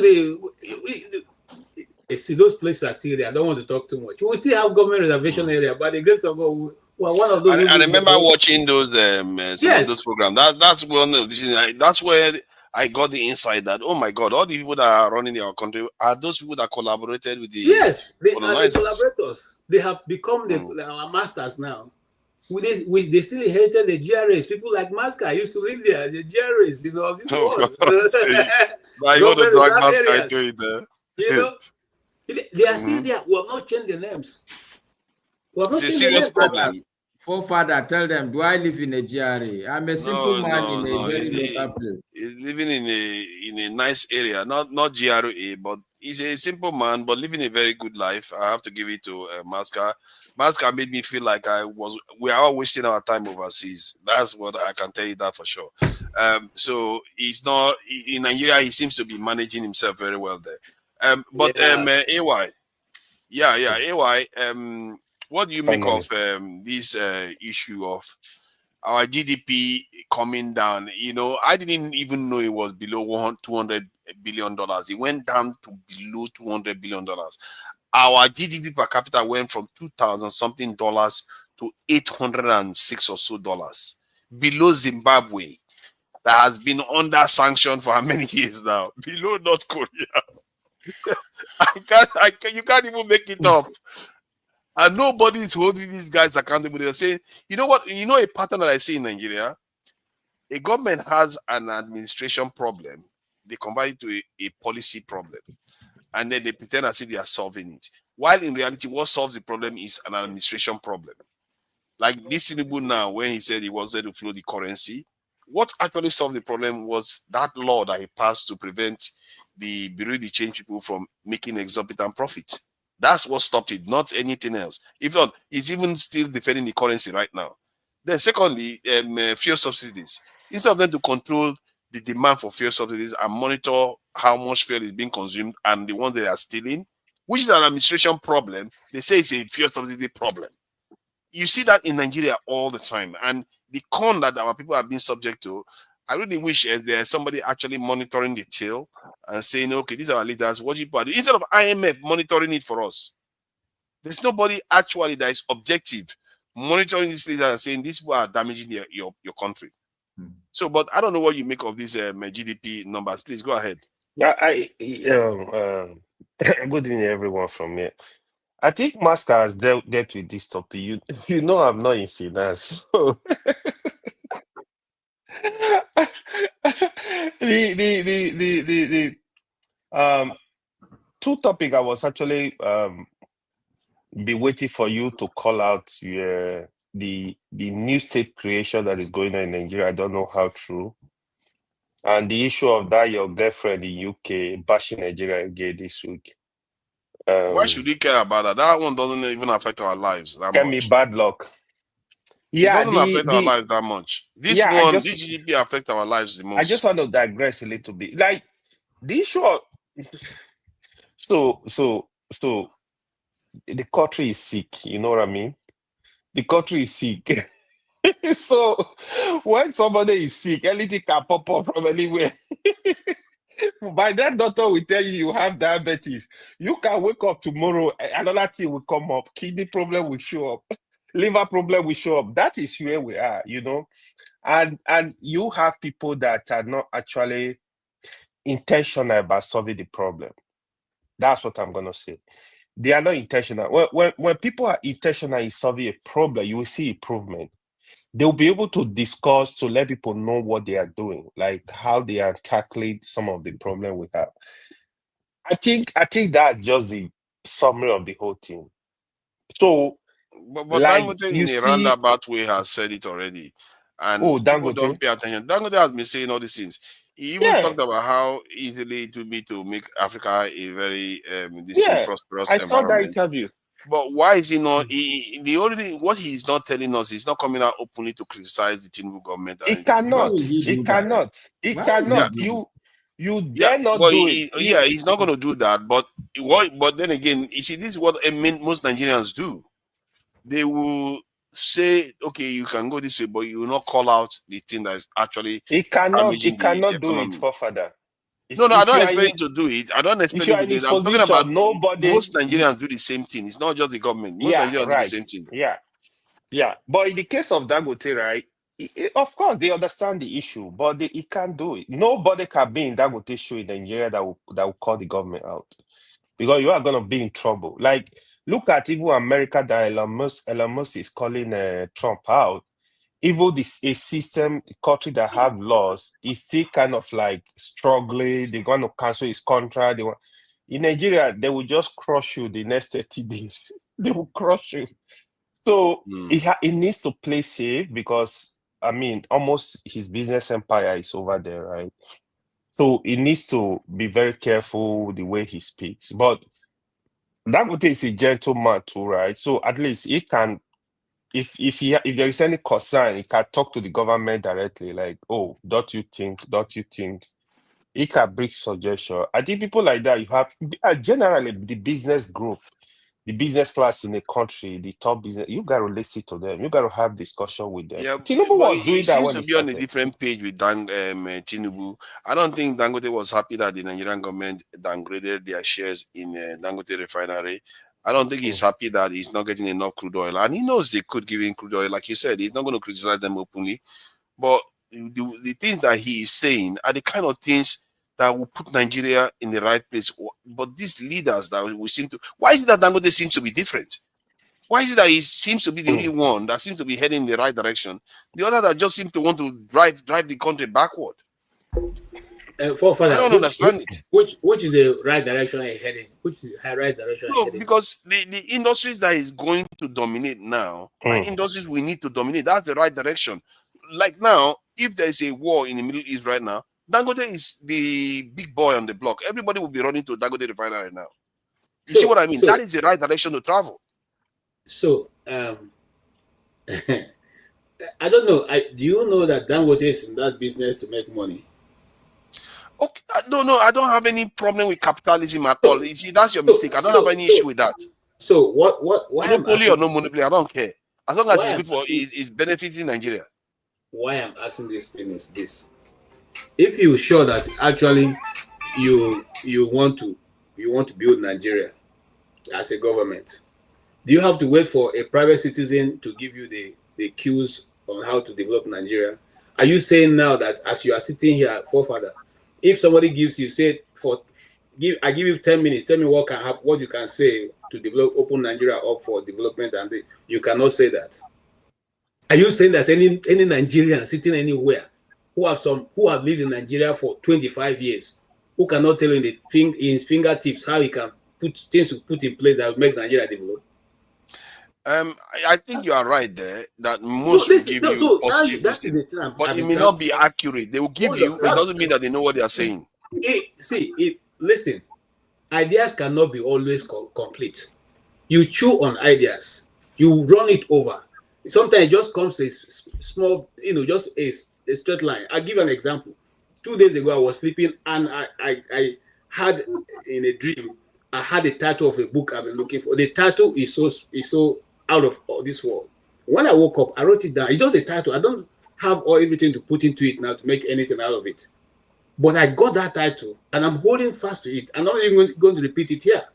Okay? So I'm simply saying that every one of us, we have an idea. It may not be complete. I can run that idea by AY. And AY will say, yeah, your idea is good, but not complete. Have you thought about this angle? Have you thought about this angle? You don't know why people have brainstorming. You brainstorm the idea, you bring it together, you leave it to lie down for a while, you all go away, you come back after 2 weeks, you sit over it. That is how people who want to make progress for their people, they behave. What forefathers is saying, there's a difference between me and you saying, well, in fact, this platform, since I know it has always been saying what we think will make Nigeria progress, who will listen to us? But somebody like Dangote, if he makes one interview, I put it to you, Tinubu would, okay, even if he doesn't hear it, somebody will go and tell him this is what this man is saying. The same thing with this guy that has a glow. What's his name? Mike Adenuga. Somebody like Tony Elumelu. Somebody like this guy that has Zenith Bank. Jim Ovia. There are some in every society, even here is just now. AY wanted to speak. I said, no, AY, you can't speak when a moderator is raring to speak. It's like that. What forefathers is saying that the people who have the voice, you as a journalist, you should know the concept of somebody who has a voice and somebody who is voiceless. Whether you like it or not, me and you now, as far as Nigerian government is concerned, we are voiceless people.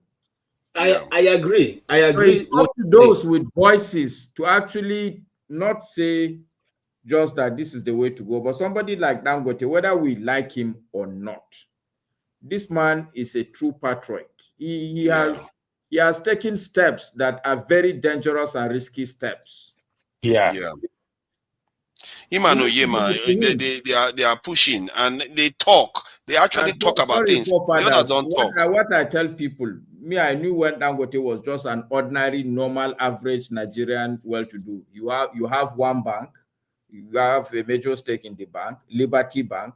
You have some private jet waiting there at the tarmac. You have a house in Florida.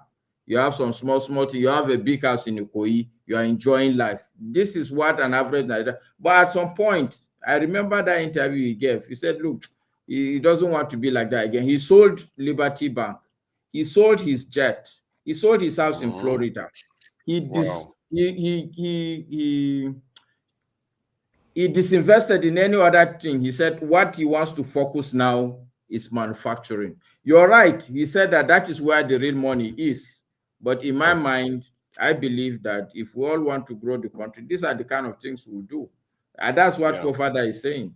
That he's not just talking, but sometimes you see him take the steps that all of us that can take. I have to give it to all him. Of you have touched what I'm trying to say. What I'm trying to say is that this man is their friend, more of their friend than our friend. They meet almost every weekend and every weekdays. He must have been giving them these hints. They cannot say they don't know what they have, what they have been doing. Okay. I'm not thinking. But even you, KJ, you are not getting what we are saying. Okay. Dangote could, instead of this refinery now, Dangote would have been the chief person who has been benefiting from subsidy. So that's what all typical Nigerian people do. When you get small change that you are stealing somewhere, you just collect it like a dog, you go to one corner and be eating it. The man has decided he's not going to eat crumbs. There's something bigger for him and for the whole country. He was talking about rent seekers the other day too. Like all these rent seekers in Nigeria that are just buying petroleum, and instead of them to go and these are the same people that have been fighting him. I don't think it's, but there's a lot of cabal that are all these rent seekers. Somebody who is collecting money from subsidy, will he be happy when somebody come and start a refinery? I really fear for him, I'm beginning to fear for that guy a little bit because some of things he's saying. Sorry, KJ, but sometimes we're all Nigerians. We talk forcefully. Not that I totally disagree with you, but I just felt that is nothing for KJ. KJ that they have accused of all kinds of things. That is what have you done to KJ? That is nothing. KJ his back is strong like tortoise. Nothing touches him. Nothing touches KJ. What are you worried about? All I'm trying to say is that I'm not in their circle, but I know that these things he must have discussed with them.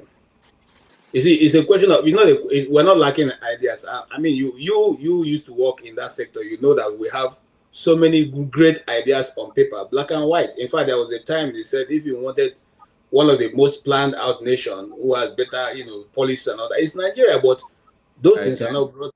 They're not brought to light. They just pack them there. For instance, when this government started, the very first few weeks, they said the Orosaya report, we will implement it. He set up a committee. Let Orosaya report or whatever they were calling. They were shouting. Till today, now we have done 2 years and counting. We have not seen that committee.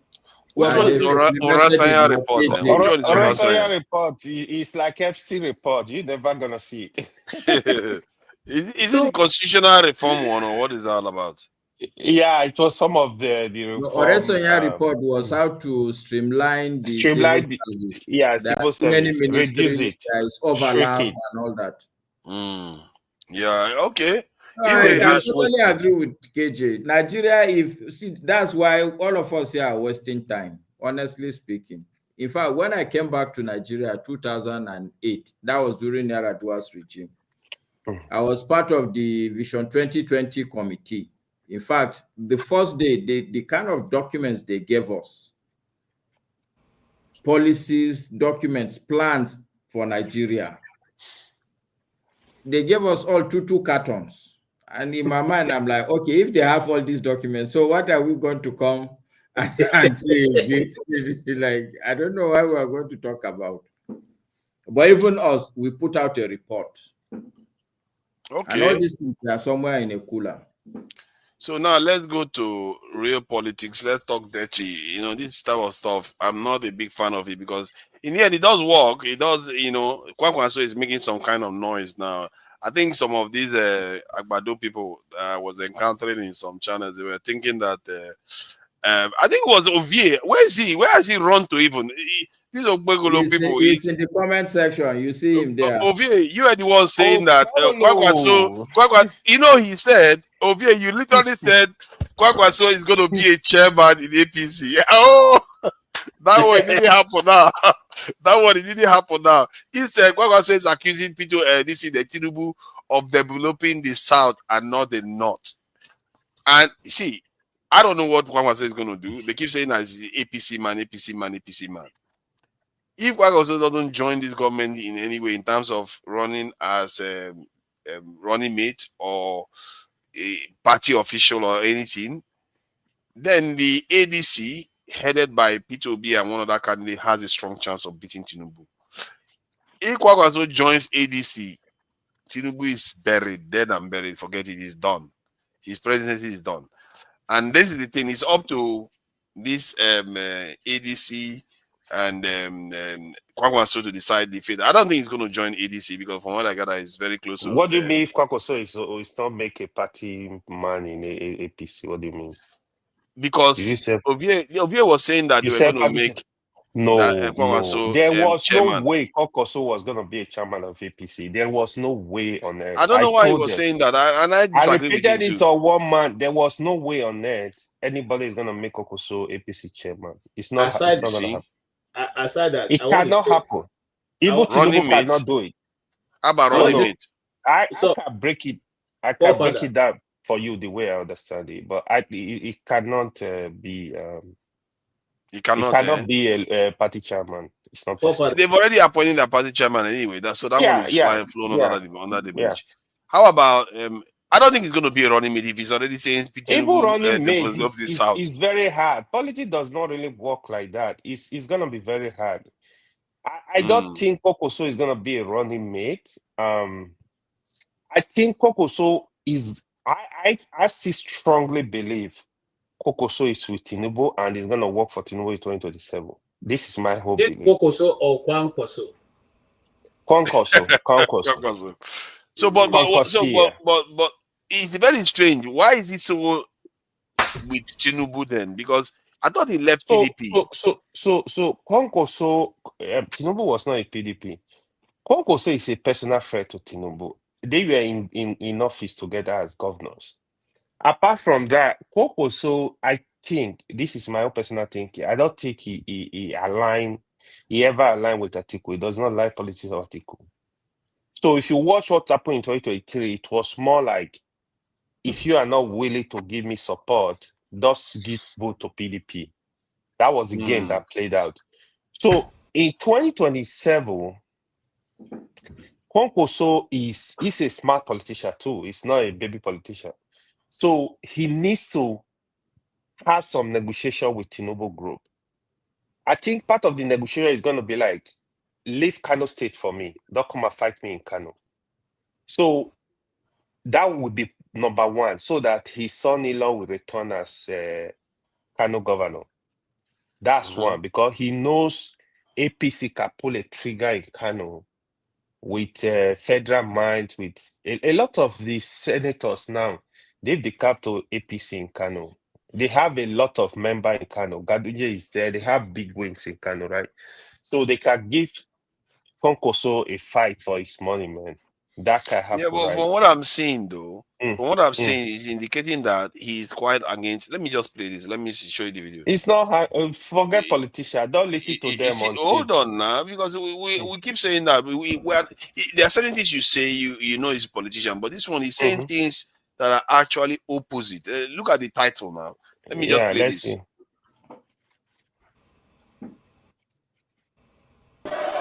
أعوذ بالله من الشيطان الرجيم بسم الله الرحمن الرحيم وصلى الله على نبي الكريم.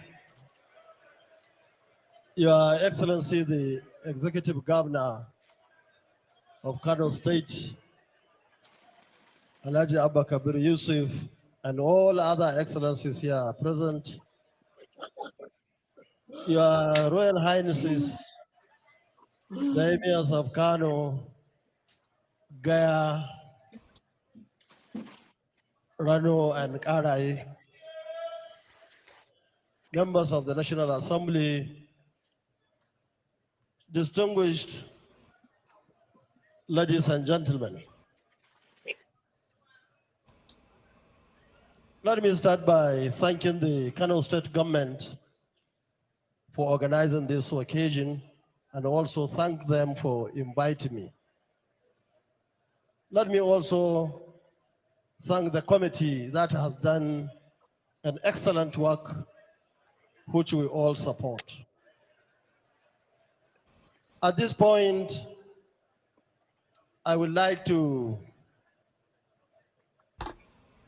speak to the members, our members of the National Assembly and State Assembly here in Kano, and all those that we can call our own.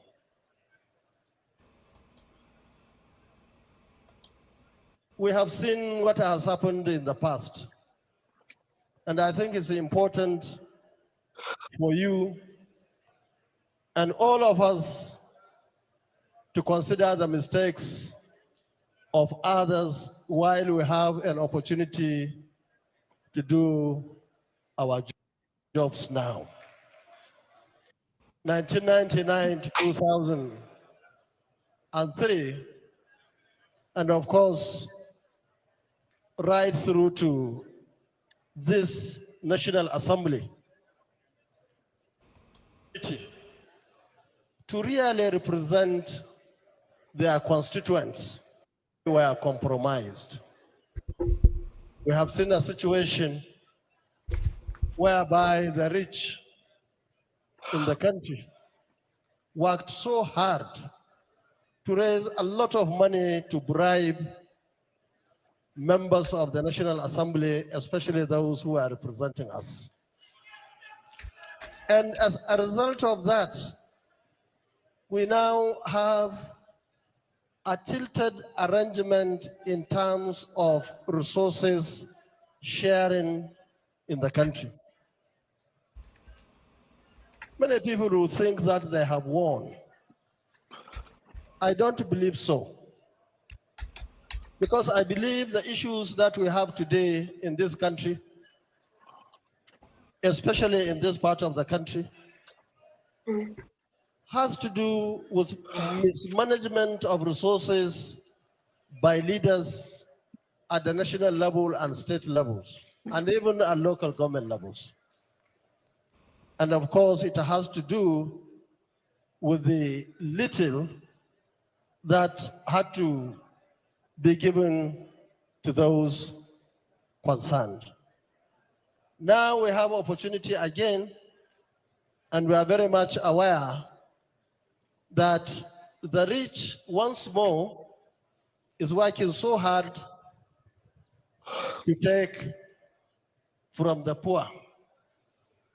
And I'm sure all of us at leadership level in this country are members of Concosia, members of NNPP, even though what is going to happen is a bipartisan arrangement. People representing us, whether in our party or any other party for that matter, must stand firm and do the right thing.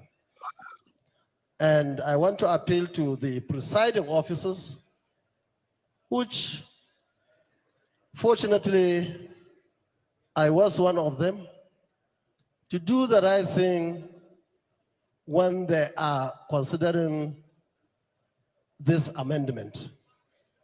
We want to know by name of those who supported A or B in this amendment, because it is very important, and that is what the law and the Constitution says. So we're keeping our eyes on all those concerned.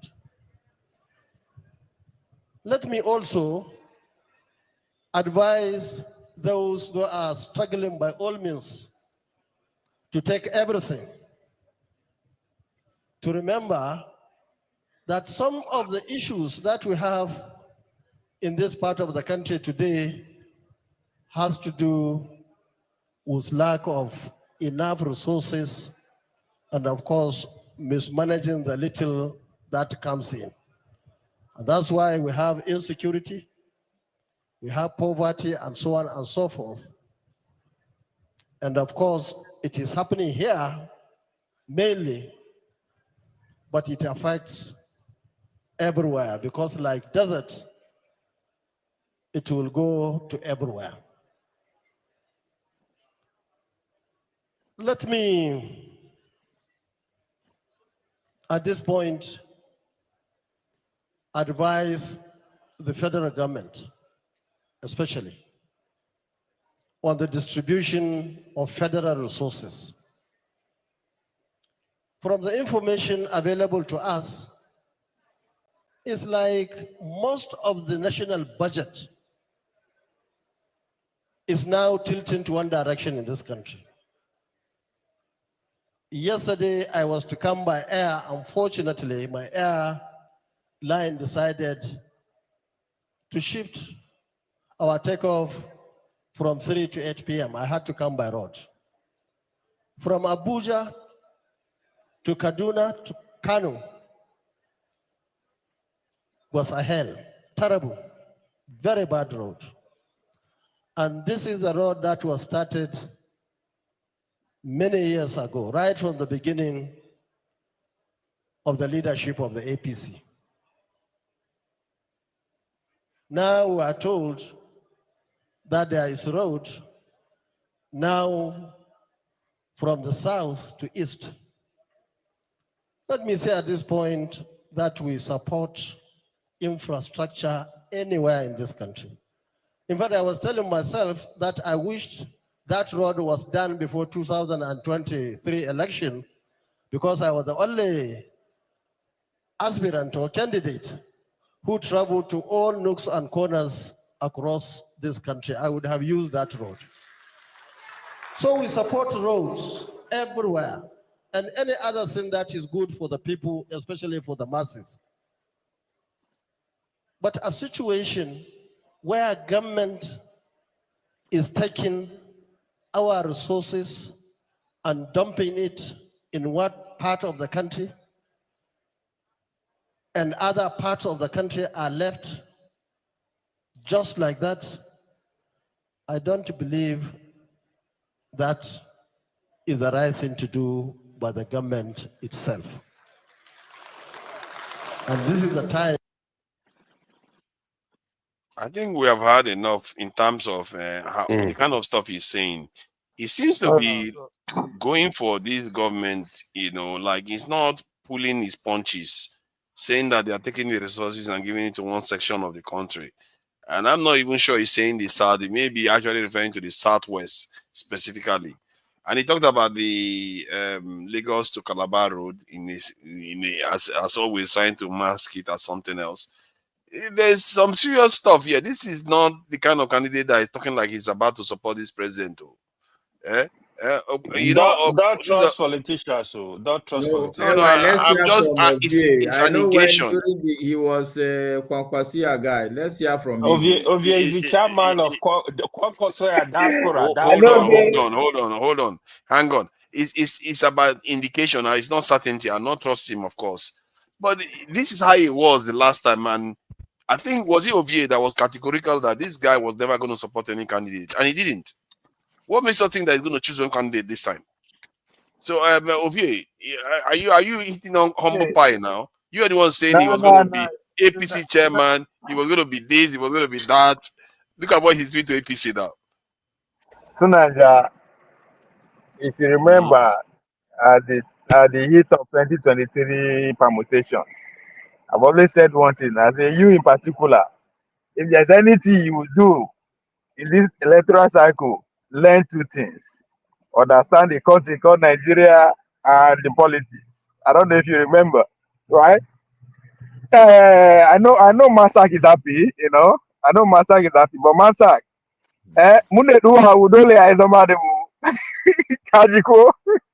Okay. See, what is happening? Yes, I predicted that if there's anything that he will go for, is the chairmanship, not the vice presidency. And I said that for these reasons. One, is a founding member of APC. People they say, oh, I will just come for APC. No, it's not them. You guys remember, it's one of the people that left PDP to join to form APC. That by the side. Two, he has a sitting governor and all that, and put all that out there. Now, what this Tunanja, the way you should interpret this video that you just played is that 2031 are just enter a different stage. If you look at it from the northern angle now, I said it to the same day that I predicted that if there's any position, APC may likely to pacify in the chairmanship. I also said that the goal for the northern political actors is how they will take position themselves to get the consensus candidate. And that's why I say, okay, him getting the APC chairmanship, we afford him to do the structure around him. But what now? He didn't get that. They had a meeting with Tinubu and all that. So take a look at the timing of this speech, the timing, the appointment of the APC chairman, then the people, some of the faces that you are seeing sitting down there, right? The kind of weight they carry, those are his lawyers. Then the message, right, directly to Tinubu. He is still going for the structure of APC of Kanu. That's why he never announced or he never agreed to join. That is not, they never agreed to handle the structure. Remember, they did well in Kanu. I'm talking about the APC. Yes, he won the governorship. So the followership of the APC is still very strong in Kanu. So he wants now the total structure to be handled to him before. So that is, it's as if that is not coming true. That's what you see it come out and deliver this. It's a fight for survival now because Atiku is doing well. If you want to go by the coalition of AD and your own party with that, so the pressure is coming on. That's what I see happening here. That's what I read to that speech. I think ADC Atiku is not going to win. I don't know why that man is running. What do you mean he's not going to win? He's not going to win. Atiku will not win because see the reason why sometimes I feel like Atiku presidency. I feel like Atiku is somewhat like working for Tinubu sometimes, the way he behaves. Because this guy doesn't make any effort to try to win at all. The last time he didn't make any effort. Clearly he didn't. P2B made far more effort to try to win than Atiku did. But Atiku now, the way he's trying to go again now, P2B will not join him. And I don't think he's even looking to join with P2B. So what is he? They are just going to hand this over to Tinubu at this rate. If they carry on like this, they are not serious. Then he stand a chance. All he need to do is to put up the same performance. I'm talking about Atiku. He stand a chance of getting the consensus candidate. Because you have to look ahead of this game. You are looking about Tinubu now. Tinubu, I don't see Tinubu losing. That is my own opinion. But it is not about 2027 for this man anymore. The game is up for 2027. So it's not for 2027 for Atiku. Is that what you're saying? If he finish 2027 as the most popular Northern candidate, maybe with plenty millions, just as he did last time, he has a very good chance to say, okay, yes, I mean, if I can only do 4 years now, I mean, it's obvious. He has a very good chance to make a case for consensus candidate for the Northern power brokers. He has a good case. That's what it's about. finish Are you, well. are Even you, though are you, are you saying for 2031 or 2027? Because I don't see him he has to doing. finish. He has to finish well for 2027. To start. You think he's not going back in 2031? You think he's not coming back? Except he doesn't have life now. So are you trying to say that? Exactly. No, hold on, Exactly. hold on. Personally, I really find the psychosis of Atiku problematic for the country. How can one man hold the country down like this? It's crazy. It's problematic. But on this Konkoso thing, right? To be honest, politically looking at it, right? So Tinubu cannot afford to actually lose Koko. So it's gonna be a lot of it's gonna be a very big gamble. That's one. And also Konkoso, he understands politics. He know what is going on. I think the best place for him to go is APC. The reason being that ADC now, they have top leaders already that are fighting for the ticket. For example, you have Atiku, you have Peter Obi, you have Rotimi Amechi. If Konkoso moves to APC, Konkoso will be the fourth person. They will be fighting for that ticket. So in APC, there is nothing to fight. Tinubu will retain the ticket. Konkoso will re-strategize for 2031, not this ticket. So why? that is how I had an APC apologist. No. Sorry, let me just ask I AY this question. Sounds like an APC apologist. APC is the best choice for him, just like AY said. Yeah, but that's not There's no accurate. way. Hold on. Sorry. You know, when you Let talk me these counter people, the they don't point now. understand. Let me counter the point that you just made. You say APC is the best. Listen, given that he's not going to be a running mate, I don't see how that's going to be the best for him. You don't need to be a Hold on. Calm down. Let me finish my point now. Let me finish my point. Yeah. Go ahead. So then the second part is that if he ran with someone like P2B, and let's say P2B wants to run for 4 years, that means that P2B will run for 4 years. Then Kwangwaso is next line to this. I think with P2B and Kwangwaso ticket, they are likely to beat Tinubu. That at some point, it's almost a certainty that they will beat Tinubu. Let me say if they this. went together. Let me say this for father. One second, please. For father, what you said is actually true. If Konkoso should come into ADC and here with Peter Obi, even Tinubu serve, say work day. So the thing is, will there be such alliance? Will there be such trust? Are you willing to give the ticket to go? So these are all discussion. But Konkoso will have more challenge coming to ADC because they can really do him. The more you look, the less you see. You guys should be realistic. I beg and stop. We gotta be realistic. ADC na Atiku party. ADC na Atiku party be that. All this way, something like that. All right. So I don't know why you always say all these things now until when it comes down, then it's not Atiku party again. You change your tone again. What you are spreading is misinformation, and you are sounding more like an APC apologist. What I mean, now they say now you get your mouth, you don't talk anything we like. Have your own opinion. Talk your shit. Now So, you can you let me finish? You don't follow the point I make. If you cannot attack the point, leave me alone. If you don't want to stand me, if I come after you, it's not going to be funny.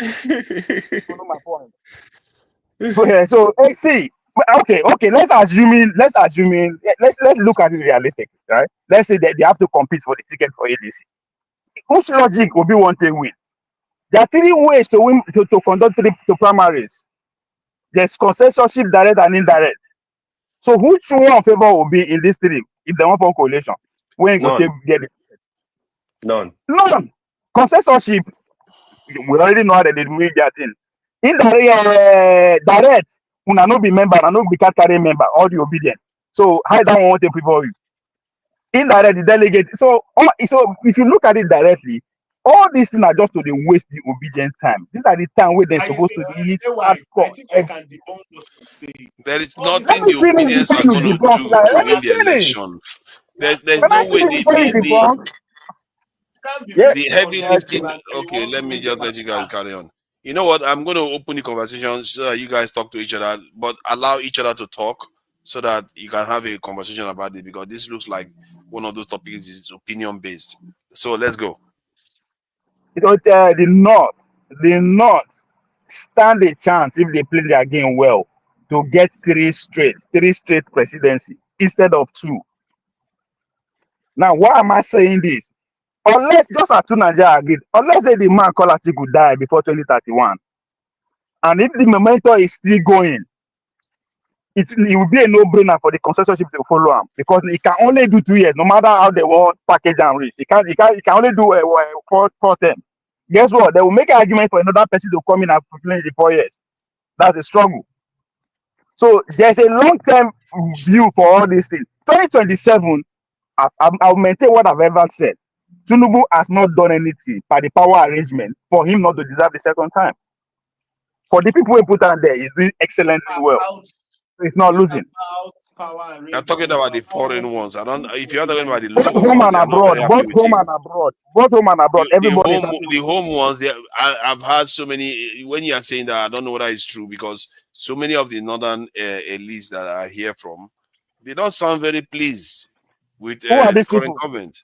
Can you mention them? One of them Who are is these people? Pogwanso. Another one is Erufai.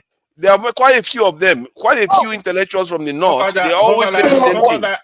You You need to want them call to be? Masker later. So Masker These will are let you competitors the to dirty Nigeria. politics. They are competitors. They are opponents. You expect them to be celebrating? They are opponents. They will never Some of celebrate them, your progress. are not opponents. That's Who what is I not mean. Some of them opponent? are not opponents. Some of the Who? officials, see, I've seen them. I don't know their names. They come on. Even Baba Ahmed, when they talk, Baba Ahmed that served in this administration is an opponent. See. Okay, whatever you want to call opponents, all the people I'm telling you, if it's coming across like that many northerners are coming on TV to tell you that this guy doesn't seem to be acting on behalf of the north. Even people in the south knows that too. That all he seems to be doing is southwest. Maybe Masak is in the best position since in a stakeholder and that's fair. That's fair. it's not an ordinary northern. It's not an ordinary northerner. A lot of people are dissatisfied with this government. I'm Even an the ordinary selection northerner. of the new APC chairman. Even the selection of the new APC chairman, the governors were not happy. Yeah. A lot of northerners. So What choice do they have? there are What choice too do many. they have? Do they want to come back or not? See, calm down, OV. There are signs when you can read signs that there are some regions are not happy with this government. It's not because of just one statement. It's multiple different. They just keep coming up over. Like when he was moving the CBN, some part of the CBN to Lagos, there was a bit of noise. The VAT, this is the tax reform. There was a bit of noise from the north. On and on. It keeps coming only from the north. On and on. And if you hear the speech Kwagwaso is making again, from the north again, I'm telling you. I agree. Okay. They are all noise. They're normal.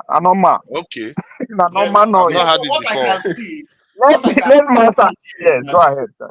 What I can conclude is that from what I'm saying, unfortunately, the norm, the way Ovie is talking like the norm we have come to know in Nigeria. However, that norm we are talking about is the same thing that is keeping us the way we are.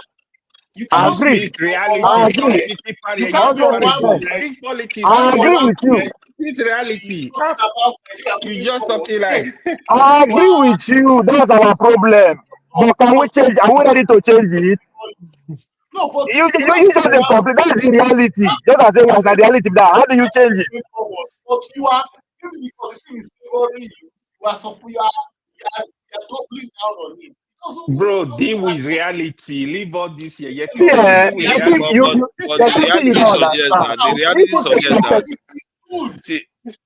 the reality shows that the governors in the south are the ones moving to APC the most. And I think the reason why that is happening is because Tinubu knows that his numbers are not very good in the north. He wants to consolidate. He wants to get more votes in the south than before. That's what he's trying to do. You gave me witness. You gave me witness here on this platform, right? On this thing I'm about to say. Remember, since after the election, there's no week I will come here. I will not say come. Wait, what are you doing different? If you disagree, I always make that point, right? Yeah. And I always say something. Even Bible said there's time for everything. They are ready for anybody when we want to come. They insult Nigerians because they don't vote for their candidate. That they don't come. It is too late for you to say, waiting of they think normal. It is not my thinking. I am telling you what is playing out. Either you accept them or you don't accept them, it has nothing to do with me. Nothing. There's nothing you can do by complaining. Action, action, action. But Tinubu is sharing money pretty much every goddamn day, and you won't beat them. Let's see how it's going to happen. This is not me. I don't get anything to gain. I wish I have something to gain. I'll put my money before it. So it is time for competition, my brother. This is not wishes. Time to wishes are gone. If you don't work for the past 2 years, there's nothing you are going to reap in the next 2 years. You can prove me wrong. I think we are talking about the future. It's a competition. The election is 2027. Let's see how it's going to do. How it's going to happen. So you are seeing heat coming up on heat. It is not going to get anything lesser. If you think anybody is going to listen to your insult or anybody going to, it's not going to work. Obviously, it's not going to work. It's not about insult. You see, there's something about when you want a situation to change. It's just like writing a procedure. You cannot be saying it's like let's say you want to buy a car, and let's say the car you want to buy is a Mercedes, and you are writing on the paper that, oh my God, I want to buy a Mercedes. That's what you want to. That's what you believe is best. But all you are writing is about a Peugeot. You cannot be telling us on one breath you want progress, but yet you are now saying, oh, for some reason you kind of support the same structure that is hindering progress. Nobody is supporting Hold on. When you talk of support, what do you mean? That's the problem I have with you people. Comprehensive. What is support? Who are be to support any presidential candidate? Be realistic, my friend. Be realistic. Huh? Who am I? Let's have an adult conversation. Hold on. Let's have an adult conversation. All your permutations has been so skewed in one direction. Okay. Which direction is that? Sorry, Dexter. Let me ask you a question. Yeah. How many people? What do you see as the 3 prominent candidates that will contest in 2027 and 27? Good question. Who do you see contesting? Very good question. Bola Tinubu one. That's the only person I know. No, leave him. Let him answer. So 2027 is a long time, but if people are still alive, I'm sure you will have people like Sowore contesting. No, these are not serious people. I'm sure P2B and Tinubu will be there. Sowore is not two Naija, 2 years to election. You are not even sure. You are not even sure who is going to beat the city president. Calm down. Sorry, no rest. Dexter. Sorry, yes. I Sowore is a very serious person. I take that back, but I don't think he's a high contender. Okay, let me say high contender. Who do you see as the high contender? I see the high contenders. 3. The high contenders. What is his name? Tinubu 1. Possibly Peter Obi 2. Now I don't know who the third person will be. I'm not going to mention Atiku. Okay, so let me make it easy for you. You've mentioned 2, Tinubu, Atiku, right? Yes. Okay, no, you mentioned Tinubu Obi actually. Master, before you answer the question, already, so 2 years to election. You are only 100% sure of one person contesting, but you say that person will lose. Who will come win? If the person is not even prepared by now, you are not even sure where he will contest, but you say he will win. Be realistic. What's the name? Opebolo. There's something I'm trying to say. You see, the Nigeria you are talking about is a Nigeria that focuses so much on what is the result, but not what is the process. It's the same thing that has affected our sports. We could not go carry on that. Before I said I asked to Nigeria, I said make him bear me witness. For the past 2 years, I've been asking, what have you been doing for the past 2 years? He will bear me witness. That's what is process? So let me ask you a question. Opebolo, let me ask you a question. Yes. Are you the universe? Are you you have the universal knowledge of how the opposition will win election? No, see, okay, let me answer. Let me answer that question. See, make I answer this question this way. The main the opposition party. Tokonkwo. When it comes, Dr. Damage, what is We don't going on hear since after when you. I don't do that? Hold on. Okay, you need to Can you slow hear me down. now? Yeah, your speaker is Ovie, breaking. Ovie, you have Oh, can you hear me? Can you hear me now? yes, Can you hear me Yes, now? you have yes. Yeah. the So hold on. Make I answer your question this way. May I answer your question. So I asked Kenneth Okonkwo the same question. What is the obedient doing since you don't lose the election, any preparation? I said, don't worry, underground what is going, we just come out and hit you. Yeah! As we speak today, now I think we they support. This is an obedient front runner. The same question was posed to Aisha. The same question, the same platform, the same response I got. I was just asking question. My question to you is this. Hold on now. You talk about process. No. Let's not. Okay, let him ask the question. Let me ask you my question. Let me ask you a direct question so I say why. You have the blueprint. You have the blueprint of how the opposition will can win an election in Nigeria. No, I am not. My job is to tell you what I'm seeing. No. Right? Hold on now. Hold on. I'm asking a question. Wait, see my question. Hold on. You know I'm asking your question. I not get Bola. Hold on now. That's I mean. Let's have an adult conversation. Okay. I not get Bola Tinubu. That's I not get their blueprint. That's not my job. I am just. Hold on. Hold on now. I tell you from the beginning. Forget about me. Attack the point I'm making. Leave me. It's not about me. I am not saying this is right. I am telling you what I am seeing. Tell me what you are saying. Stop telling me. It's not about me. Ovie is saying, I think realistically speaking, we need all to agree with him. There are three things you need to consider. The first thing, obviously, if you are going to make a prediction, you look at the history, what has happened before. You look at right now, what are people doing? And I think that's the point he is making. Let me re-emphasize on what Ovie is saying. Let me re-emphasize.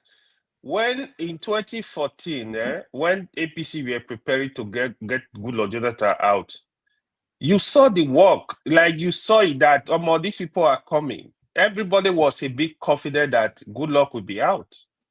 And in 2015, Goodluck was out. So that is what Ovie is saying. Okay, what are they doing? For example, hold on. Let me educate you. See, sorry, I need to add this. Another point Ovie made. Those people are still struggling to find a party to contest on. You never go get party where you won't contest on. I say you won't win the election. Let me make only that. What Dexter, what Ovie is saying, if you go back to the Jonathan Goodluck debacle, the West actually pulled the rug in terms of support. They were no longer in support of that. Yeah, absolutely. What Ovie is saying, when you look at everything, put everything into this basket, and he has said it. Number one, you have to look at the fact that Nigeria is not really an election that we conduct. It's rigging. So those who are going to rig for you, the riggers around, on whose side are they? Where are they? Yeah. Where are the riggers? Where are the riggers aligning? So this is my point, Master. The West, where are they aligning? You say, I don't have to say 3 months ago. If you say Tinubu no go win, who go win? That's the question I asked 3 months ago. Opebolo, this is what I'm saying. I'm not saying Tinubu would win. I'm not saying Tinubu would They complete the name Opebolo 2028. Complete the name Opebolo 2028. So my point is this. They know they like half name. You know they like half name. The point I'm making, Master, is this. Okay, you guys have talked about using precedents. Okay, the precedents of 2015 or whatever. Yes. But it means that, like I told you, if you have not seen something, then you cannot actually, if you have not seen something, until something comes into your vision, or if you have not heard something, you actually can't imagine it. Okay. Now, unfortunately, we are constraining our postulation based on what we have seen. Okay. So Dexter, we what want did to you see. No, hold on, Ovie. What do you see? Tell us what you see. No. What I'm saying is this. No. Tell us what you see. So this is what I see. I'm having an open mind about the whole situation.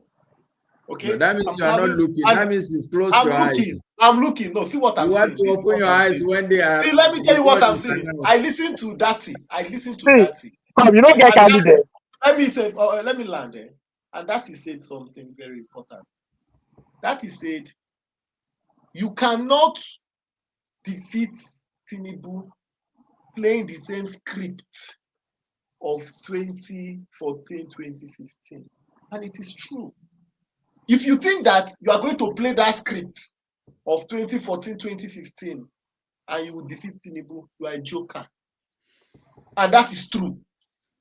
Now, whatever that will have to defeat Tinubu has to be ingenuine. And it has to hit the Nigerian people. And the truth about it is that it must hit them within, it must be a shock system. Because the way Tinubu is going, if you start anything, so that the discussion can be fruitful. You know what I think you are having a different discussion. What we are having is what is called as is discussion. How is it as it is? What you are having is as should. That's out of touch with reality. It's out of touch with reality. What is putting on the table is as it is now. I agree. We're discussing reality. I'm in touch with what can make the Nigerian system better. And Bro, if you are in touch with the reality of how bad it is, that's fine. But no, I'm looking Dexter, at Dexter, let me tell you also something. Dexter, you know me, I'm still in Nigeria. I'm not like you guys. 2028. Okay. And this economy is biting us very hard. 15 million naira. Now, what I think you are saying is correct, that Nigerians need to think out of the box. But the only question now that then follow-up question is, do you see them actually thinking out of the box? Do you see that happening? Master, you are not, that's not fair. You understand why I say that's not fair? See, I'm listening. You don't ask for what you did not give. You have to teach people how you want them to think. Right? If you want your idea is the best, you have to teach them, spend time with them. That's where the competition comes in, because if you are not spending time to teach them, somebody else is teaching them whatever they think is right. No, right? This one now you have stepped out of point, because now you are speaking as if Tinubu is. No, you say make them do something. No, you say make them do something different. That's an expectation. No. I'm not saying they should. I'm only asking Dexter, what does he see them doing something different? Oh, okay. Yeah. I see them doing something different. Okay, and so like what? I see them doing. This is what I see them doing. Okay, and it's not all the it's not all the power, all the political players, but I've seen a move to try and do something different. One of the things they are trying to do different this time around is to have. It's not supposed to necessarily be about the political class. But now the question is, you might, like you said, are the riggers going to be people that rig the elections? Are they on your side? And I think what the focus right now is, one, to be able to get to the consciousness of the average Nigerian, so that it's not about, because until you get to the consciousness of the average Nigerian, that is how you can make elections cheaper. If you don't get to the consciousness of the average Nigerian to see the reason why they should vote for good leadership, then you will continue to make elections very expensive, because you have to pay people constantly to bid. So I think one of the things they are doing is to get to the consciousness of the average Nigerian, whereby they can go for elections and want their vote to count. That's one of the things. Now the question is it going to work? That's the only question I'm going to ask. Is it going to work? But you can't say they are not trying. Now, it's not all the political players. Some political players want to believe that the old system will work, like you buy the elections. There are some other political players that want to go to the consciousness of the average Nigerian. They are trying to spread out their reach as far as they can, to get to the consciousness of the average Nigerian to vote for people who will work for them. You know, and we can't say that the people are the only thing is that in Nigeria we think that we have been conditioned, because I can't blame you for thinking that way. Since 1999, that's the way it has been. You know, people buy the election. You know, they literally buy the election. So we have been conditioned that, okay, this block must be here, this block must be here, this structure must be here. But we must realize that things are changing.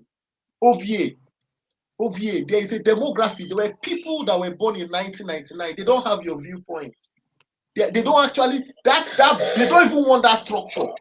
Do you understand? No, Dexter, no, see, let's be So hold realistic. on, sorry, Masa, let me tell. See what you are saying. See, all these things you are saying, right? It's an effort that is in play. I agree, but I don't think you understand what power is. You don't understand what presidency means. You understand? Yeah, because You're reminding me of when Trump was going for election the first time. Everybody called okay. him a joke. Everybody called him a joke. Everybody kept on saying, this man, no, now look at the way he's doing. It's not presidential. You know, everybody, first of all, even in the Republican Party, don't worry, he will fall off very soon. He went through. And you are just reminding me of, because he doesn't understand what it is. He don't look. It's when there's a shift.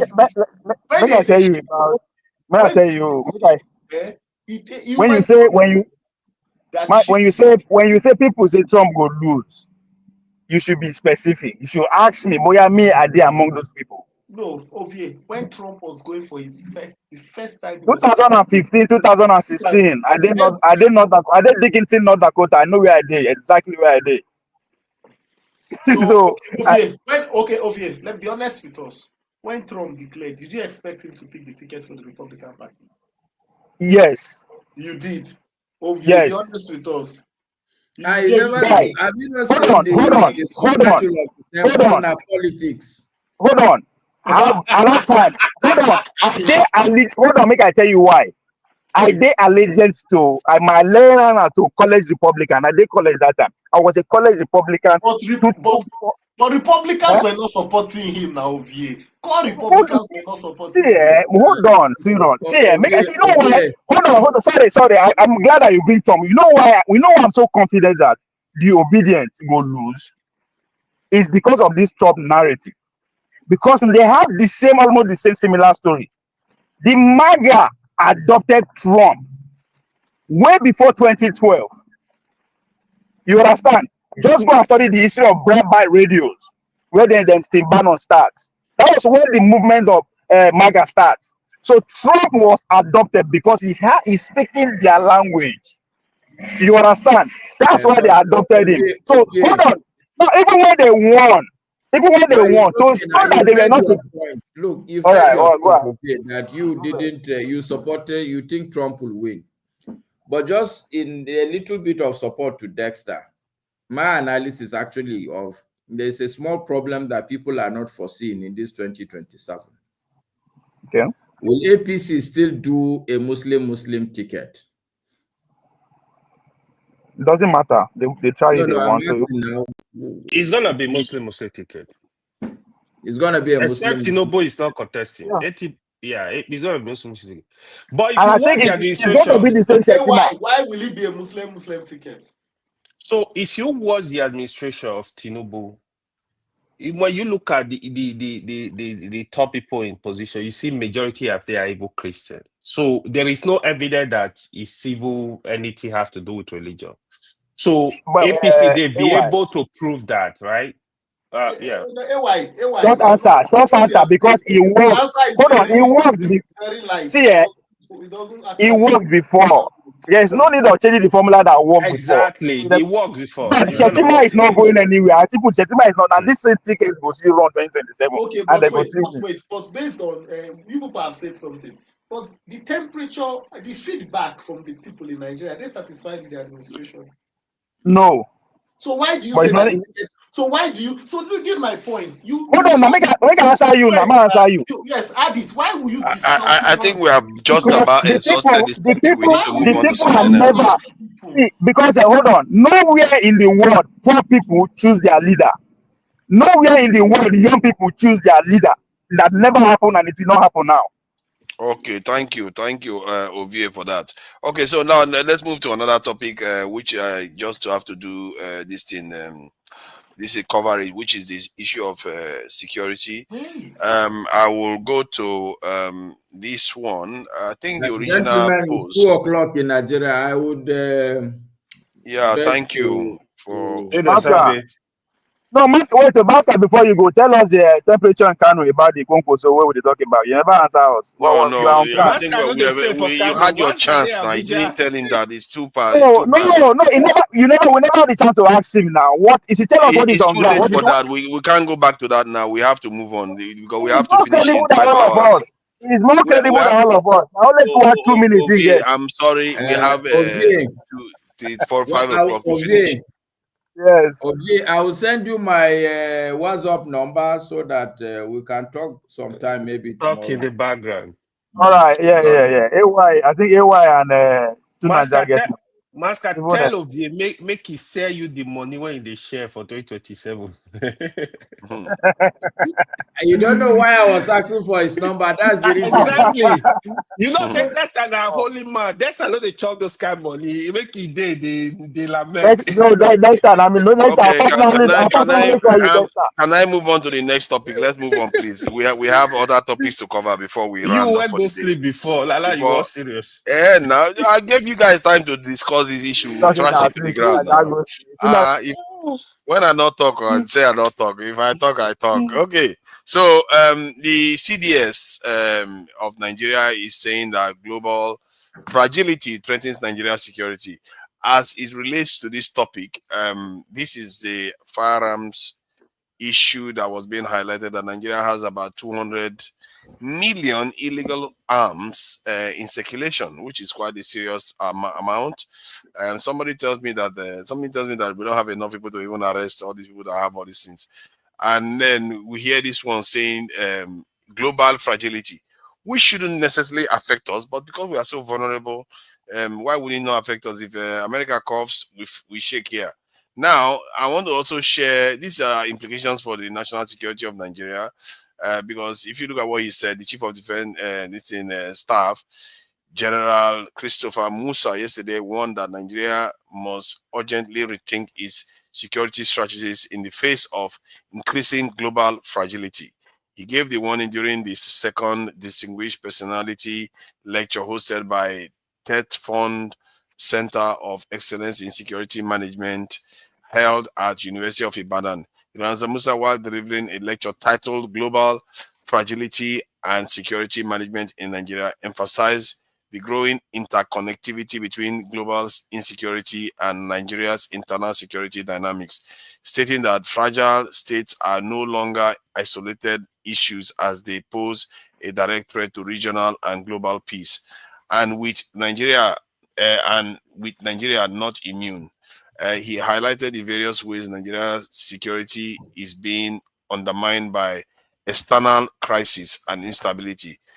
You know how all some people on this panel I keep telling me who is our enemy? External crisis and instability, including proliferation of arms, economic shocks, transnational terrorism, cyber threats, and environmental stressors. I think that's big grammar they are speaking there.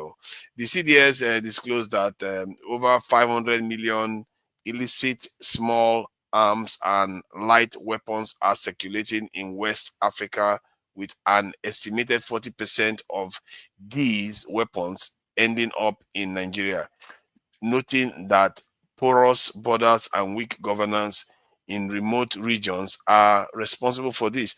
I've highlighted this issue. The question is, what is he doing about it? He's not doing anything about it, though. He's just talking.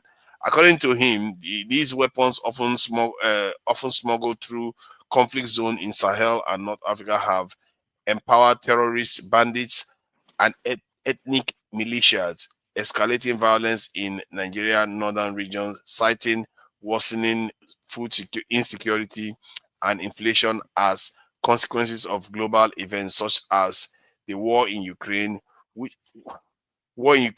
he noted disrupted global supply chains and weakened Nigeria's economy. Okay. Nigeria's vulnerability are not just internal, they are being shaped by global fragility matrix. Thank you for telling them, because when they tell our people this one, they don't hear it, they don't understand it. They think everything is local. At least he understands to an extent what that means. We must respond with resilience, innovation, and collective will. No nation is an island in today's security landscape, he said. He also raised concerns over the rising influence of disinformation and online radicalization, lamenting that digital platforms like Facebook and WhatsApp are now being weaponized to spread ethnic hatred and undermine public trust. Oh, you didn't know that, and you still allow your nations to be existing in all these platforms? I think I like the way he's talking now. His prescription is always the problem. That's Nigeria. They will diagnose the problem, but the prescription is the one that they finish you off with. General Musa noted that Nigeria faces hybrid threats beyond the battlefield, warning the emergence of groups like IPOB illustrates how digital narratives can fuel division and instability. To confront the complex challenges, the defense chief advocated a series of policies actions, which include a multi-agency approach to security management as outlined in Nigeria's national defense policy, enhance border security with the use of fencing, surveillance technology, and better trained personnel. You see, they never say get more people. Active technology is going to solve all this problem. These new people, I told you, they will diagnose the problem and give you worse solution. That's not going to work. As if it's the fact that you don't have this thing. You didn't train your personnel, that's your worst problem. You don't have people there, that's the problem. Others are greater collaboration with neighboring countries and international partners to curb the movement of arms and terrorists. Investment in youth empowerment, education, agriculture. Oh God, agricultural entrepreneurship, and address root causes of insecurity and strengthening civil institutions and promoting dialogue to foster national unity. Oh goodness, these people are not serious. Security is no longer just guns and boots. It's about sustainable development, responsive governance, and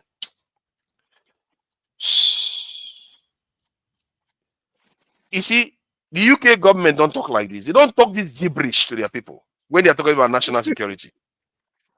It's only us that talk this gibberish to our people. The UK government will tell you, they will recruit people, they will buy weapons, Europe wants to spend £1 trillion or euros on national defense. And all our people keep talking about is, we have to deal with this root causes of insecurity. Root causes of insecurity is insecurity. Like that, man. They will diagnose the problem, but the prescription is where they deliberately misprescribe so that the problem is never solved. They keep doing the same thing. Make I give you last warning, okay? What you are reading is not from an investigative journalist. It's from the Oga Kwata himself. Eh? So why you come the harass us for here? Say, if people when they in charge, they present a wrong solution, you call the harass us. Free us. This man, you see, okay. When Buhari lock all our borders, right? They say he won't kill us. Say we don't see foreign rights chop. Now they don't open border. Guns don't come. They are complaining. So where are we? Wow. But why is it that I have this question? I want to ask this question though. First of all, let me just play this from David Houdin, because he did highlight something and that I think maybe people need to hear. I don't know what is wrong with our people, man. Something is seriously wrong with us. Where is David Houdin on this one? Let me see if I can find him. It's very hard to find these days. Where is he now? I thought he was here.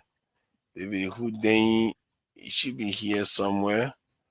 I want to cover his own opinion on this. Okay, yeah, that's him there. Let me play this. An alliance is forming in the Sahel as Tuareg rebels in northern Mali reportedly align themselves with Ukraine, Someone may be trying to start a war in West Africa, a war that will potentially drag in Russia and NATO. Here's some context.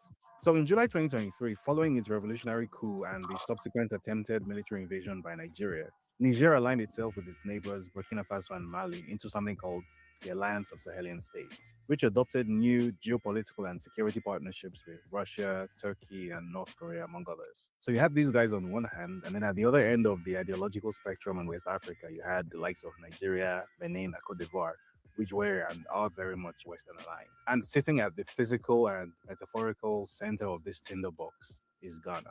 Now, in January, Ghana's new president, John Mahama, embarked on a diplomatic charm offensive. You might recall when these images went viral as Ibrahim Traore visited Ghana for Mahama's presidential inauguration. Since then, the Ghanaian port of Tema has become a key port for the landlocked Sahelian alliance, and Mahama has deepened that partnership while still maintaining close diplomatic partnership between Ghana and its Western aligned neighbors like Nigeria.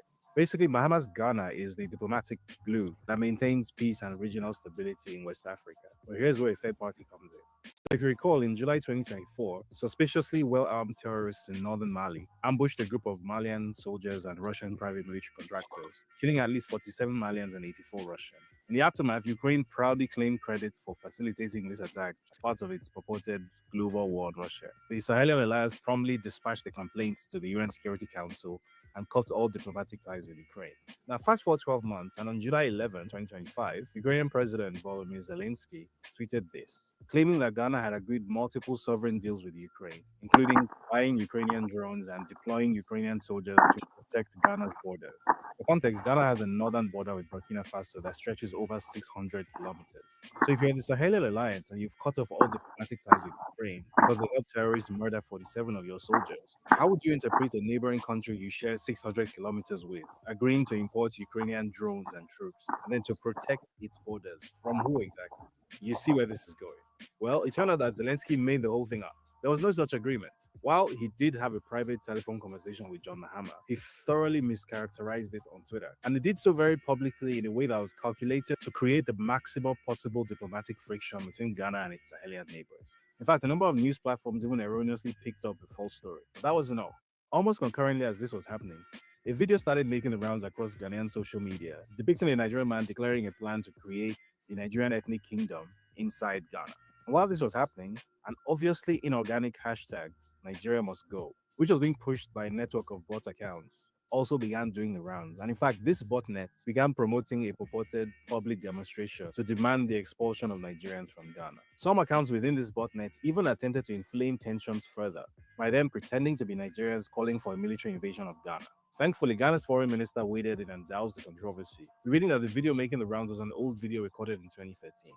Exactly how this video was stripped of all its identifying context and repurposed into viral fuel for a clearly inauthentic online political action campaign remains unclear. Now, about a week before all of this happened, Frida Arnold, a diplomat working at Ghana's High Commission in Nigeria, was brutally tortured and murdered on her way home from work in Abuja. And then just a few days after this, the official residence of Ghana's ambassador to Nigeria in Abuja suffered a burglary. It almost seemed like a deliberate sequence of events intended to simultaneously infuriate the Ghanaian authorities and escalate anti-Nigerian sentiment among Ghanaian people. Now, these could all be random, unconnected, unfortunate events that so happened to take place within 11 days of each other in July 2025, but that would explain why someone paid for a social media bot campaign that tried to create international tensions in what is West Africa's oasis of stability. And why did Mr. Zelensky so publicly try to pit Ghana against its Sahelian neighbors? To what end? Because if you're a third party trying to start a war in West Africa, this is pretty much exactly how we'd go about it. You would go after the country that is a trusted trading partner and diplomatic ally of both the eastern-leaning Sahel and western-leaning Nigeria, and you would try to isolate and destabilize it by creating multiple diplomatic disputes with these allies, so that in the resulting leadership vacuum with that country out of the way, fireworks could then begin to fly. Thankfully, Ghana didn't bite the bait. Thank goodness for that. So these are some of the challenges that we tend to face within Nigeria. You know why the guy they always play music for the background when they talk? Why? I know they ask. I'm not exactly sure. I don't know why they listen to all these people say. Why? What's in they talk? What he's saying is that the Zelensky and Ukraine are working with some elements in West Africa to destabilize the region because of obviously, which makes sense because they are against Russians. And Zelensky. the Sahelian nations Oh, are aligned with they Russia. follow the war. They follow the war where Zelensky they fight. Yeah.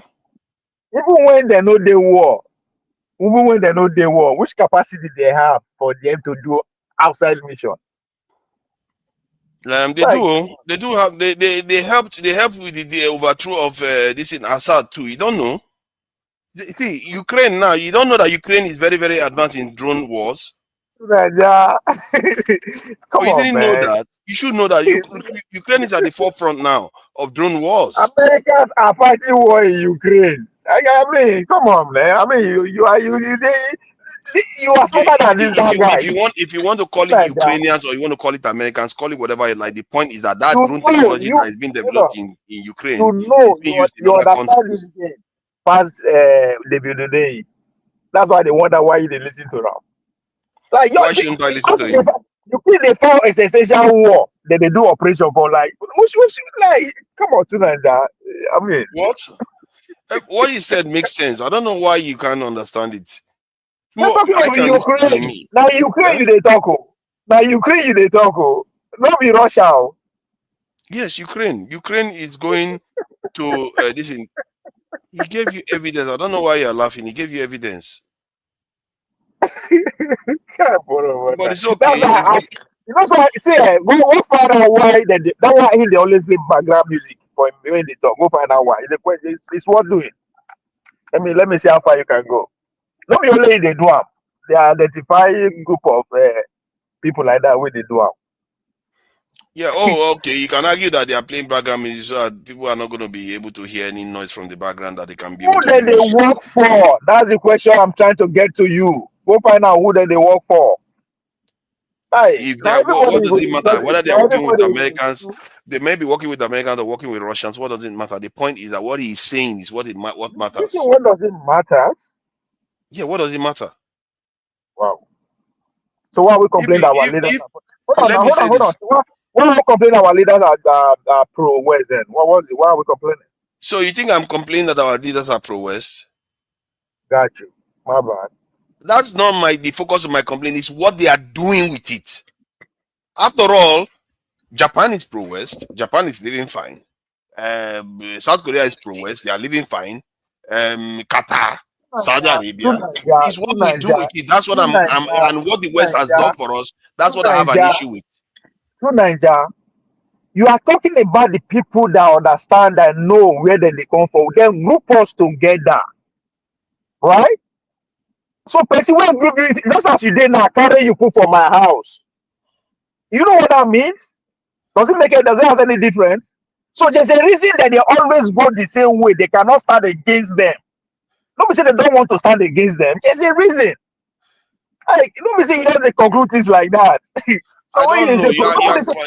You are confusing so many things. All Hussein said was that Ukrainians were causing problems in the Sahel because they are against Russia. It doesn't fucking make sense unless you don't know what is going on today. It makes sense because you have you've not bothered to mention the Russian factor in Sahel nations. These are two different nations. You cannot compare the power of Russia to Ukraine. That's why I ask you, where other outside mission and they want to peace? Now that they are in war, they operate for another country. Just like, come on, man, to Nigeria. Come on. I was smiling. No, Zelensky is engaging. Zelensky literally posted it on his own post. No, sorry. Zelensky posted it on his own Twitter handle, and you're arguing with it. Yeah, but that was the only credible thing. Like, what OV is saying makes sense. Like, how are you even taking that serious?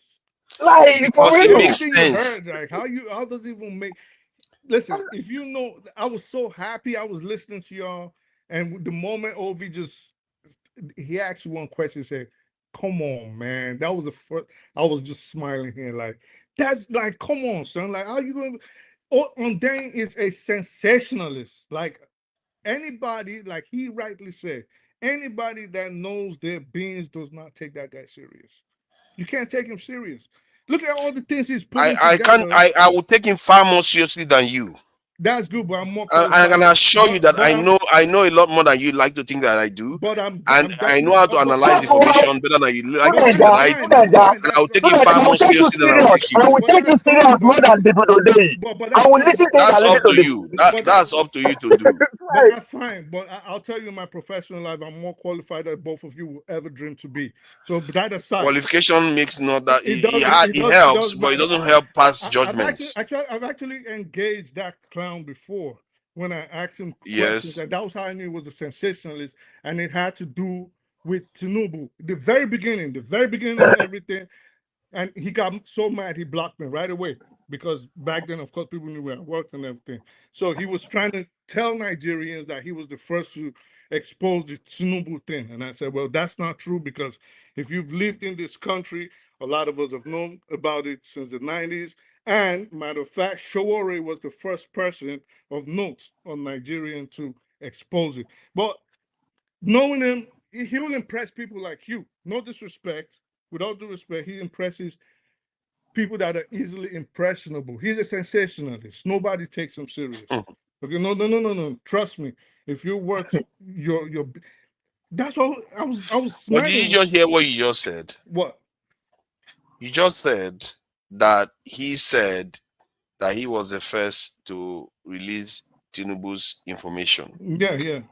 But you didn't say he lied about it. He wasn't I being said he sensationalist. lied. I just mentioned it. I just said Shawore. No, he lied that he was the first. I But he said didn't lie about the information that he no, that released. wasn't what this oh God. Yeah, but if the Forefathers information is already out comprehension, there, bro. So then I if the what's the said information that he released is not the he issue, did not why are you release having any problem new with the issue, the information he information. released now? He did not release this. This is what he was trying to do the day we discussed. And he tried to explain as if he said, oh, you had to have read my piece. That's why you know about it. And I said, well, no, actually, you look at my profile, blah, blah, blah, because in my bio, it said everywhere I worked. I said, by virtue of my job, obviously, there was no way I wouldn't have known about it. So he said, oh, yeah, well, I'm the first person to bring it up. I said, well, listen, I didn't come here to measure bones. I'm just saying you weren't, I didn't get it through you, and in fact you weren't the first person. He said he's the first person to expose it, just like you saying now. And I said, well, that's not true. Shawari actually was the first back in, I think, like 99. That when Shawari actually exposed it. So he's a sensationalist. Oxford knows him. What's this Cambridge University, they know him, the Zimbabwean government. If you know this guy, he's just a sensationalist. Like, but because Nigerians are not well read, Nigerians are not well exposed, and this is the problem I have with this kind. Okay, instead of them to use their intelligence to school people or to educate, what they try to do is they look down on Nigerians a lot. And he does it. You see, even if you I read noticed that he didn't bother to address anything he said. He just keep but I maligning him just did. personally. What kind of don't you No, what he comprehend? said in that video, I just said it. It makes no sense. I was saying it. I knew you were it very. makes no sense. He's not analyzing the video, It what he doesn't. said. I said. what's the point of that? Something that I doesn't just make You sense. can, no. somebody One can make a second. whole speech of 90 minutes I and you just said. come and say it I makes no said. sense. That's your I analysis. said. But I That's no said. analysis. What's the point of It's allowing wait, something wait, that wait, doesn't wait, make wait, wait, sense? wait, wait, That's wait, waste wait, of wait, time. wait, wait, wait. Because Oh, what say it it. does is that it shows that you are just not, you are being disingenuous, Is it because what he okay? said there is not completely out of the All right. realms Okay. So of possibility. all right. Okay. So let's backtrack. Let's try Sure, to let me try to see if I can find evidence let's to the try let's contrary of try this let's nonsense I'm let's try hearing. to be And if let's try. I prove you people wrong on this, Can I'm I? going to call you people out on this today. It's okay. You call out, but let the other person speak. Okay. So let's try to be civil. I'm not trying to argue. I We had a speak good the conversation. truth. I speak the truth. I blow you. You are attacking to Nigeria's hero. It's your fault. I mean, this is what I said at first. I said he's conflating a lot of issues. The murder of the lady, the diplomat.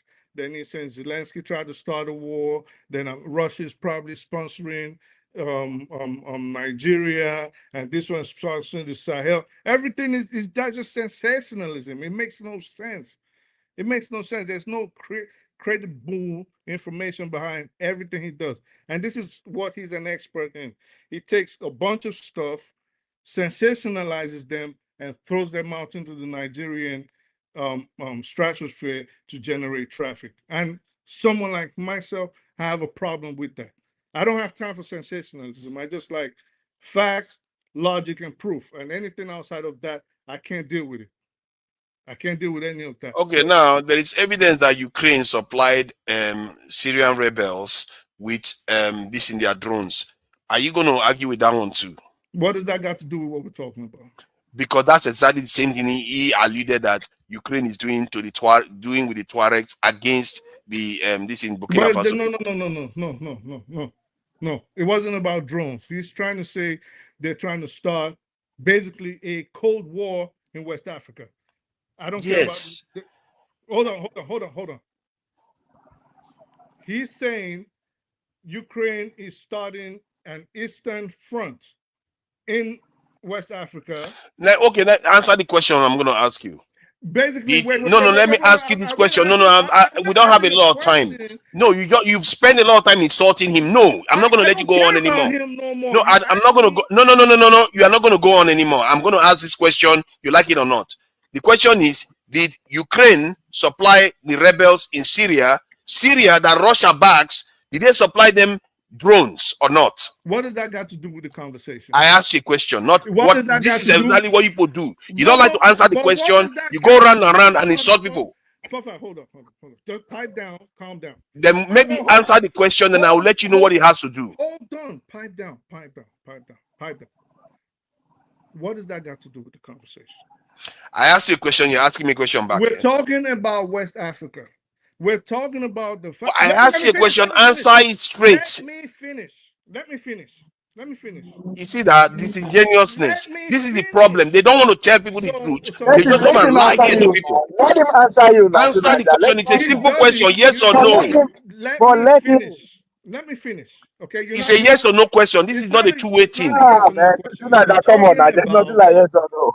You're talking about West Africa. You're talking about a potential war between Nigeria and Ghana. Yes or no?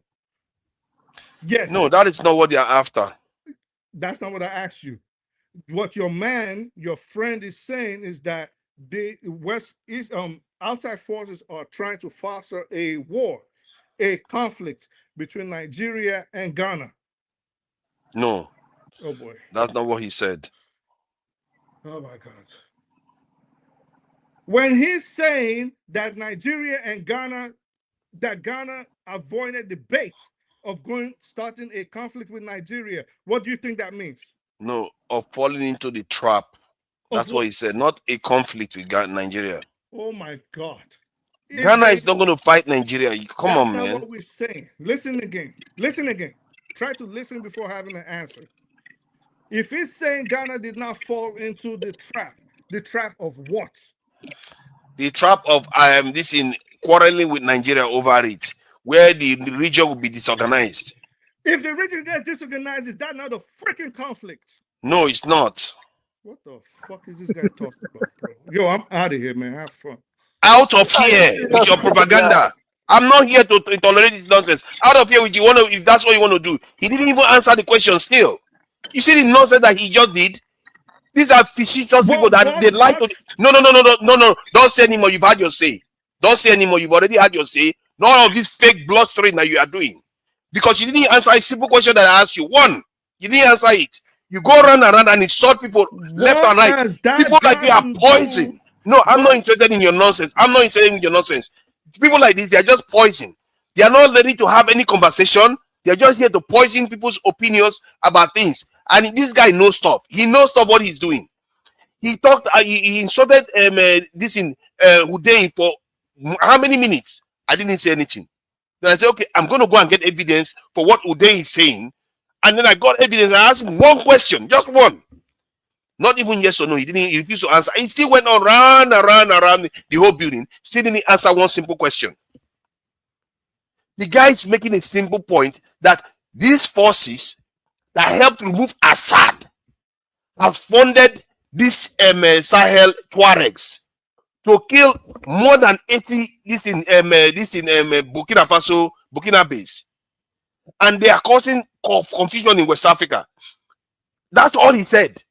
I say don't take him seriously, talking rubbish. He's not talking rubbish because these are facts. The Burkina base are linked to the Russians. It makes sense. And this is not the first time. As a matter of fact, I can find evidence of Ukrainians helping those the rebels in Burkina Faso. There is evidence of it. I don't know why he's acting as if that is David Hundeyin just speaking from his backside. What kind of attitude is this? We have to let people talk, and you just come and start maligning people without evidence. This session is not for you to come and start doing your funny, oh, I come and make statement, malign people and get away with it. No, you have to provide evidence of what you are saying. Because the same thing, when somebody comes and maligns you here, I will question them. What is your evidence against maligning someone like I speak the truth? What's your evidence against maligning? You can't just come and malign people. You don't have any evidence, and they ask you a simple question, you don't even answer it. That's one of the things I hate most within our community, and that's how people poison our community. Because they just come with fake, stupid, lying information and poison our people. Even somebody that is telling the truth, they will tell you that that person is lying to you without any evidence at all. Somebody that is trying to tell you the truth, they will tell you that person lied to you, so you never know the truth. Without one evidence to say David Hundeyin is lying. Where is the evidence to show that the Ukrainians are not doing that? Ukrainian politician even wrote it on his own page to create confusion, and you are still here defending it. You say that if you don't see it, I don't like it. If you want to do that, do it somewhere else. I don't want people like around me at all, because these are people that like to mislead our people, giving them false information constantly. We will start thinking that, okay, this David Hundeyin, yes, it's not perfect. When I spoke to David Hundeyin on this panel, I didn't like him. The guy was very arrogant. He's very, very short-tempered, and he's always paranoid. I don't like him. But when he's saying the right things, you have to acknowledge that this guy seems to be saying things based on evidence. Jesus Christ, this guy was the guy that came. They tried to bribe him to write against Nigeria. Dangote refinery. Oh no, he made that one up too. He tried to bribe himself. So, or somebody bribed him to, or Dangote bought him to write that information about Dangote. Man, when are we gonna just accept that sometimes somebody tells us something? Maybe there's a chance that it is true, especially if that truth doesn't do you any harm. If that truth doesn't do any harm, it helps you to defend yourself. Why are you fighting it? I think your this thing is giving a feedback. Or why is everybody still getting? Let me check whether it's on my side. It's from you. Let me check it's on whether it's on my side. I think I'm muting my this thing. So let me see. Hold on. I think your this thing is slowing my this thing. Hello. Can anyone hear me? My sound is good now, eh? Okay, perfect. So let me see. I can't hear you now. Oh. Yeah, it's from echo sound, so I think it's from you.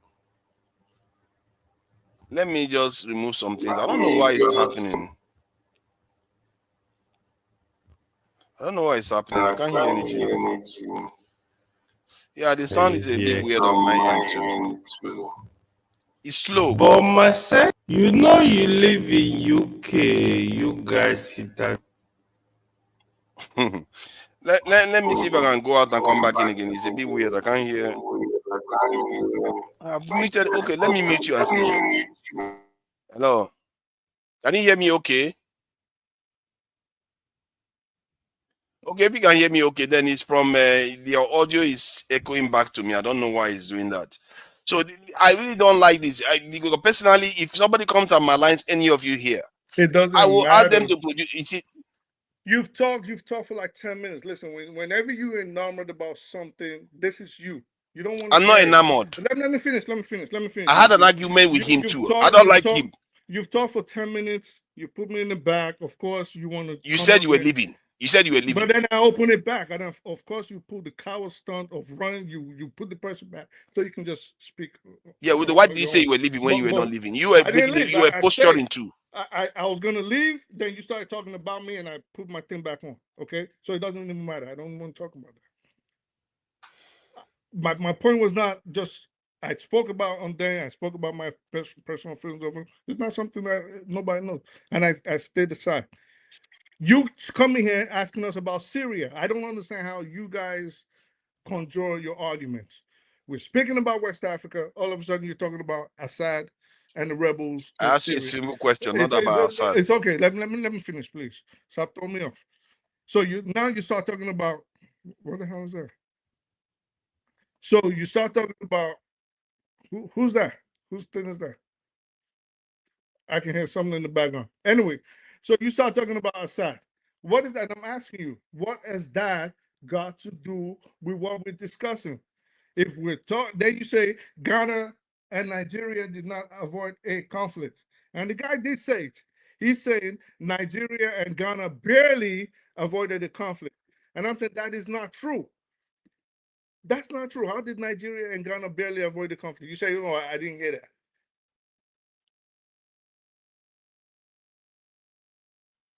Are you done? Because I keep hearing the feedback. Okay. Sometimes it happens. It was weird too. I was hearing some feedback too. I can't hear anything. It's when you open your mic, sometimes it comes back, but it's okay now.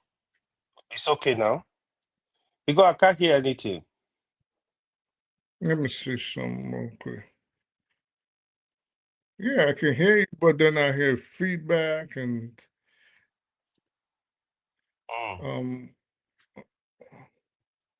you see, I'm hearing the feedback now. My side sounds okay to me. It sounds okay on this side too. Let me see. There must be something. Hopefully, you guys are not. I don't know what is going on here, but my own issue is that I don't like when they just start maligning people and just start attacking the person without even addressing the point. I don't care about the person. And I think you are the one that came and told me, okay, it was Maska, tell me about Tinubu. I don't care about him. It's what he's doing to the people. That's what I care about. As a matter of fact, most of the time I actually like people, human beings, but what they do sometimes is just downright mean and evil. Dude, you're making a mountain out of a molehill, okay? All of you said the same thing I said. You want to just take that out. You want to keep talking about it because that's the only talking point you got. That's the only defense you got. If okay, you really let's move on from it then to something else. So if you really have something, then maybe you want to talk about the points you raised, and you have to explain to us why you're taking them serious. It's up to you. The onus is on you. Not talking about Syria, then you take it now. You're talking about Ukraine. Tell us why you think Ghana and Nigeria really were on the precipice of a war. Tell us why you think Ukraine is funding rebel forces in West Africa. Tell us why you think these things are true. Okay. The reason why I think there is some truth to it, because funding is a strong word. I think they are supplying them weapons and tactics to use. That's funding for fathers. If you want to call it that. Maybe they are paying for it. Who knows? Sometimes it's not every time you have money, you get what you want. Nigeria experiences that. Funding does not just mean money. It just means you're providing. You can fund even just information. Okay, fine, good. I accept that. So if that is funding, then they are funding these Tuaregs. I just don't want people to misunderstand funding to mean financial assistance in any way. So they are funding the Tuaregs to attack the Ukrainian, the Burkinabe government, because the Burkinabe government is allied with Russia, that Ukraine is fighting at home. If they stretch, they killed 40 Russians from what I gather. So if they kill 40 Russians here, it's affecting the Russian government at home, because now they have to replace those people again. And from the war that they are using to fight Ukraine. And the same thing they did with this in Assad.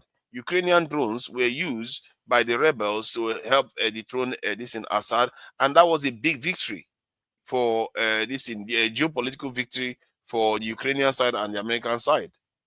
So that is the evidence there.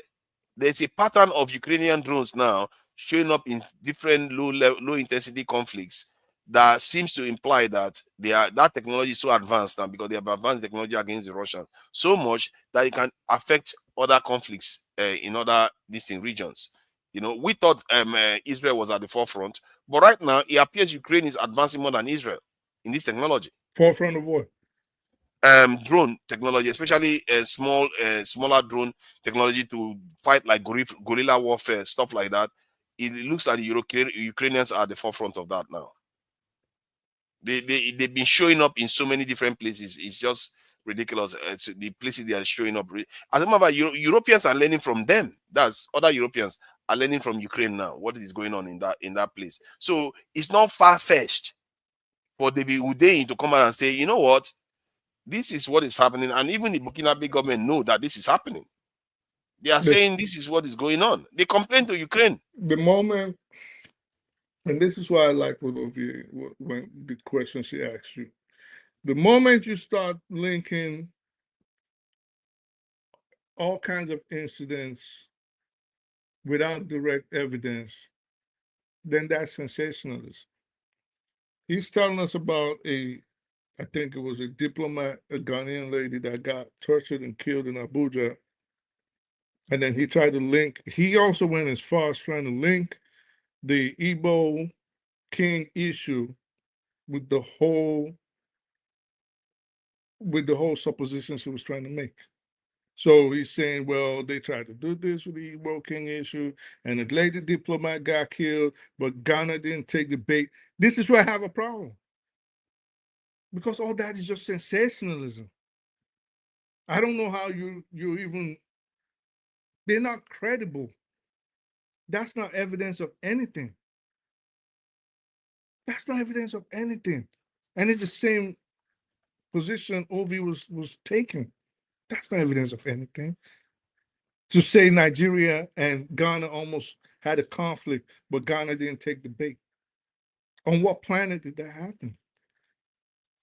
No, he's not expecting Nigeria and Ghana to fight. The term he used was that diplomatic dispute between them now will create an avenue for the Sahel nations to go at it. I think that's the term he tried to use. I don't think he expected Nigeria and Ghana to be fighting a war. That's not a war. That is an invasion. Come on, man. Jigule will take Ghana. We know that. This is not a war. It's not going to be a war. No, so the Nigerian way of journalism usually doesn't impress me. At times it does irritate me, because they are prone, or they're fond of making mountains out of molehills.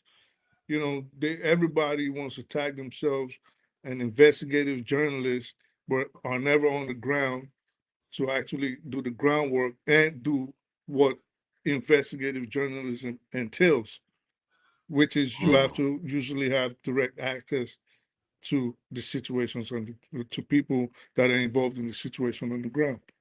And this is, so they just sit down, type whatever they want to type. I mean, it's the information age. A lot of people's minds are lagging, and everybody just consumes information and discards it same second. So they just put anything out there. And for someone like me, I'm not impressed, and it, quite frankly, ticks me off, because 1 + 1 will always be 2. It'll never be 11 or 1,000 or 1.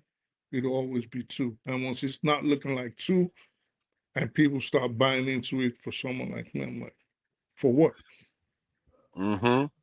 So I can see that even Ukrainian drones are showing up everywhere. When you mention drones, Ukraine is showing up everywhere in Africa now.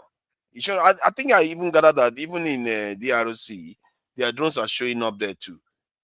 I don't know what is going on, man. Maybe it's America that is doing it, but Ukrainian drones are showing up everywhere, especially in low intensity conflicts. That's where they are really useful. So, and that is what he's saying. I don't know why he keeps saying it doesn't make sense. It doesn't make sense. It does make sense. If somebody tells me now, Ukrainian drone shows up in a conflict that I didn't know about before, the first thing I'll do is give them the benefit of the doubt, because it seems to be showing up everywhere right now. They are making a lot of money from it. Listen, when I listen to people, I don't just pick one thing out of everything, because I was listening to you guys. I was sitting here drafting something and I was listening to you guys.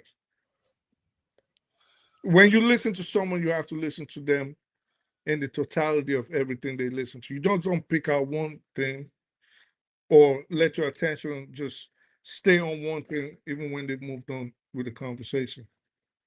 He didn't stay just on the drone. He mentioned a bunch of things that I have mentioned, namely the lady that got killed in Abuja. And he mentioned other things that he said could have caused a rift. He actually used the term conflict between Nigeria and Ghana and said Ghana did not take the bait.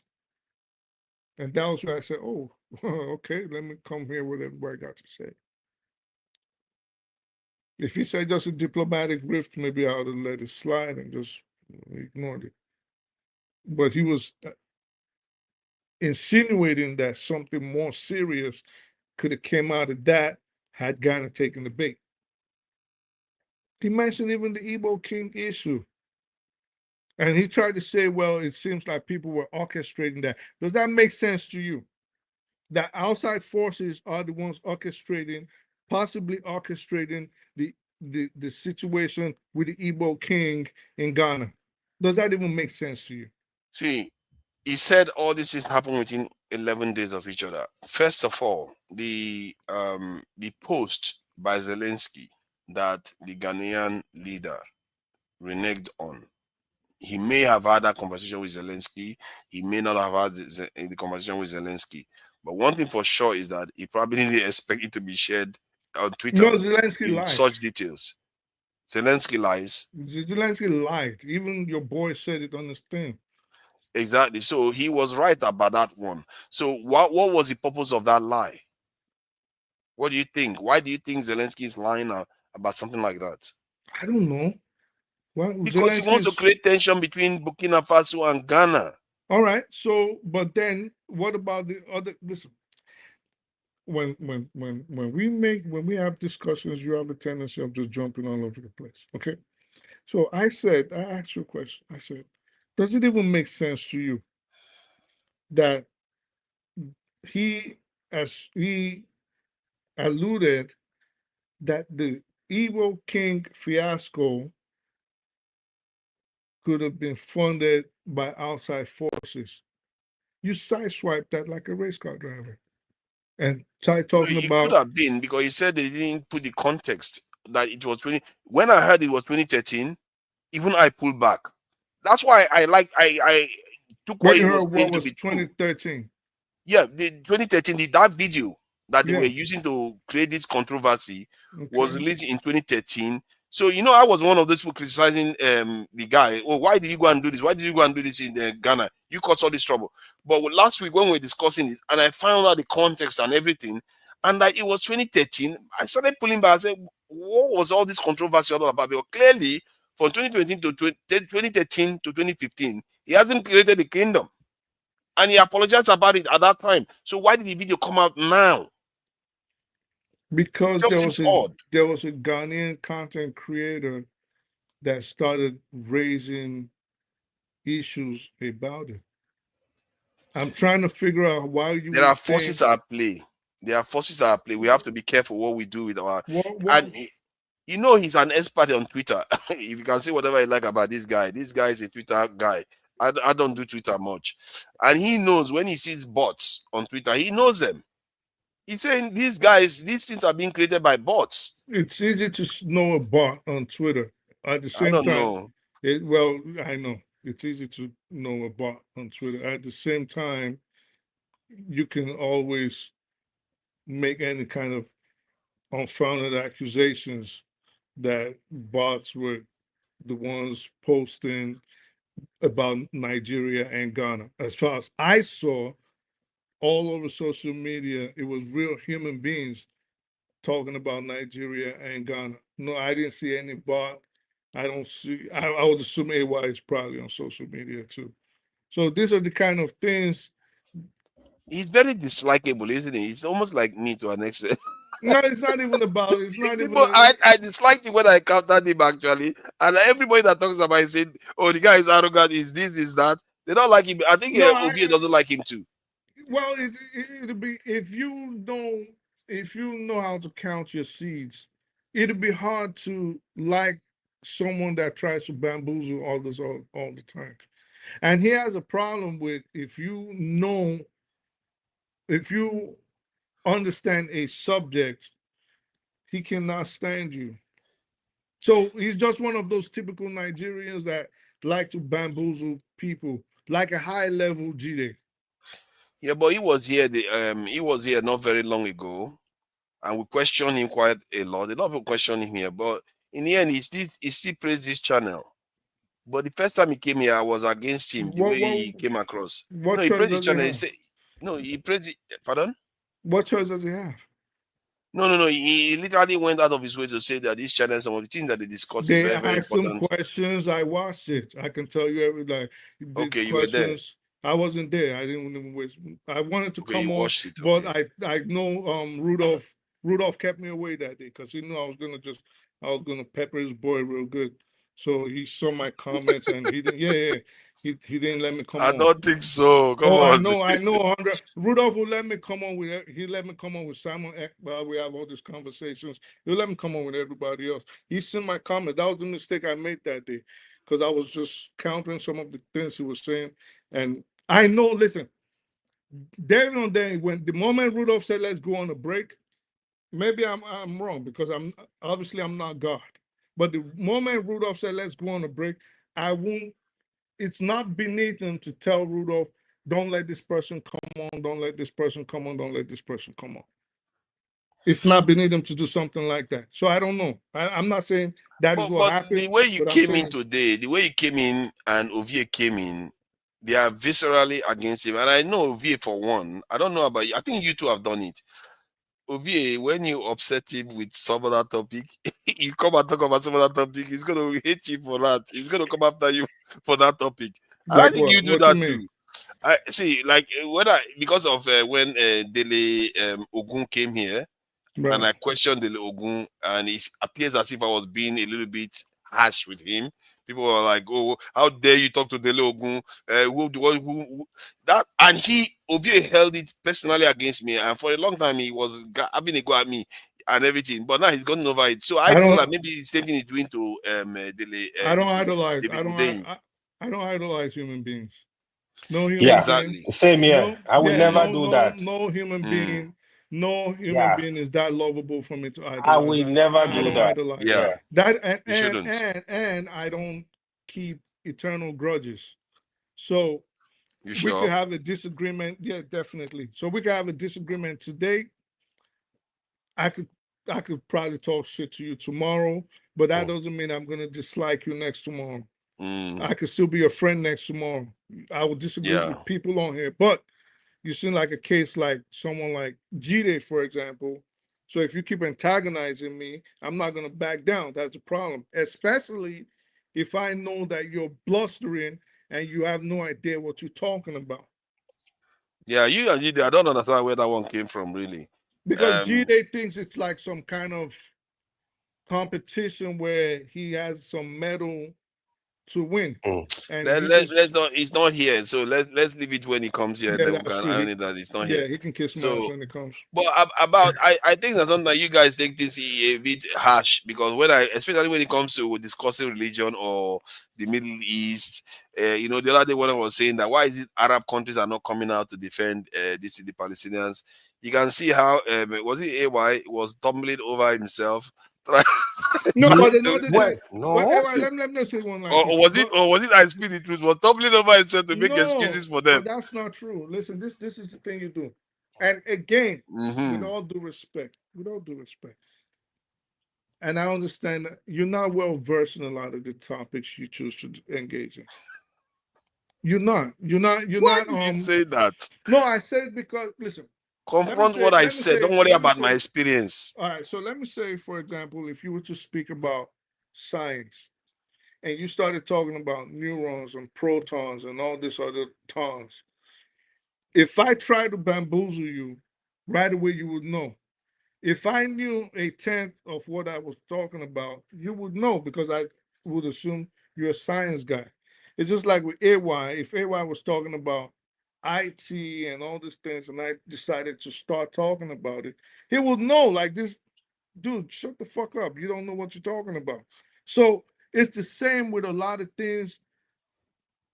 We're talking about you now, so I'm not going to bring anybody in. So it's the same thing. So sometimes you say certain things, and I think when we try to explain to you, we meaning myself and AY, for example, and we try to say, well, the Middle East or Islam or Northern Nigeria, things like that, we try to explain it to you. We could be talking about it, and I think it's just a character you have. We could be talking about this bottle, for example, It's hate, and hate, all of a hate. sudden you start It's talking hate, about not the character.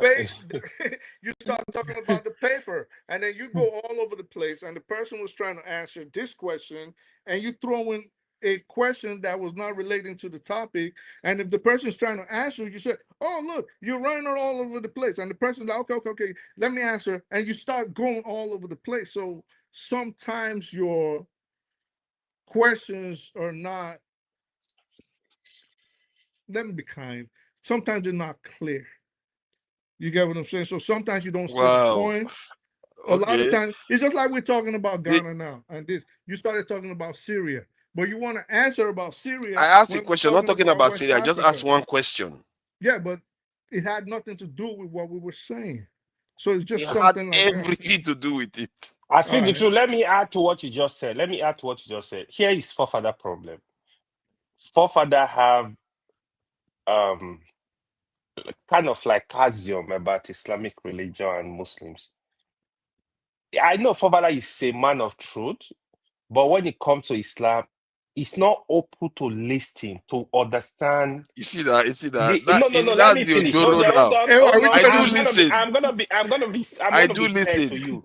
I'm gonna be fair to you. You don't wait. You don't want to. For example, you gotta speak high of. I speak the truth. Speak high of AY. Oh, they try to be objective. But Yeah, when you they do start on other lecturing you, issues. on Islamic, then you said I'm biased. No, it's not. So the thing is, I know for sure why I don't go hand on you on religion. I know if you understand Islam, you might even become Muslim easily because you are a man of truth. Mm-hmm. If you understand what is going on, you gotta understand things better. That's why we have mercy on people to give them an opportunity to understand That's things. exactly the problem I'm talking about. Who is worse? They never change. They always remain the same. Who is In worse, general, him honestly, or Local P? But see, the Him or question Local still P? stands, you know. Which The one question is still worse? stands. Him or Local P? Which one is worse in not listening? No, Local P, that one is I know Local P, I know the jealousies of Local P. Don't worry, don't even comes go to there. start the fight. I know where his problem is coming from. Local P shows up here and he chooses fight for it. You see, he just starts a fight. Yeah, because when it comes to those, you see, like me, I just tell people, just take this life easy, man. It just So, like when but I have a talk question though. I'm Mm. curious because of what happened in the Middle East while we are talking about it. Because I wanted to ask this question earlier on. Is this Arab thing fake? Because I see people behaving like tribal people in the Middle East right now. Nobody cares. Yeah, people are behaving tribally. It's almost as if the only people that practice Arabism anymore now are the ones that are the Sudanese and the black ones that are thinking Arabic. But if you look at the Middle East, the way everybody is holding on to their own chest right now, when even their neighbors are, Egypt, Jordan are still trading with Israel as all this is happening. They Let are me still tell getting you, gas from them. you are They are still completely trading right. with them just fine. Let me tell you the honest truth. The honest truth is Arab are very tribal people. That's just the honest truth. We from Africa, in fact, I can say without no fear of contradiction, Africa people, like black people, I don't know if I would call it we are delusional, we are unintelligent, we are unexposed, we don't know what is going on. We are the only people that we fight within ourselves, supporting another people. It's just like we are really the only people. We don't understand. Yeah, but the point I'm making is different when I'm saying do these Arab people see themselves as different from Palestinians? That's why they don't see themselves as There helping is them. politics. There is. That's what I'm saying. They Yes. are very So they see tribal. themselves different from each So other. tribal even people. if you study Islamic history, right? Even tribe in Arabia Peninsula, you will see discrimination against. It's just like how people Even come within and Igbo themselves, and like the Yoruba. Quraysh. It happened now, Quraysh, Igbo, all those one there are is very common, to be honest. If you Then what study is an this Arab Arabian thing history, then now? as a It's just matter of false then. fact, Because it's a Islam Western actually explanation. reduced that problem. Yes. But it was very pronounced in Pre-Islamic Islamic Arabia. era. So if you Wow. go read that history, so it's not out of place. So we that understand it, I don't get really surprised that some of the things that are Like going on, right? Jordanians are mainly Yeah, Palestinians. yeah, yeah. Jordanian and Palestinian are more like one. They're But even aside basically that, one people. yeah, one people. Mhm. So there is politics going on, you know, even like, for example, Iran, yeah, they are not Arab, but still, you know, but But I wish I they can't believe though, like many countries around the world are sanctioning Israel. While next door yeah, neighbors that They are Arab can. are still trading fine with Israel. Let me answer that. And I said it I don't, last. and you know that Israel has trade surplus. You know that what they are enriching Israel while Israel is killing Palestinians and taking West Bank lands. Let's say it like this. Let's start off like this. How is the world today? The world is very hypocritical. The world is anti-Islamic. A Buddhist can do something and there won't be an uproar. That someone do the same thing and they find out he has any links to Islam, times 10, the yells of the world. So it's a very hypocritical world. And Are if you you're, sure? of Is course, could it be because some Muslims, not or the ones that claim to be extreme Muslims, they go and do things that because you don't see Buddhists coming out to do stuff or that that's not true. brings that attention to them. Listen, I'll tell you something. It's not actually true. I'll tell you I something. can explain Okay. that to you. Let us see the truth speak first. So In the West, Buddhists in the West. I use Buddhists I just use Buddhists. It doesn't mean Buddhists. I just use oh yeah, we have Buddhists in the West. So anyway, recently there was a shooting in I think Miami.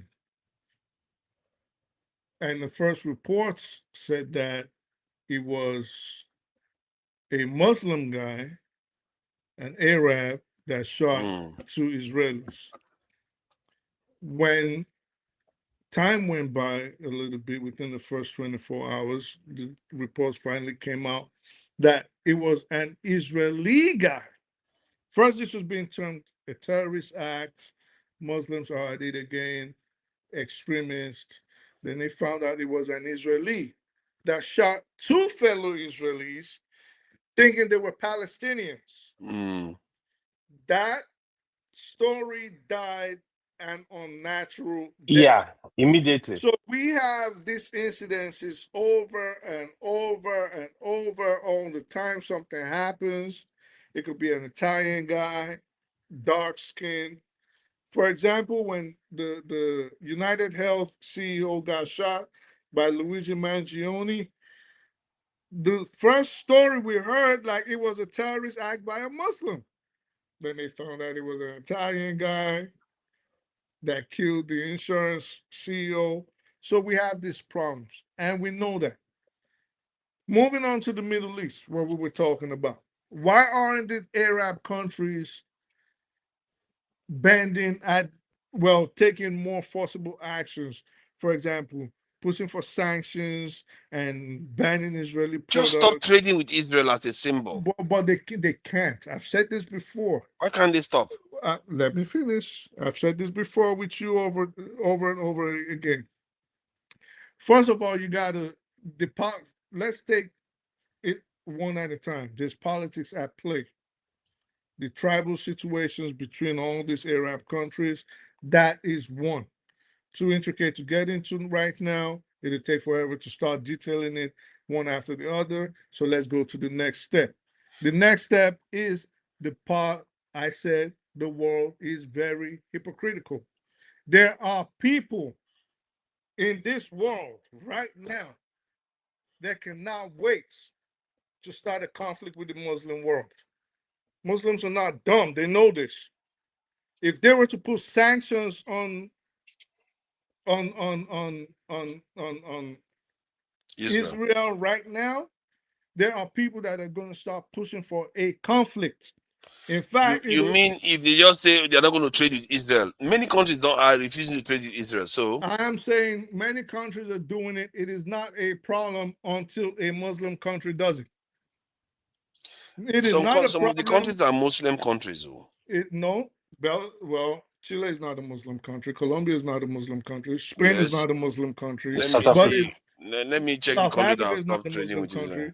But if the Arab League, for example, decided to come together and say, listen, this injustice is too much, the starvation is too much, the death and the carnage and the chaos is too much, we cannot stand this anymore, sanctions on Israel. I guarantee you tomorrow, people like KJ are going to be on here pushing on why they should get attacked.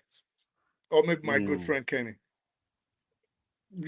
So there are people in this world right now that are waiting for it to be a Muslim versus Christian conflict. And this is look at what happened with Iran. Their generals got getting killed over and over and over and over and over and over.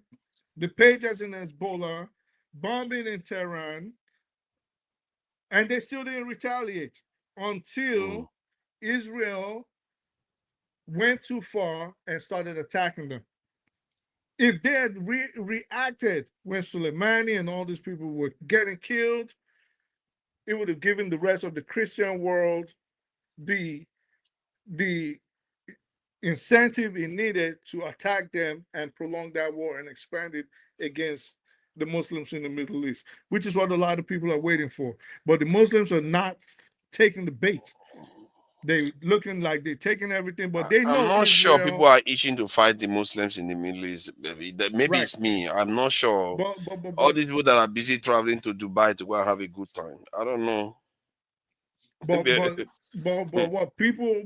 the rest of the world is doing, and the Muslim world knows it, and they avoiding it. But what we know is that with time, Israel will implode because it's so much you can do, so much death you can cause for the rest of the world to turn its cheek. After a while, like it's happening now, the rest of the world is going to be like, whoa, what is going on? Which is what is happening now. Yeah. The world is going to be what is going on. It appears only Turkey, a Muslim nation, has pulled trade from Israel until Israel allows sufficient humanitarian aid. I think maybe Israel has allowed that now, though. It was 2024. You think Israel has allowed humanitarian aid? No, I mean at that time, 2024, because there was a period when it stopped. So who knows, maybe they've restored it, but I will check to confirm whether they've restored it. Countries suspending trade negotiation or imposing sanctions. UK is one of them. Canada is the other. I must say they are quite low level. It's only Turkey that I can call out as Bahrain. This thing, I think they also imposed them, have issued protests and withdrawing their envoys, halting official diplomatic functions with Israel.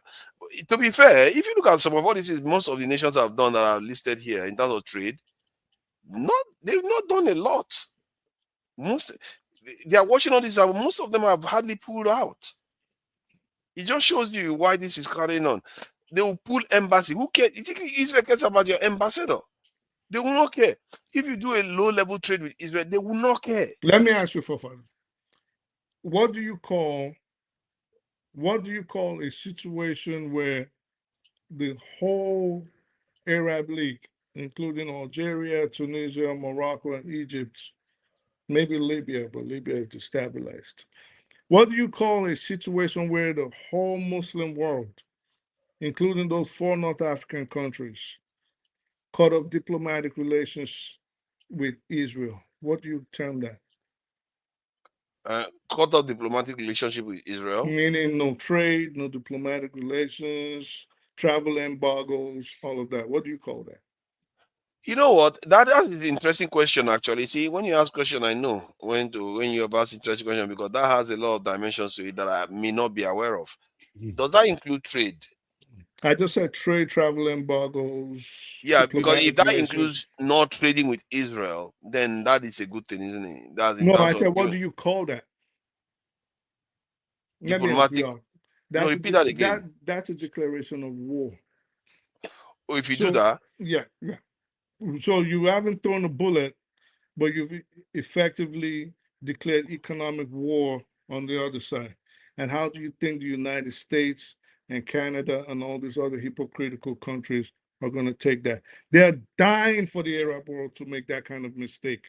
They're begging them, they're praying they make that kind of mistake so we can have a reason to I don't bomb the see that shit out as of war. you. Most people will not see it as war. That if you stop selling stuff to a country like Turkey stopped doing it. Did they attack Turkey? Turkey is a NATO ally. Anyway. Forefathers. Why don't you ever listen when the other person talks? I just said, as a group, if the Islamic world, and I even mentioned the North African countries, if they came together, all of them, the entire Middle East, which if they did that, places like Indonesia and Malaysia will jump in. All right? So if the entire Muslim world imposed an embargo on trade, on travel, on diplomatic relations with Israel, what do you think the West will term that as? They will jump tomorrow and announce how they're bombing different countries in the Middle East, and we're going to expand the war and totally destabilize that whole region. They're begging, they're waiting for it, and the Muslim world is not giving them that chance. So they're not stupid. It's painful to see. I really find that hard to believe that because they've done it before. Before it was even worse, where they completely stopped trading oil. I think in the 70s, the oil embargo or whatever. That one was even worse. This one is just stop trading with one country. We can see that with Houthis, America was able to throw Israel under the bus and say, you know what, as long as you don't bomb us, it's fine. You can bomb anything to do with Israel. But that's not true. That was a stupid. No, that's not true. That's not true. It's not. No. In the same week, he said Iran and the United States was negotiating. Then he turned around and attacked Iran that same week.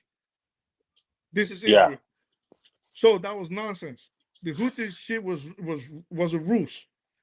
Just like. Okay, hold on. If something is a ruse, then the deal is still not on now. America is still not attacking Houthis, even if Houthis sank 2 ships how many weeks ago? Just 2 weeks ago. Because they've bombed what they can bomb. They've destroyed what they can destroy. What else are you going to do? There's nothing to destroy of the Houthis anymore. You've already destroyed the ports. You've already destroyed the only airport they have. What else are you going to do? There's nothing else. Because they signed a deal. That's why. You have to accept it. They signed a deal. That's why. The way America pulled back from that. That was very funny, man. Trump was like, really shocked me. Trump was even praising them. He said they are tough people. They are. That guy is crazy. They treat under the boss. They asked him, what if the guys bomb Israel? He's like, he didn't have anything to say for them. He just treat Israel under the boss on that one. Netanyahu has gone on now, earlier today, talking about, he's had reports that Iran is about to preemptively attack Israel. So now he has to attack them. We know why they want to do these things. I mean, they have the whole. Analysts have been saying it. It seems they're going to attack Iran again. I think you see why you are saying that. I think there's some truth to it because the patterns indicate that if Israel still refuses to stop the war in Gaza, it's because the work is not finished. It's not about Gaza. It's about something else. They want to start something big that gives them the actual pretext to completely evacuate that place. Epstein files are going to be released, America is going to encourage Israel start a war. Now you're going to get everybody. I see sooner or later everybody's going to align with my prediction. America is going to go to one big war. They will have a big problem at home. One way or other, they have to pick which one they go for. And I get the feeling that the war is the one they will go for. Sad but true. Because if it looks like that is going to be revealed, then Israel will have no stranglehold on America ever again, not in the nearest future. Yes, because they've been building on Yes. cases Oh, for Israel will be decades. done for They're generations. done because now they've exposed. The only way they get America to fund their lifestyle, because they're like America's pimp. So the only way they get America to go out in the cold and hustle for them and fund the Israeli lifestyle is because they say, well, if you don't fund it, look, I got a picture with you and three allegedly. I got a picture with you and these little girls. I got a picture with you and these little boys. If we show this to your people, You are your gone. career is over. You probably have to go to jail. Do what I say. There was a flood in Texas. Ted Cruz was not pushing for funds for his district. He was pushing that America gives $250 billion to Israel because of the war with Iran. He was pushing for that. His own people were drowning, dying in the streets of cholera. And he's fighting for Israel to get $250 billion. Judge Abbott was willing to give Israel $40 million from a little town in Texas. These are the things we have to face. We're facing, and if those files, that is why I think every reasonable person should push till those files come out. Because if those files should come out, the stranglehold they've had America in since the late 50s, it will be broken. Yeah, I hope it comes out too. I really hope it comes out. Although it will unleash the right wing in America, maybe these Israeli people are the ones containing them to an extent. It will unleash them. God knows what's going to happen to the black people because all these things they have knock-on effects. You see, so but I still think it should come out because I think our community needs a wake-up call anyway.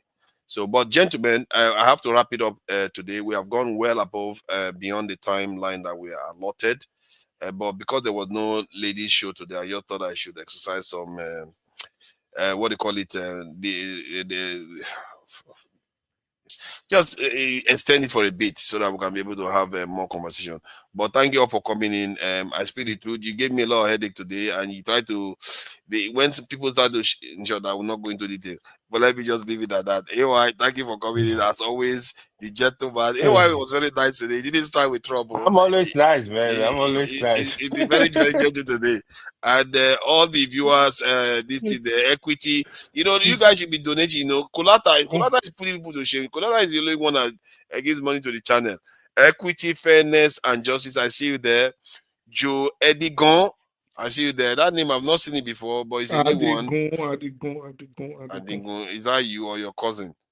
That's a Yoruba name. God, that guy doesn't like me. He really, really goes after me.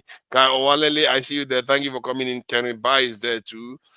Aladdin K. I've seen Aladdin K before, I think.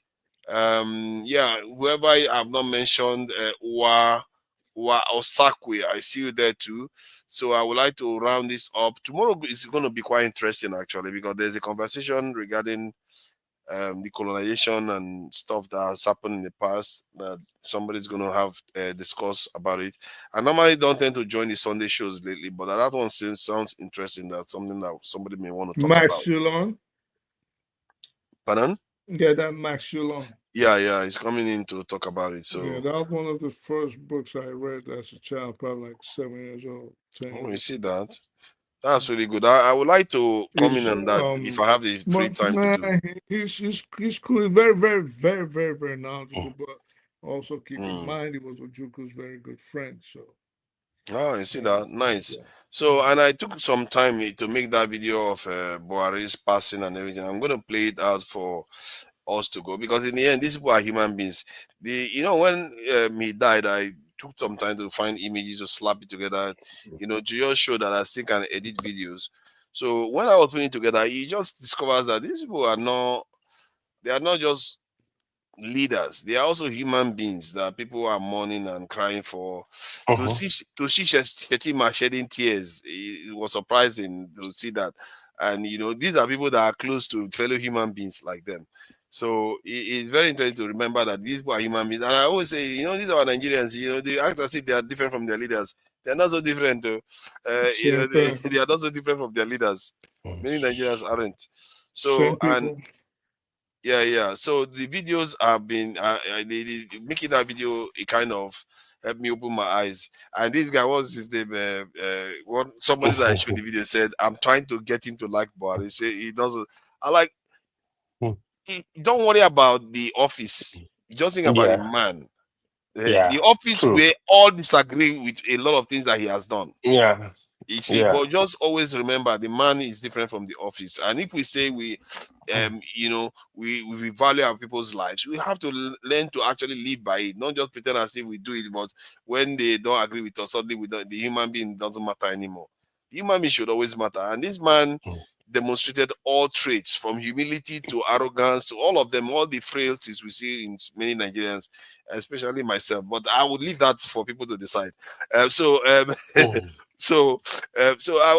was quite surprised. Some of the videos, like one of them when he was queuing behind students getting some food, he looked like every other man that was just waiting to buy food. Buhari was a very gentle and humble man. He was very humble. Picking up when a pastor dropped something, he was the one that went down to pick it up. Somebody that was with him wanted to pick it up, but he has already reached down to pick it up. In the image people that are close to him, that's how they say Buhari behaves.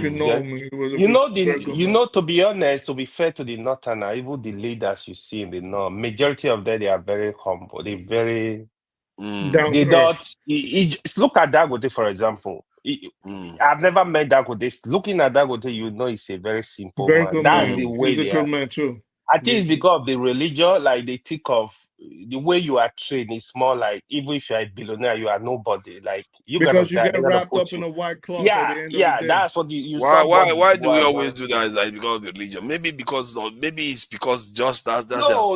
Religion has a role to play. Trust me. The Arab guys are not behaving like the religion is controlling them. No, even Arab, they do.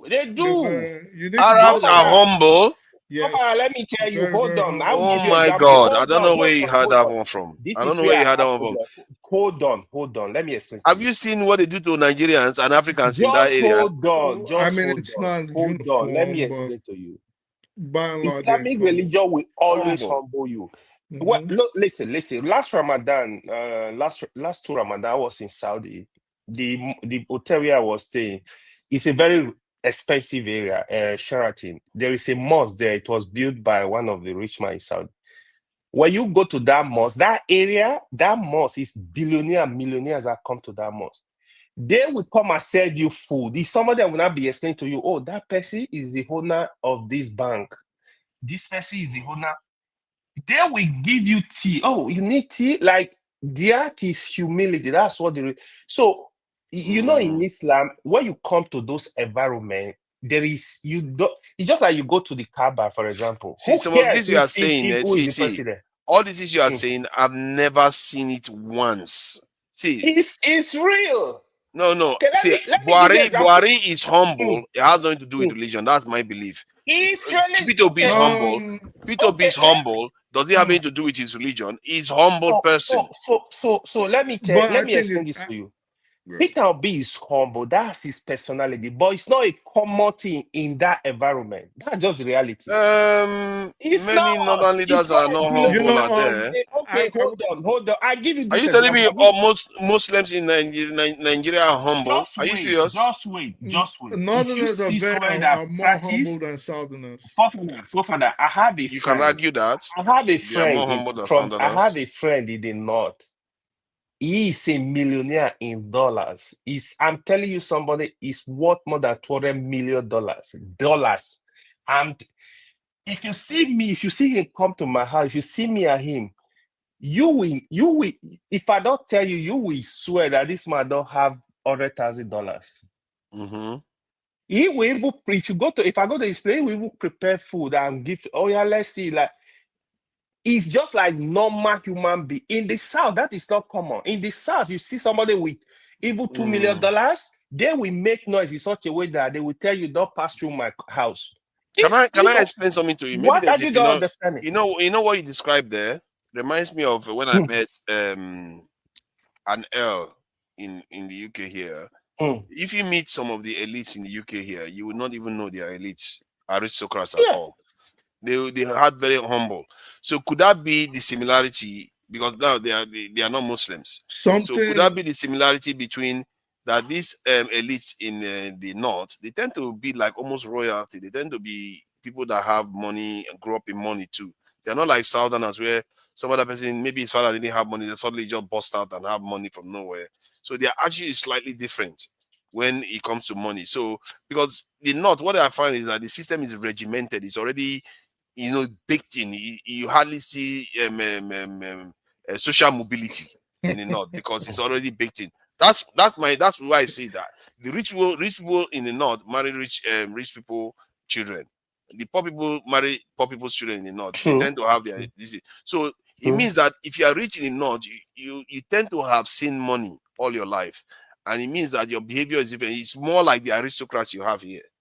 Right, but when you are describing it, it reminds me of the aristocrats that we have here. You have a very good point. You have one of the former governor of Sokoto, right? My friend, right? The father was a permanent secretary. He was working under him when he became governor. I don't want to mention his name. When he became governor, this man, governor, then he would drive to the father was late. My friend father was late. He will still drive to their house like normal. He will come, he will play with them, maybe go with one or two security. He will sit down there, they will give him food, they will gist like normal human being. They will sit on the mat. I'm like, is this like I can't believe it. Even so what I'm trying to tell you, the relationship is still intact, like normal as usual. How is that common in the South? In the South, give one person governor, he will tell you, say, who you be. Even you that was his classmate will tell you, no, don't allow him to come to my okay. So what equity, fairness, was it and not justice? Fubara that destroyed the House of Assembly in this in what equity, fairness, and justice said is true, because you could be a Muslim or a Christian. If you're going to be arrogant, you're going to be arrogant. If you could be mean, you could be wicked, but the religion could also be an influencing factor, which for a lot of Muslims and a lot of Northerners, it is. Yeah. So maybe otherwise they could have been more arrogant, more crude. But if you understand, for example, the tenets of the faith, then I think you will get where AY is coming from, saying the religion has a part to play in it. For example, there's something on the internet right now going around. There was an experiment. Everybody can go watch it. There was an experiment between a guy that pretended like he was crazy, and he went in a church, and he went in a mosque. I won't say what happened in the church, but in the mosque, he was well received. You can go watch the experiment. It depends on where. It depends on where even the other thing, it's not that, like, for example, if you look at North and South, in the South, somebody like Peter Obi is a perfect gentleman. You don't need to know him. If you look at Goodluck Jonathan is a perfect gentleman. He's humble. That is his nature. But it's not common within us in the South. That's just in general. But there are people that it's just like when you tell people, like, I see, no matter what happened, 8 years of Buhari, I criticize him. First of all, I don't believe Buhari was corrupt in terms of stealing money. I don't believe that. Buhari was a humble man. Even when you look at Goodluck as a person, I usually admire Goodluck. Me, I hammer Goodluck like, but I admire his personality, how humble he is. That is, I respect people in that direction. Like, you have all the power, you have the resources to bully people, but he was still gentle. But that, unfortunately, that did not really translate to leadership, you know. And sometimes if you're able to nice, you So start having problem with leadership. Abiola was he a Muslim or Christian? Abiola? Muslim. He was very extravagant too, though. He wasn't like humble like that. You know He what? wasn't Not humble. that. If you go back to the Abiola was humble, but he was extravagant. That's a typical Yoruba class. So it's more like you got to show the money, you got to do party, you got to. But if you are, if somebody like Davido's father is also very humble, very gentleman, very humble. If Femi, I did to an extent, Femi Oteda is also humble, but there are dark. Even Makadenuga is calm. He doesn't make noise. But I think it's coming down to the fact Abiola that is the chop life type. The chop life. I think that Yoruba. description you give of the North, especially when you describe it, it tends to come from the elite part. I think it comes from them being of aristocratic background. Yeah. Because I think there's something about aristocrats. They've seen life, they've seen money all their life, generation after generation. They understand the basics of life. It doesn't. For some reason, I need to understand it more. I think Prince Harry wrote a book about them, about some of the things that drive them and what they do and all those things. It's worth seeing. Because for me, my mouth was open when I saw it in the UK. I was like, okay, these guys, you will not even know if you didn't look at their features. You when you see those elites in the UK, they're almost like a different breed. You can it's just like tell Buhari's by their kids, features. like they just mad cool, even when they were going to school in London, just relaxed. So making that video about Buhari it reminds me that he's still a human being in the end, and sometimes we forget that. And he's a human being that tried his best. Maybe he's not clever enough. He's not clever enough to deal with Nigeria problems. His best was not good enough. He simply was not good enough. Buhari just wasn't trying to die the second time. And one of the things I admire most about him is that he doesn't cling to power. He doesn't want to cling to power. Yeah. He wanted out. He wanted out as soon as possible. Buhari has some great quality as a person. Right? I remember the interview the current governor of Castina. He said he went to meet Buhari. He was telling Buhari, like, all the problem, more like seeking fatherly advice. Buhari said, nobody can fix this country. Just do your best and leave the rest. So that's what he said. That is actually the ideology. That is how Buhari ruled Nigeria. Buhari got to a point, he noticed that I can't keep myself. Let me just do what I can do. This man crazy. There's no point dealing with their nonsense. There is video of President Buhari where he was using toothpick, like, don't disturb me with your problem. So that was his attitude to ruling Nigeria. He just felt that this problem is too much. If I carry this problem on my head, I'm gonna die on time.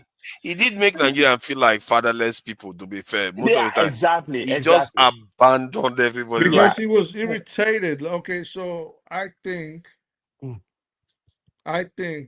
this is the thing. The Nigeria he left in '85 is not what he came back to meet the second time around. So he couldn't believe it. Like, he was just like, holy crap, like, this is how these people are. Yeah, he was very disappointed, and he was very I think Buhari would have gotten a better name after his first 4 years. He would just say, you know what, I'm not interested again. I want to conduct a new election. Let's see how. He would just like say, no, I don't want to contest again. Yeah, but he didn't want to leave power for the people that were going to come behind him. That is the other thing. But even the Kaaba, they will kill him. It does not have. I don't know if they would have killed him. Did anybody notice that Buhari? They said when he was governing the country for 9 months before he fell ill, that he was quite hands-on. That it seems like he was doing things the right way. I don't know. That was when people somebody said can investigate that now, but I don't know how true. Yeah, maybe because they said after he fell ill, power started moving away from him to other people in his government. Maybe that's what happened, because the first 9 months, I even went on ChatGPT to ask the same question. He says ChatGPT concluded that there was a marked difference, and then he went on to list all the marked difference that showed up after 9 months. Yeah, because you realize the interest at play. It was, that period was really sick, right? when these people started carrying fake news that Jubril. Buhari is Jubril that for is dead. and That's even also during undermining even too. the day he died, KJ was still propagating all this. Oh I'm my like, God! can you The stop this comment on nonsense? that video, that I made, they were still almost everybody unanimous say he died twice. Even IPOB member, even like it sounds very unintelligent discussion. People, it was irritating because you are talking of somebody that was meeting one leaders, meeting president of. Do you know what it takes to meet with president of America? This facial recognition. You are meeting British Prime Minister. Nigerians You are can't meeting. recognize him. Nigerians can't I know said, who is do who. you know what you're talking about? And educated people, you are online talking bullshit. Oh, like they said, like even the man that came here, I remember the Damiji was asking him, do you mean that was not Buhari? He said, yeah, that's what. I'm like, can you just stop your As if they have foolishness? any issue removing Buhari from office. They can remove It Buhari. was just complete rubbish. I Unbridled can't. hate, People were unmitigated hate. There's no difference. There's no difference Look at between. Tracy Jacobi. Jacobi, what do you mean? I didn't even mention Tracy Jacobi. What did you mean? Trace in a mad girl. Oh my God. Unbridled hate and unmitigated dislike for someone. There's been studies that show that it induces, and there's no difference between it and psychosis. So when a person does not like you, when they literally hate you, not just dislike, hate, extreme dislike. The hate was much. There's They really no don't like difference. him. They really don't like There's him. no difference. When they speak, you could tell, like, okay, there's something wrong with this person, the way they're saying. Because for you to believe even a tenth of the things they do at that man, it's like, wow, okay. Like, But Buhari has his blind spots. He had blind spots for his own countrymen, like some Fulanis, this thing, and the people that trade in foreign currency. He also had blind spots the way he talks about Southeast, and maybe it's just a human thing. He talked about the war that was fought in Nigeria, and he was saying that we killed ourselves. He didn't even say we killed some people. He said we killed Yeah, he ourselves. really loved the But country. people don't like that even when he says that, and they will be like, he says. Then he went on to say, what else can we have done to ourselves? We've damaged ourselves enough. okay. We have to move on. Let's be real. I love Buhari, but he was a bigot. Okay. I love him. He had that He issue, believed a in bit nepotism. of He it. believed, yeah, a tinge bit, but there was an element Is of there? bigotry there, like most Nigerians, like an overwhelming true. majority of Nigerians. Okay, and then he also believed in nepotism. He didn't trust too many outsiders, so he wanted to he did trust him. I for noticed good that. for good reason too. The if I was in the experience, shoes, for the experience, cool. experience, and then The he same thing said, for this president. Most democratic, they put their own people there. Why I is he don't know going why for? they doing that, but for Buhari case, it's right? Even that killing, that coup that killed a lot of northern leaders. Those were the people that they were little boys that witnessed that crisis. So they didn't get over it to date. They didn't get over it. A lot of northern elders, It's true. they didn't get over it. So maybe the younger northerners, even the way you have it in the southeast, the younger one, will be able to let these issues go and let's live as one, kind of look for common ground to be one. Because I think that was part of the thing that was drawing the country backward. What? Both sides didn't let it go. So even the in the East, for example, the Igbo, the elders, it was difficult because they witnessed this stuff. It's different. I have friends from the East. Some of them were telling me anytime their father want to tell their story about Biafra war, he will start crying. I have close friends. He said anytime her father measured that each case, he said she will start crying because you got to be fair to both sides. It was a very bitter experience. Don't forget, even the Igbos, for example, you see people, a family of 10, they wipe out like half of them. It's hard. Like It's just AY like said we something. now. It's not like, yeah, you interject. wake up, somebody kill your father, kill your mother. It's hard. It's not easy, to be honest. To get Both over. sides never let it go, and I think it harmed to a large extent. Again, I can see where they're coming from. It harmed the East more mentally than it harmed the rest of Nigeria. An example of what AY is saying, I'll tell you something. No, we shouldn't go into that. We shouldn't go into that. We are supposed to be wrapping up. Chinua Achebe, We're just talking about this thing before we go. Chinua Achebe, for example, was an author that I used to respect. You know, Chinua Achebe, Wole Soyinka, Ngugi wa Thiong'o, people of that African contemporary literature. But his last book, before he passed away, let me see him in a different light. Completely different. If you've never read it, I'll say go read it and you see what I'm talking about. So thank you for that. Thank you for that. You see, Madam, look, you see, one of the things my policy is don't tell people how to remember their leaders. They have the right to remember their leaders the way they choose to.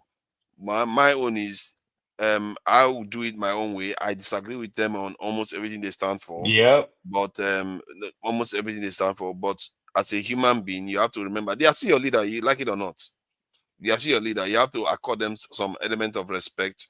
Otherwise, your children may not respect you. It's just how life is. They will judge you harshly just because they disagree with you. You don't respect your parents, you expect your children to respect exactly. you. And one thing I have known is that one parent will die. If that parent has 5 children, almost every 5 of them will react differently to their passing. And that is why I decided that, you know what, I'm not going to tell Nigerians how to mourn Buhari, whether they'll cost him, let them do, because it's the parent. If you rule well, people will translate, they will be crying on the street for you. That's what people do. You'll be surprised what people do when they love their leader, man. I don't think we've seen that anymore. We've hardly seen that.